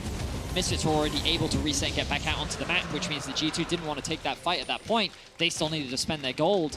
And this will give Misfits 2 dragons, which is definitely the best position for them to be in because it will buy them more time. Yeah, definitely. And Vito had the package too, so they were a bit scared of taking that 5v5 straight up. Broken Blade wants to push out top, look for this top tier 2, but didn't have a wave in time to contest while the Dragon was being taken, so it looks like Irrelevance will be there in time to catch that wave. Vito scaling up right now, 154 CS. Caps gonna threaten him to use the package. Down in gold still Misfits, but of course we've talked about scaling. G2 need to slowly push this lead a little bit further. Targamas Jankos collapsing on the bottom side, looking to shut down VTO. The other big scaling factor alongside the Sivir, but complete vision control on the bottom side of the map. Caps can just relentlessly pressure here if the team is there to support. And indeed, no dive for them. Just gonna crash that wave, allow Caps to go to base and pick up that Blade of the Ruined King. Back into this kind of 1-3-1 setup we've seen before, and Zanzara starting the Herald. I don't think he can do that. He's just trying to fake G2 here into walking into River, make sure that they know where he is. A little bit of pressure on them to push out these waves quickly. Caps actually cancelled his base, so now they want to look for some kind of mid dive. It looks like Jankos and Caps off to the side. VTO will move his way towards mid now. Leon has to be careful here, trying to delete the wave just to make sure that no dive can come through. G2 taking this opportunity to set up on the Herald. And this game obviously just feeling so incredibly tense. G2 at match point, doing an aggressive draft, and it looked a little bit sketchy at first, but now it's been working out for them so incredibly well. 3-0-1 for Black and 1-0-2 for Caps. The plays around the bottom side, netting them such massive advantages. The second Herald now to their names as well. Yeah, and let's not forget, if G2 win this game, Mad Lions will lock Worlds. Misfits looking to take us to game 5. VTO will push out bot again. And they don't really want to take any fights here, Misfits. They really want to scale and try to get as many items as possible before they run into this death ball of G2 with the 3 melee champs on the top side. And as a reminder, Misfits are playing for a spot at the World Championship. G2 have already secured it. They will, with a win here, they will be able to lock a spot in Malmö. Misfits will move down to the lower bracket. And then with a G2 win, that will also secure Mad at Worlds. Yep. And then the winner of Fnatic versus XL will go up against Misfits. So a lot on the line for a lot of teams. At the end of the series, we will know 3 of our 4 Worlds representatives, with the 4th to be decided next week in the lower bracket. A lot of pressure, as you highlighted. Kato, you said at the start of the cast, Misfits, they've been 1 game away before. Right now, they are 2 games away from a spot at Worlds.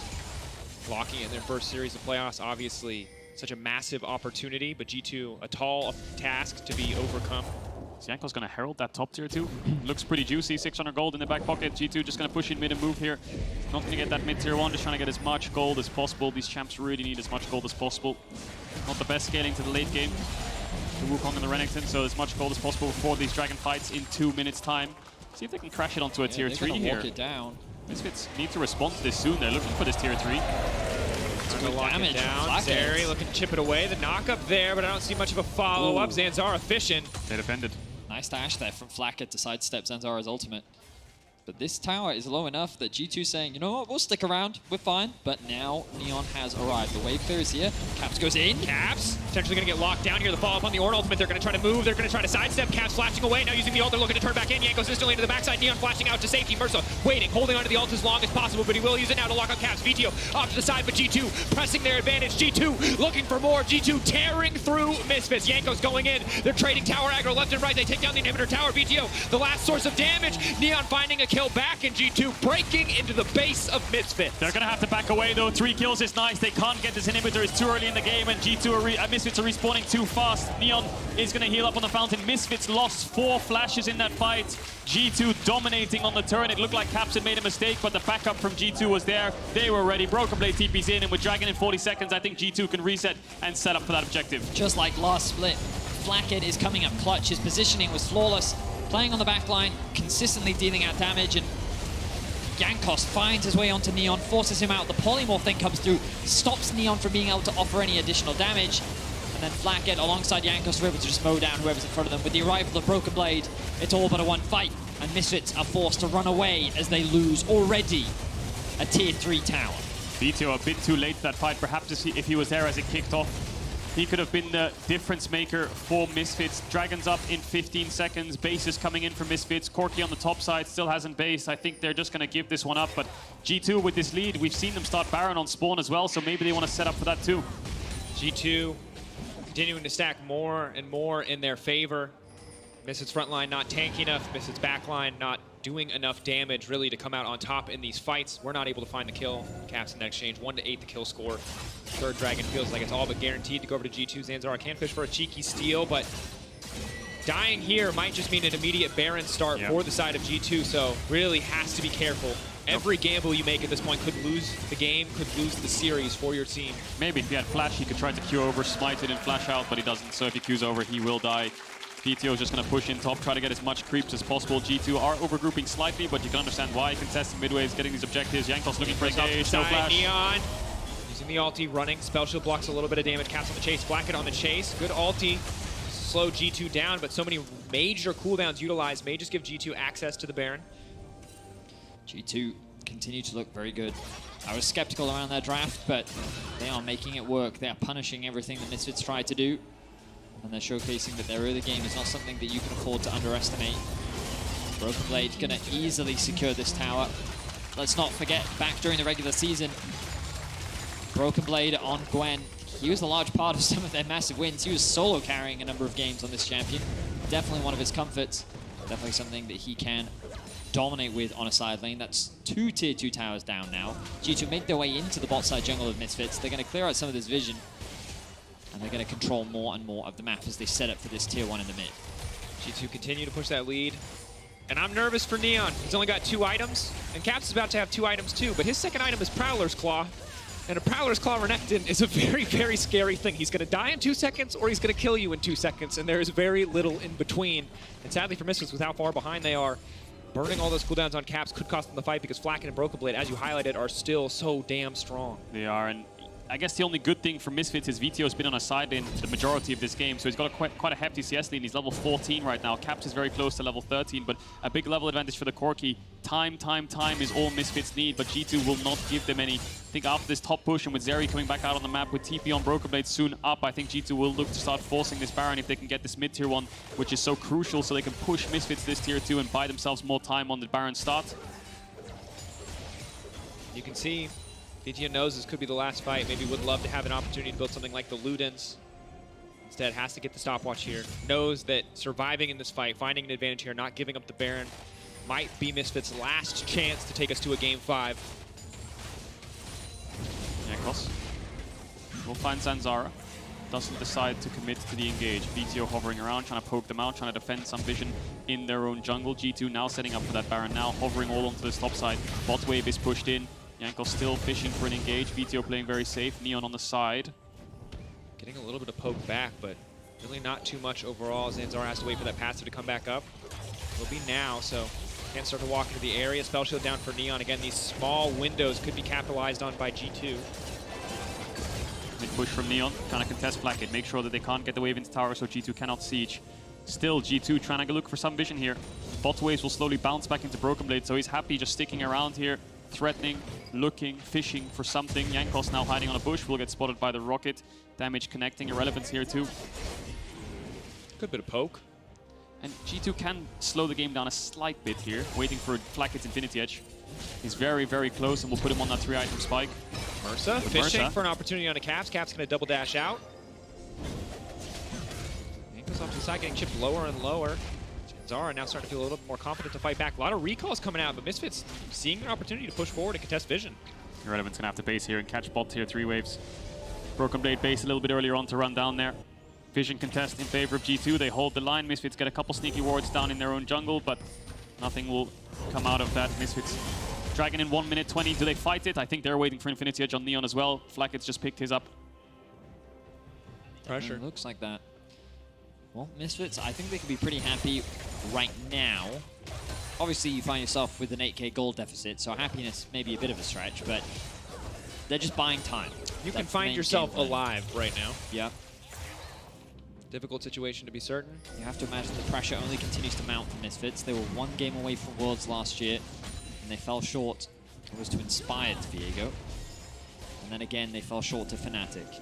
Now they have an opportunity to bring themselves to a match point against G2, a game 5. Something that very few teams have been able to do domestically. Fnatic last night, the only team this year to take a best of 5 off of G2, and domestically, that is. And I think one team fight will decide the game. Either G2 just wash Misfits away and get a Baron, and that's basically it. Misfits have no time left, or Misfits find a miraculous fight, get the Baron, make a huge comeback, even up the gold, and then the scaling carries them through. Jankos looking for Neon's flash there, gets the on the hunt out of the Sivir. VTO still 2 levels up on caps. You can see him constantly moving towards mid to try and help his team to make sure he's there and ready for the engage, but VTO slowly getting further and further ahead, building towards something like a Guardian Angel. Jankos again fishing for an engage, pushing Zanzara out of his own jungle. He's poking left and right, using the ult. VTO off to the side. He needs to turn here onto Caps. Power's Claw already used. Caps getting chunked so incredibly low. TPing out now. Flacking to try to do as much damage as he can, but he's just fishing. They're looking for an opportunity. No! Just barely escaping. And in the meantime, the Dragon has now already been started by Misfits. A brief moment of chaos maybe going to be enough, but Neon now caught out by Broken Blade. The rest of the team on the way. Mercer ready to step forward at a moment's notice. The Mist already used now. Moving out to safety. The Ornal from downtown. Maybe, just maybe they can take down Broken Blade, but that is going to be so difficult. The Gwen, incredibly powerful. Maybe. No, Broken Blade buying so much time. It is G2 on the Baron, as you highlighted, Cadril, the ones who can find the advantage. It's a split map, it's a split fight, it's absolute chaos. VTO moving in, moving back onto the map. Jankos now looking for the fight, looking for a bit more, and there's the package! But VTO caught out, locked up mid-air! VTO gonna get taken down, there's just no way. There's nothing he can do, he's got the W up, he tries to leap out to safety, but G2 just dissecting Misfits. It's absolute chaos, but chaos is where G2 thrive. It's exactly that. Dracos, G2 just dominate Misfits all across the map. Caps looked like he was going to lose his life, but really he was just buying time. Broken Blade in a 1v3 on the bot side of the map. Able to walk away with what was a small victory, results in a massive Baron for G2 and likely the series. It was split decisions from Misfits. VTO TP's out, Neon starts Dragon, Zanzara's contesting Baron, Mercer and Irrelevant trying to peel to help this Dragon go down. Broken Blade was the hero of that play for G2, pulling so many members down to his bot side so they could force this Baron and pick it up. They're going to get the Dragon too. Broken Blade really close to that Rabadon's death cap too. And with VTO investing in a Guardian Angel third item and then losing it straight away, that stings so much in the scaling department. We'll see that again because I think Caps' W gets cancelled by VTO's package W into the brush. No, he actually doesn't connect it. He still has it up. So TP comes out. Goes towards mid tier 2, and he's healthy enough to take another fight, but it's Neon who starts Dragon, interesting enough. Broken Blade almost solo kills him. Nice movement from Neon to dodge the R2, but then he has to flash away nevertheless because he auto-attack clicks a blue orb.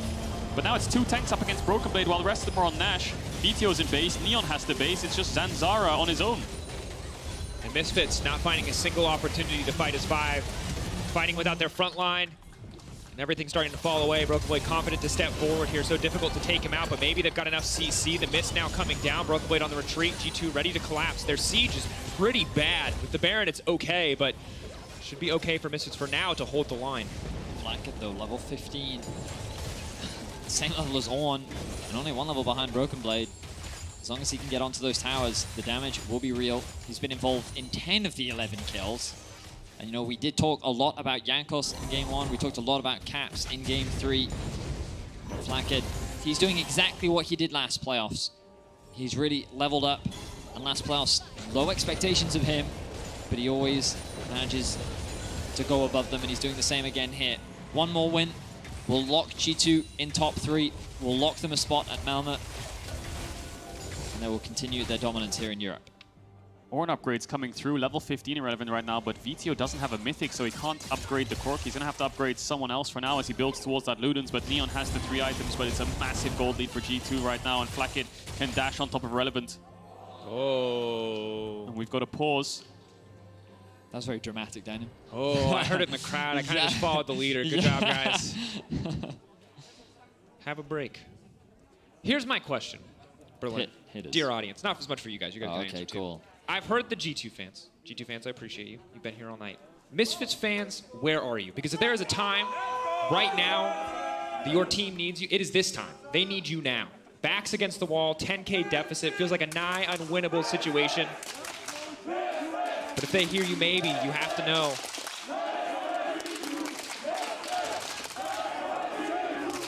That's what G2 fans do. That's the thing. We're getting back in the game. It's a peripheral issue. Misfits fans, I hear you. I hope they can hear you too, because the G2 fans, they want to take everything from you. Even your crowd cheers, they will steal and turn into an opportunity to support their team further. We'll see if the G2 team can do the same, continuing to extend their lead, continuing to push forward. as it is Misfits again, backs against the wall. Elimination game in the series, but not elimination series, as they will get a chance next week. They will face the winner of Fnatic versus Vitality next week if they fall here. Excel. Yes, sorry, Excel. Wow. Well, you can see how surprised I was by that result. Anyway, Blackett pushing forward, and I think this might just be it. G2 are too strong. Yeah, their siege isn't great, but if they play on this many lanes, it's just easy for them to start to break down these towers. Mursa, the little teapot that could, just trying to find an engage, trying to find an opportunity. They're throwing everything they have at G2, but it's scattered. It's chaos. Oh no, Misfits, they needed coordination. They needed team play. VGO with the rockets maybe can do enough to slow this down, but all of the ultis going wide is not what Misfits needed. 3 inhibitors down. G2 will own the map all game long. The super creeps will start to pour in, and G2 can just sit and wait, and Misfits will have to make some kind of miraculous engage if they want to hold on, if that. So G2 will just back away, wait for those creeps, match them, lock Misfits in their base, and close this one out. Hey, K-Drop, you were around when Reckless was a pro player, right? Yeah. Have you ever heard of the severe 500 CS win condition? Oh, Vedi, you're coping too hard. What do you want from me, man? What do you want from me? He's got 3 inhibitors down, okay? If Reckless can do it, why can't Neon do it, huh? You know what I mean? I gotta sell him what I can, you know? Yeah, you sold me for a second. Until I realized how big this gold lead is and how strong G2 are. I mean, they just have to shepherd the waves in. We'll see them just run straight That's mid. an infinity edge on Sivir. You know what I mean? It was there before. It was before. I mean, okay. Also, There's a BF sword VTO as well, is now eh? buying Lightning Jewel, so he will not have a Mythic probably ever in this game. No. Difficult situation to be sure. He's still hitting like a truck, though. Still a scary boy, but like 3 trucks, but yeah. He needs to hit like 3. No, he needs to hit like 3. He's currently 1 truck. He needs 3 trucks worth of damage. Here comes. There are 3 trucks flying at him right now. One of them's called Flackhead, another one's Broken Blade. Yep. Caps right behind him. There's the waves. Here's G2. Misfits on their best wave. That's a lot of wave clear, I'm just saying. Yeah, they need to wait for both waves here, G2, so the 3 can crash at similar sort of times. Because, of course, Sivir and Corki have good wave clear, but G2... I mean, the waves are getting blown up, aren't they, Misfits? My name is Sivir. Surely these waves will be able to crash so that G2 can look for a dive. I mean, they're coming in 1 by 1. Jankos fishing for it, sees an opportunity, hits both the carries, and immediately they get into the back line.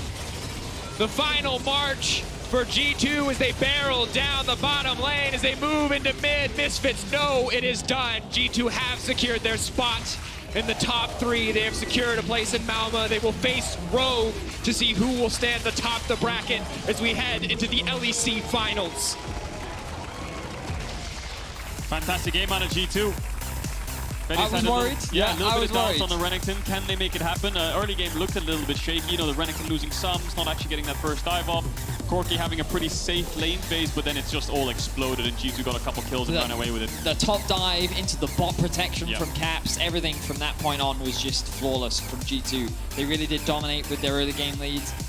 And they're looking like a force as they will be going up against Rogue in that best of 5 next week. Misfits definitely showcased a lot. I think that Neon in particular really stood out today. He's obviously had a great split. But when they go up in their next matchup next week, this is definitely going to be a team that you have to keep your eyes on. Certainly will. And of course, they'll be fighting for the final world spot alongside the victor of Fnatic versus XL. 3 teams now locked for the LEC at the 2022 World Championship. Seeding yet to be decided, but it will be G2, Rogue, and Mad representing us in North America. 1 spot left. But an incredible series from G2. 1-2 back and forth. Game 3, G2 weathering the storm, even when Misfits had some of those advantage fighting back. In Game 4, again, the G2 show felt like outside of those first early game moments where VTO was able to survive, it was G2 from start to finish. And I've got to say, like, yeah, a lot of the conversation for us was between Jankos and Caps, but Flackhead had such an incredible series really throughout. Yeah. It was only his Lucian game where he kind of got shut down, but aside from that, a really strong performance. And I look forward to seeing what he can do throughout the rest of the playoffs. He really did step up last split. He's already doing the same thing again. And G2 is definitely looking like a strong team and already strong contenders for the title. Yep, and you just look at the 80 carries that we are sending to Worlds now. Comp, Unforgiven, Flackhead, an entirely new generation of 80 carry talent. No Perks, no Reckless, none of the other big names from years past. You highlighted in the cast. I think it's just an exciting time to see what the LEC will be able to do internationally. Of course, getting ahead of myself a bit as we still have so much more domestically to resolve, but an exciting thought nonetheless. Yeah, and Misfits putting up a bit of a performance I think not very many people expected. So they're going into the lower bracket. Maybe they can pull off that best of 5 win, their second chance to make it to Worlds. Fnatic XL will see them tomorrow, see who their competitor will be up against Misfits. Elimination Series, a big pressure. Pressure on you now, though, audience. Key Player of the Series at LEC on Twitter. Who are you going to vote for? Jankos, Caps, Targamas? What are your options? Well, it's probably Caps, isn't it? I think it might be. I think it might be. I think that's a safe bet. Yeah, Caps is a pretty safe bet. I'm not gonna lie, gentlemen.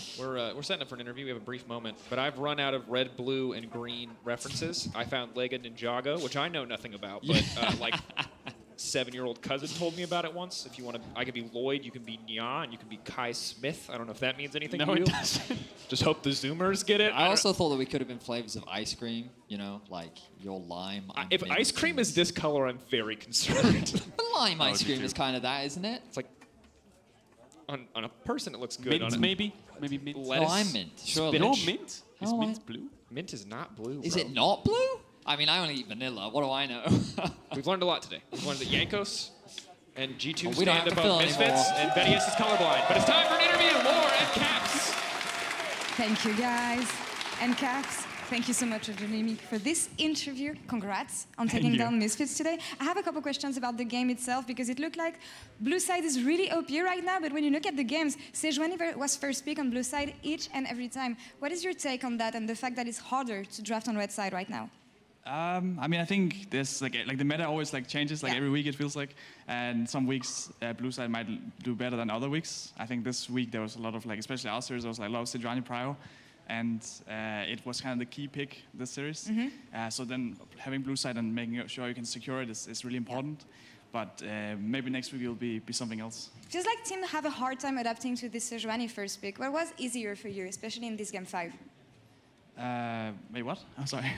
It's okay. Yeah, it feels like you had the answer to this Sejuani first pick, especially in game 5. So tell me how you tackled this one. I mean, we kind of knew the Sejuani was coming, right? At least if they were going for the same draft, which makes sense since they won the last red side draft. And then we had a bunch of ideas of what we want to do, and we just decided we're going with this one, the Renekton flex. That felt like it was something that would give us a lot of help, I guess, in the game.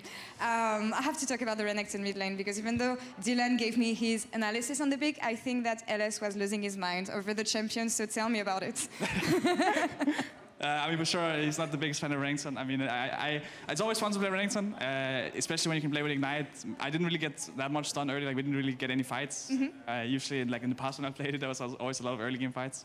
This time around, it wasn't really the case, or at least we didn't win them when it happened, so it was a bit sad in that way, but luckily we had a lot of hyper carries and a really strong team, so we just won out in the end anyway. Teamwork in the end. But about you had a fantastic series, and there's something about Caps in playoffs.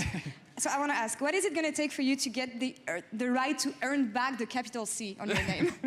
That's a good question. I mean, I think the first step was winning the spring split, and we made it. We unfortunately didn't have the best performance at MSI, but I think now we are bouncing back. We've had ups and downs in summer split, and I think now we are starting to do a lot better the last few weeks. And as long as we win summer, go into Worlds, have a really strong performance, I think that's just the performance I want from me. That's what we need. But you had the lower bracket buff in spring. Now that you're in the upper brackets, looking at the finals, you'll be playing in Malmö. Do you feel stronger now than you were in spring with G2 and yourself also?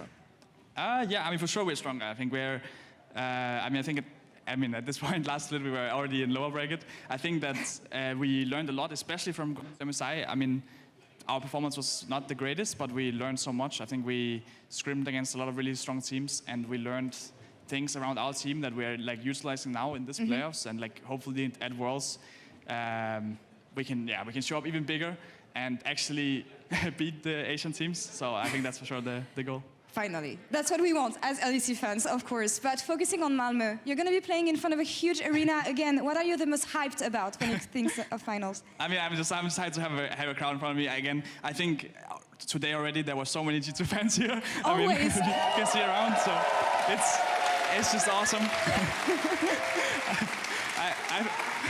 I almost feel bad for Misfits. I feel bad for who we face in Malmö because having the crowd's favor it just is awesome and it helps us so much in this series. So thank you guys so much, and I hope to see some of you in Malmö. It has been a bit one-sided in the studio for the past few weeks, but it's favoring you guys, so props to that. Caps, thank you so much for the interview. Congrats on advancing to the next stage. And we're gonna take a short break now, and we'll be back in a couple minutes for post-game lobby with Flackhead and Targu. Stay tuned. See you next week.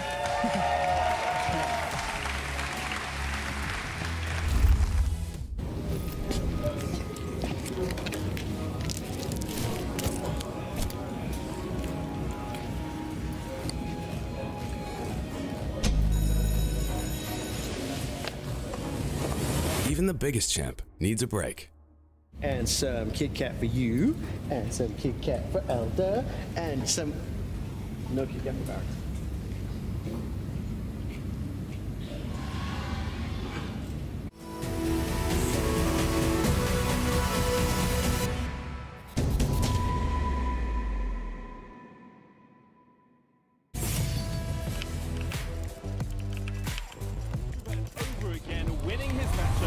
Control of this lane. Incredibly impressive stuff. Really inspirational. And here we go. He's looking for something. What a move! This man is on fire! That's the kind of play which makes me want to be on stage. Hold on.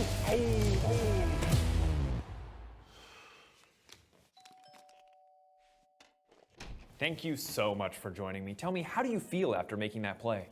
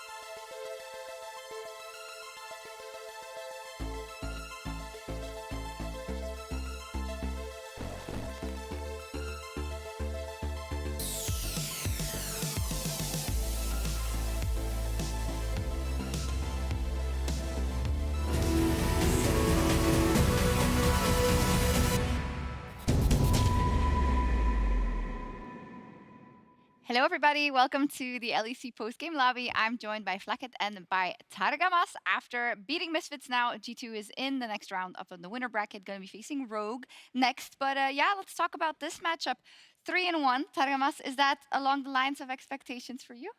Yeah, I mean, I think we kind of expected to win the series against Misfits. Like, of course, they are a good team, and the match was like really important for them because it was like a world qualification. So we knew that they were going to be really hungry to win, but at the same time, we knew they have like so much limits when it comes to drafting and when it comes to gameplay. So we were confident. I think we expected 3-0, but we lost one game. Yeah, I mean, same. Like I was talking to Targa that yeah, like it was like expected for us to win, but I still think that Misfits played like really well. I mean, I think, of course, like it was expected to win, and we, of course, expected to win, and we expected like 3-0. Game 2 happened, but yeah, overall, I think they played well, but I think we just played better. When it comes to the limits you say in drafting, what is that exactly, or what do you identify as the biggest limits? I think like they came in the series with like Draven ban locked every game, and then game 1 they banned Lucian, which they changed to Senna ban after the game 1, right? So then it's already like 2 bot lane bans, which are like, I mean, Senna people don't really play. I think it's only us. But when you start to ban like Draven, Lucian, I don't think they've ever played Kalista either. It like makes everything harder for the bot lane. And yeah, it showed, right? They were just picking Sivir really high every game, and I think Sivir is good champ, and we had a lot of troubles closing out the game 3. But yeah, it's not optimal, I think. Okay, not giving them maybe enough room to pick different things. We were just talking about the amount of souls you got in game 1 as even Flacket was surprised. Yeah, I don't know. Like even I was surprised when I pressed at some point during the game. I pinged my soul and I was like 160 at 25 minutes or something like that. I don't know. It really felt like solo queue game. Like usually when I play Senna in competitive, I don't get that many souls, but this game I was just like staying on the map so much without basing, and I was just doing every camps with Jankos, and then I was laning mid with caps and then going top to collect the souls, and at some point I just had so many souls. Yeah, impressive, right, from your support? Yeah, I mean, I think my Senna is still better, but he didn't play. Okay. He didn't play that Senna. I had to play Yasuo, but yeah, actually, at the beginning, he really wanted to play Yasuo. Oh. And I thought he was miming, but he was actually like being serious. I was like, there's no way I'm letting a support playing, like, okay, Senna might be fine, but there's no way I let a support main play Yasuo. Like, there's no way. There's no way. In other regions, they play Yasuo, the support is playing Yasuo. Yeah. It's fine. Maybe I will earn that trust at some point, I hope. Maybe. I think we have to make like a sub-ranking of all the people who play all the different champions, like the Yasuo ranking, the Senna ranking, the Sejuani ranking, the whatever. Maybe Flacket would just be the best all the time. Maybe. No, maybe. I don't think so. I mean, Sejuani ranking for sure. Sejuani. I mean, no. What do you mean, like Sejuani? Okay, no, shut up. You're Sejuani. He's like, okay, it's fine. Like Sejuani is decent, but Jankos is just like really good on Sejuani. Yeah, that's true. Let's put it that way. I mean, Zanzara was also pretty good in game 2. Yeah, actually, yeah. That's true. In the Lucianary game. Yeah, let's talk about that. A bit scary. I mean, I don't want to talk specifically about that, but it is cool that you guys, you play like a Senna Yasuo, then you go for Lucian Nami, then you popped off on the Kalista as well. You had the Lulu. In terms of kind of the teams that are still in playoffs, and in terms of what you guys are willing to pick and the styles that you're willing to go for, do you think you're the team or the bot lane that has the most in your kind of arsenal? I think we always tried, like it's something since the beginning of the year that we always try to be as flexible as possible for the team. Like we were really good at playing weak sides at some point in spring splits, but then we went to MSI and some stuff were happening. So then we kind of had to learn how to play stuff like the Kalista, stuff like the Draven in the summer. And I feel like right now we're really confident on almost every draw. I think right now the meta on bot is a lot of combos, like Lucian Nami, Kalista with Renata or some engaged support. The Senna lanes, like it's just and the Lulu lanes, of course, like it's just only combos. I don't think there's really room for some other stuff.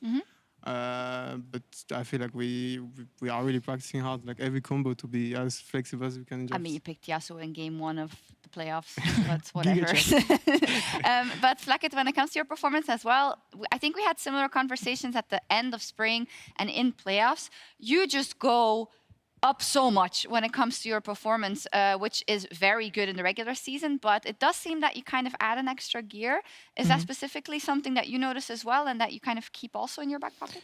I mean, it is true that I mean, of course, we want to win as many games as we can in regular season, but as well, like thanks to our staff, like not only coaches but as well managers like Romain and Braf, they really help us to like we want to play really good in regular season, but when we want to spike is in when it matters, right? Yeah. And I think like we tried the same for MSI, but there were some issues with MSI. The spike can only go for so long, you know. Yeah, but like. I mean, for sure, we always try to stay in the best conditions when it matters the most. Like, I mean, for example, me, you could say like last week I played like 130 solo queues in a week, and you know we try to keep our routine and our lifestyle like the healthiest as possible. So, I mean, I'm thinking about your Twitter. And I think about healthy lifestyle. Okay, yeah. Okay, at least the body, the body we try to keep it healthy. The mind is something that is like harder to keep healthy. Yeah. But yeah, I think we like us and coaching staff and like managers, we do really good like work, so we can like spike in when it matter in the games that mattered most, and as well, it's just. I really like playing best of 5 or best of 3. It just gives you like more confidence and more like safety, and you can try a lot of stuff. Like best of 1, I feel like if you know you can get cheese or you can aint something, and then game looks really rough. But yeah, for sure, when it matters, we perform better. Yeah, we love best of 5s. Also, Targamas, the games started. You had to be here at 4, I think. Now, last time Flacket was here, he said that you get up at 4. So I'm wondering how that works.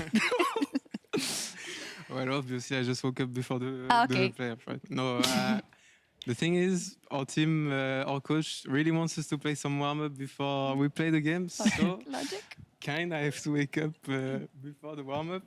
But I think it's not fair because I'm not the only one doing that. Actually, true. Last Okay, time true. on TGL, I got mega... I don't even know how to say it. Mega snitched by exposed. Let's say it's exposed. Even though some other players in the team are really abusing late night schedule as well. Okay, actually, I'm gonna be honest. Today, Darga woke me up. He did wake on me. No, and not only today. The whole week. Yeah. Okay. It wasn't my best week. Okay. But it's true that yeah, like it's not only Darga. The one that like usually it used to be Targa, and then people joined him. It is interesting that now it's his fault. no, people joined him. I mean, I'm not saying it's his fault, but people joined him. Okay, people joined him. People joined him. I like it.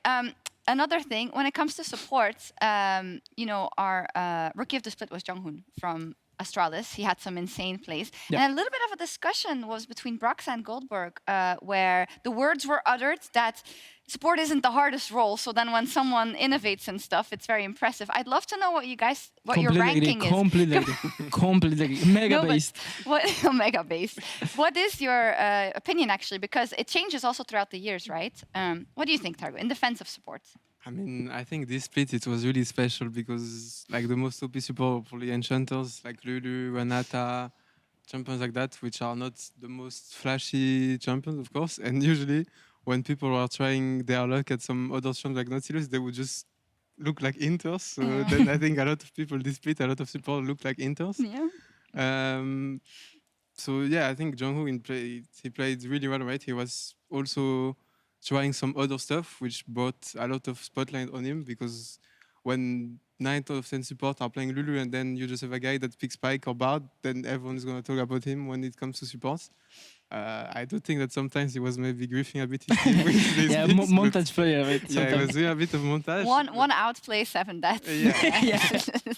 So, yeah, I'm not sure. Yeah. But I don't know, for support, I think it's people can say it's easier to play, right? I also think in the team we have kind of this meme of like the food chain. The food chain, yeah. The food chain and support usually at the bottom of the food chain. So you need to be careful about not dying, especially when you play those champs like Lulu. You can see a difference when there's a Lulu that just keeps getting caught, and then when there's a Lulu that's your death, and that's just always reliable. So you have to look at different things. And what's the easiest? What's also in the bottom of the food chain then? I mean, usually it's bot lane. Yeah, Bot lane, the whole it bot goes lane. legit like top jungle, mid, AD What? support. Yeah.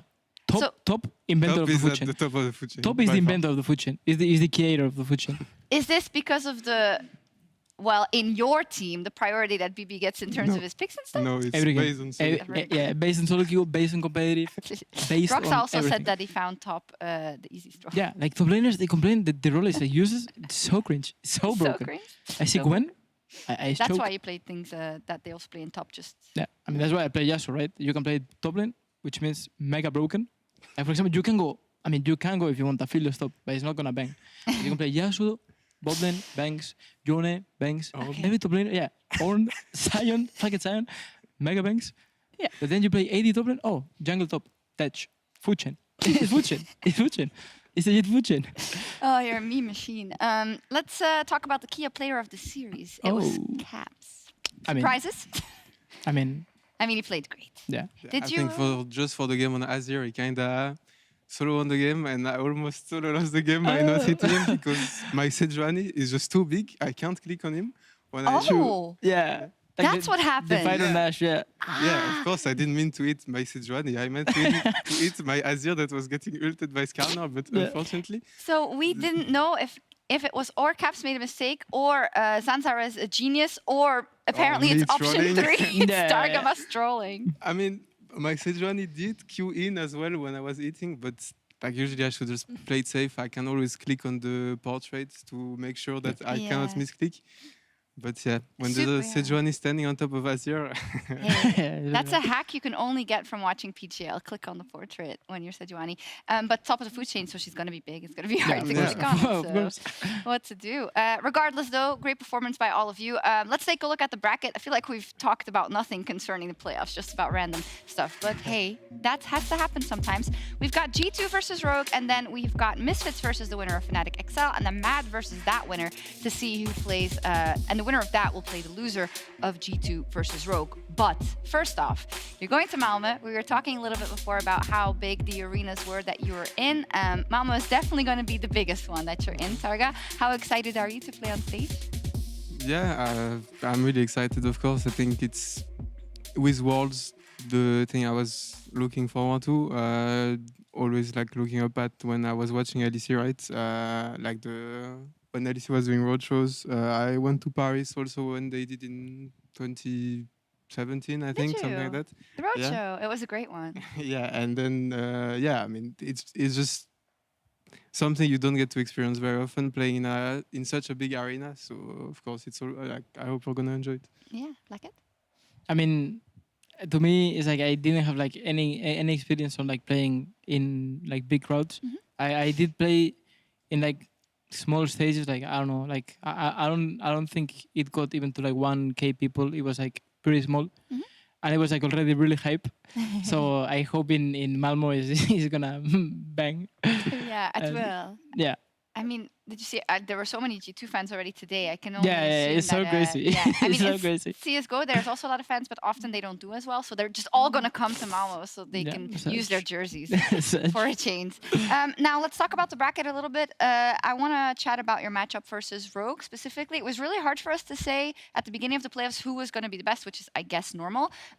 Where do you think you stand in comparison to Rogue, Flacket, and how do you think that match is going to go? I mean, they did play pretty well against Mad Lions. I didn't watch like entirely the games because, of course, we That's were why you screaming. say that. We were screaming. Yeah. But I mean, for sure, I did see they kind of reverse swept. I mean, it wasn't like from 2-0, but it was 2-1, I think. But yeah, I think Rogue is playing fine as well, and I think the most hype matchup is gonna be probably in bot lane because I think they. I think if Comp is having a good game, it's like really easy for them to win and stuff.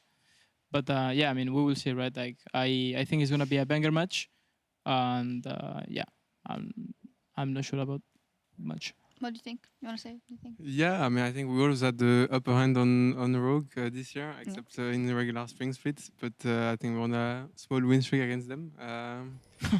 I feel like our top side is always going to be like way better, and then on bot, it's always really interesting to play against them because I think they are the bot lane in EU that plays the most stuff apart from us. Yeah. Like I think right now, if you look at the meta, they are able to play like every combos, and also they have like the pocket pick Caitlyn, right? Yeah. And we have the Senna pocket pick, so it's like kinda even when it comes to champion pool, and then I think we just have to see which bot lane shows up on the day. Yeah, cool. I'm really looking forward to that. You're right, Comp and Trim, you were on fire also a lot yesterday. But then we have the lower bracket. Yesterday I was talking to Rogue and they said that they think, must be from Scrimson, that Excel might make a little miracle run there. Oh no, Placket is laughing. You don't agree? Yeah, I mean, I'm not sure if we can say it though. I think we can. No, it's fine. Yeah, it doesn't matter. I mean, yesterday. So you were scrimming for Excel? Yeah, yesterday we scrimmed Excel, and let's say they looked kind of strong. Strong? Yeah, pretty strong. Really strong. So you got stomped? Pretty strong. You got stomped? I mean, that's the world of the street, there's like a different point of view, right? Like you can say we got stomped, you can say we learned a lot. And we learned like so much. Like we learned so much from them. Between MSI and the scrims versus Excel. I mean, honestly, their meta read is that good that they made us win today. Like, we can say. Yeah, actually, yeah. Ah. Thanks, Axel. Like, yeah, like legit. Thank I you, can't Axel. tell if you're trolling or not. So does that mean that tomorrow they might beat Fnatic then? Yeah, for sure. I mean, I think they're gonna beat Fnatic. Yeah. Yeah. Yeah. Okay, interesting. Yeah. Well, I'm not gonna ask anything I think more. Fnatic is gonna learn a lot tomorrow. Okay, I see. Yeah. You know what? Out. That's enough. That's fine. We'll see you tomorrow. Everyone for tomorrow. That is an elimination game. It is no longer, you can go to the lower bracket if you don't make it. Fnatic or Excel will be out. Thank you guys so much. This was a very entertaining PGL. As always, let me take a selfie. Placket, you have like, I don't know, what do you call it? A subscription to PGL. You're here all the time. Yeah, actually, yeah. But it's nice mega though. banks. I'm chilling in the sofa. It's really fun. It's really fun. You guys want to get up or? Yeah. Here we go. Nice. Awesome. Thank you, guys. That was all from us here tonight. We do have 100 Thieves versus Team Liquid, a huge matchup in the LCS. It is a little bit later, but we'll see you tomorrow for Fnatic versus Excel. Let's go. Bye. Thanks. Welcome, everyone, to day 2 of the LEC Summer Playoffs live from Berlin, Germany. G2 and Misfits are going to fight for a guaranteed spot at the finals weekend in Malmö and a battle against Rogue next weekend. When you come into the best of 5s, teams are often very different. And the question is, will Misfits be able to go toe-to-toe with G2, who are largely considered the favorites? We are about to jump into this best of 5, our second of the weekend. Locked down on the mid laner, taken out. No Zanyas for VTO. Cap's now on the hunt. This man unstoppable, about to be legendary. Another kill coming down. Flacket will not go down so quickly. Irrelevant does not have the damage to finish the fight. 12-0-12 on the Ahri. Caps here in game 1 of playoffs. Misfits need to rally coming into game 2. They still need to show us more in this second game. Waiting, going over the wall, and Sleep is going to try to blow them up. Irrelevant does so much damage. Look at the combo. Oh, they've locked up VTO, but everyone else might fall. Broken Blade still a solid ultimate. VTO buying a bit more time by going golden, now leaping backwards. G2 getting routed around the pit. Mercer chasing forward. Irrelevant, just about unstoppable. The snare landing. Oh, the chem tech. Misfit come back and clap G2 after such a disastrous game 1. 1-on-1 right now. Let's see what happens in game 3 between G2 and Misfits.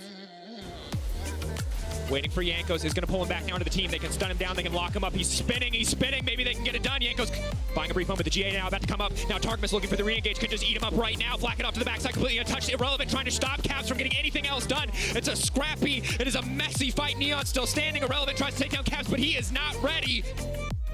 G2, a nail-biting finish, but they will find the win. Match point, game 4, G2 versus Misfits. Caps potentially going to get locked down here. The follow-up on the Ornn ultimate. They're going to try to move. They're going to try to sidestep. Caps flashing away. Now using the ult. They're looking to turn back in. Jankos instantly into the backside. Neon flashing out to safety. Mercer waiting, holding onto the ult as long as possible, but he will use it now to lock up Caps. VTO off to the side, but G2 pressing their advantage. G2 looking for more. G2 tearing through Misfits. G2 have secured their spot in the top 3. They have secured a place in Malmö. They will face Rogue to see who will stand atop the bracket as we head into the LEC finals.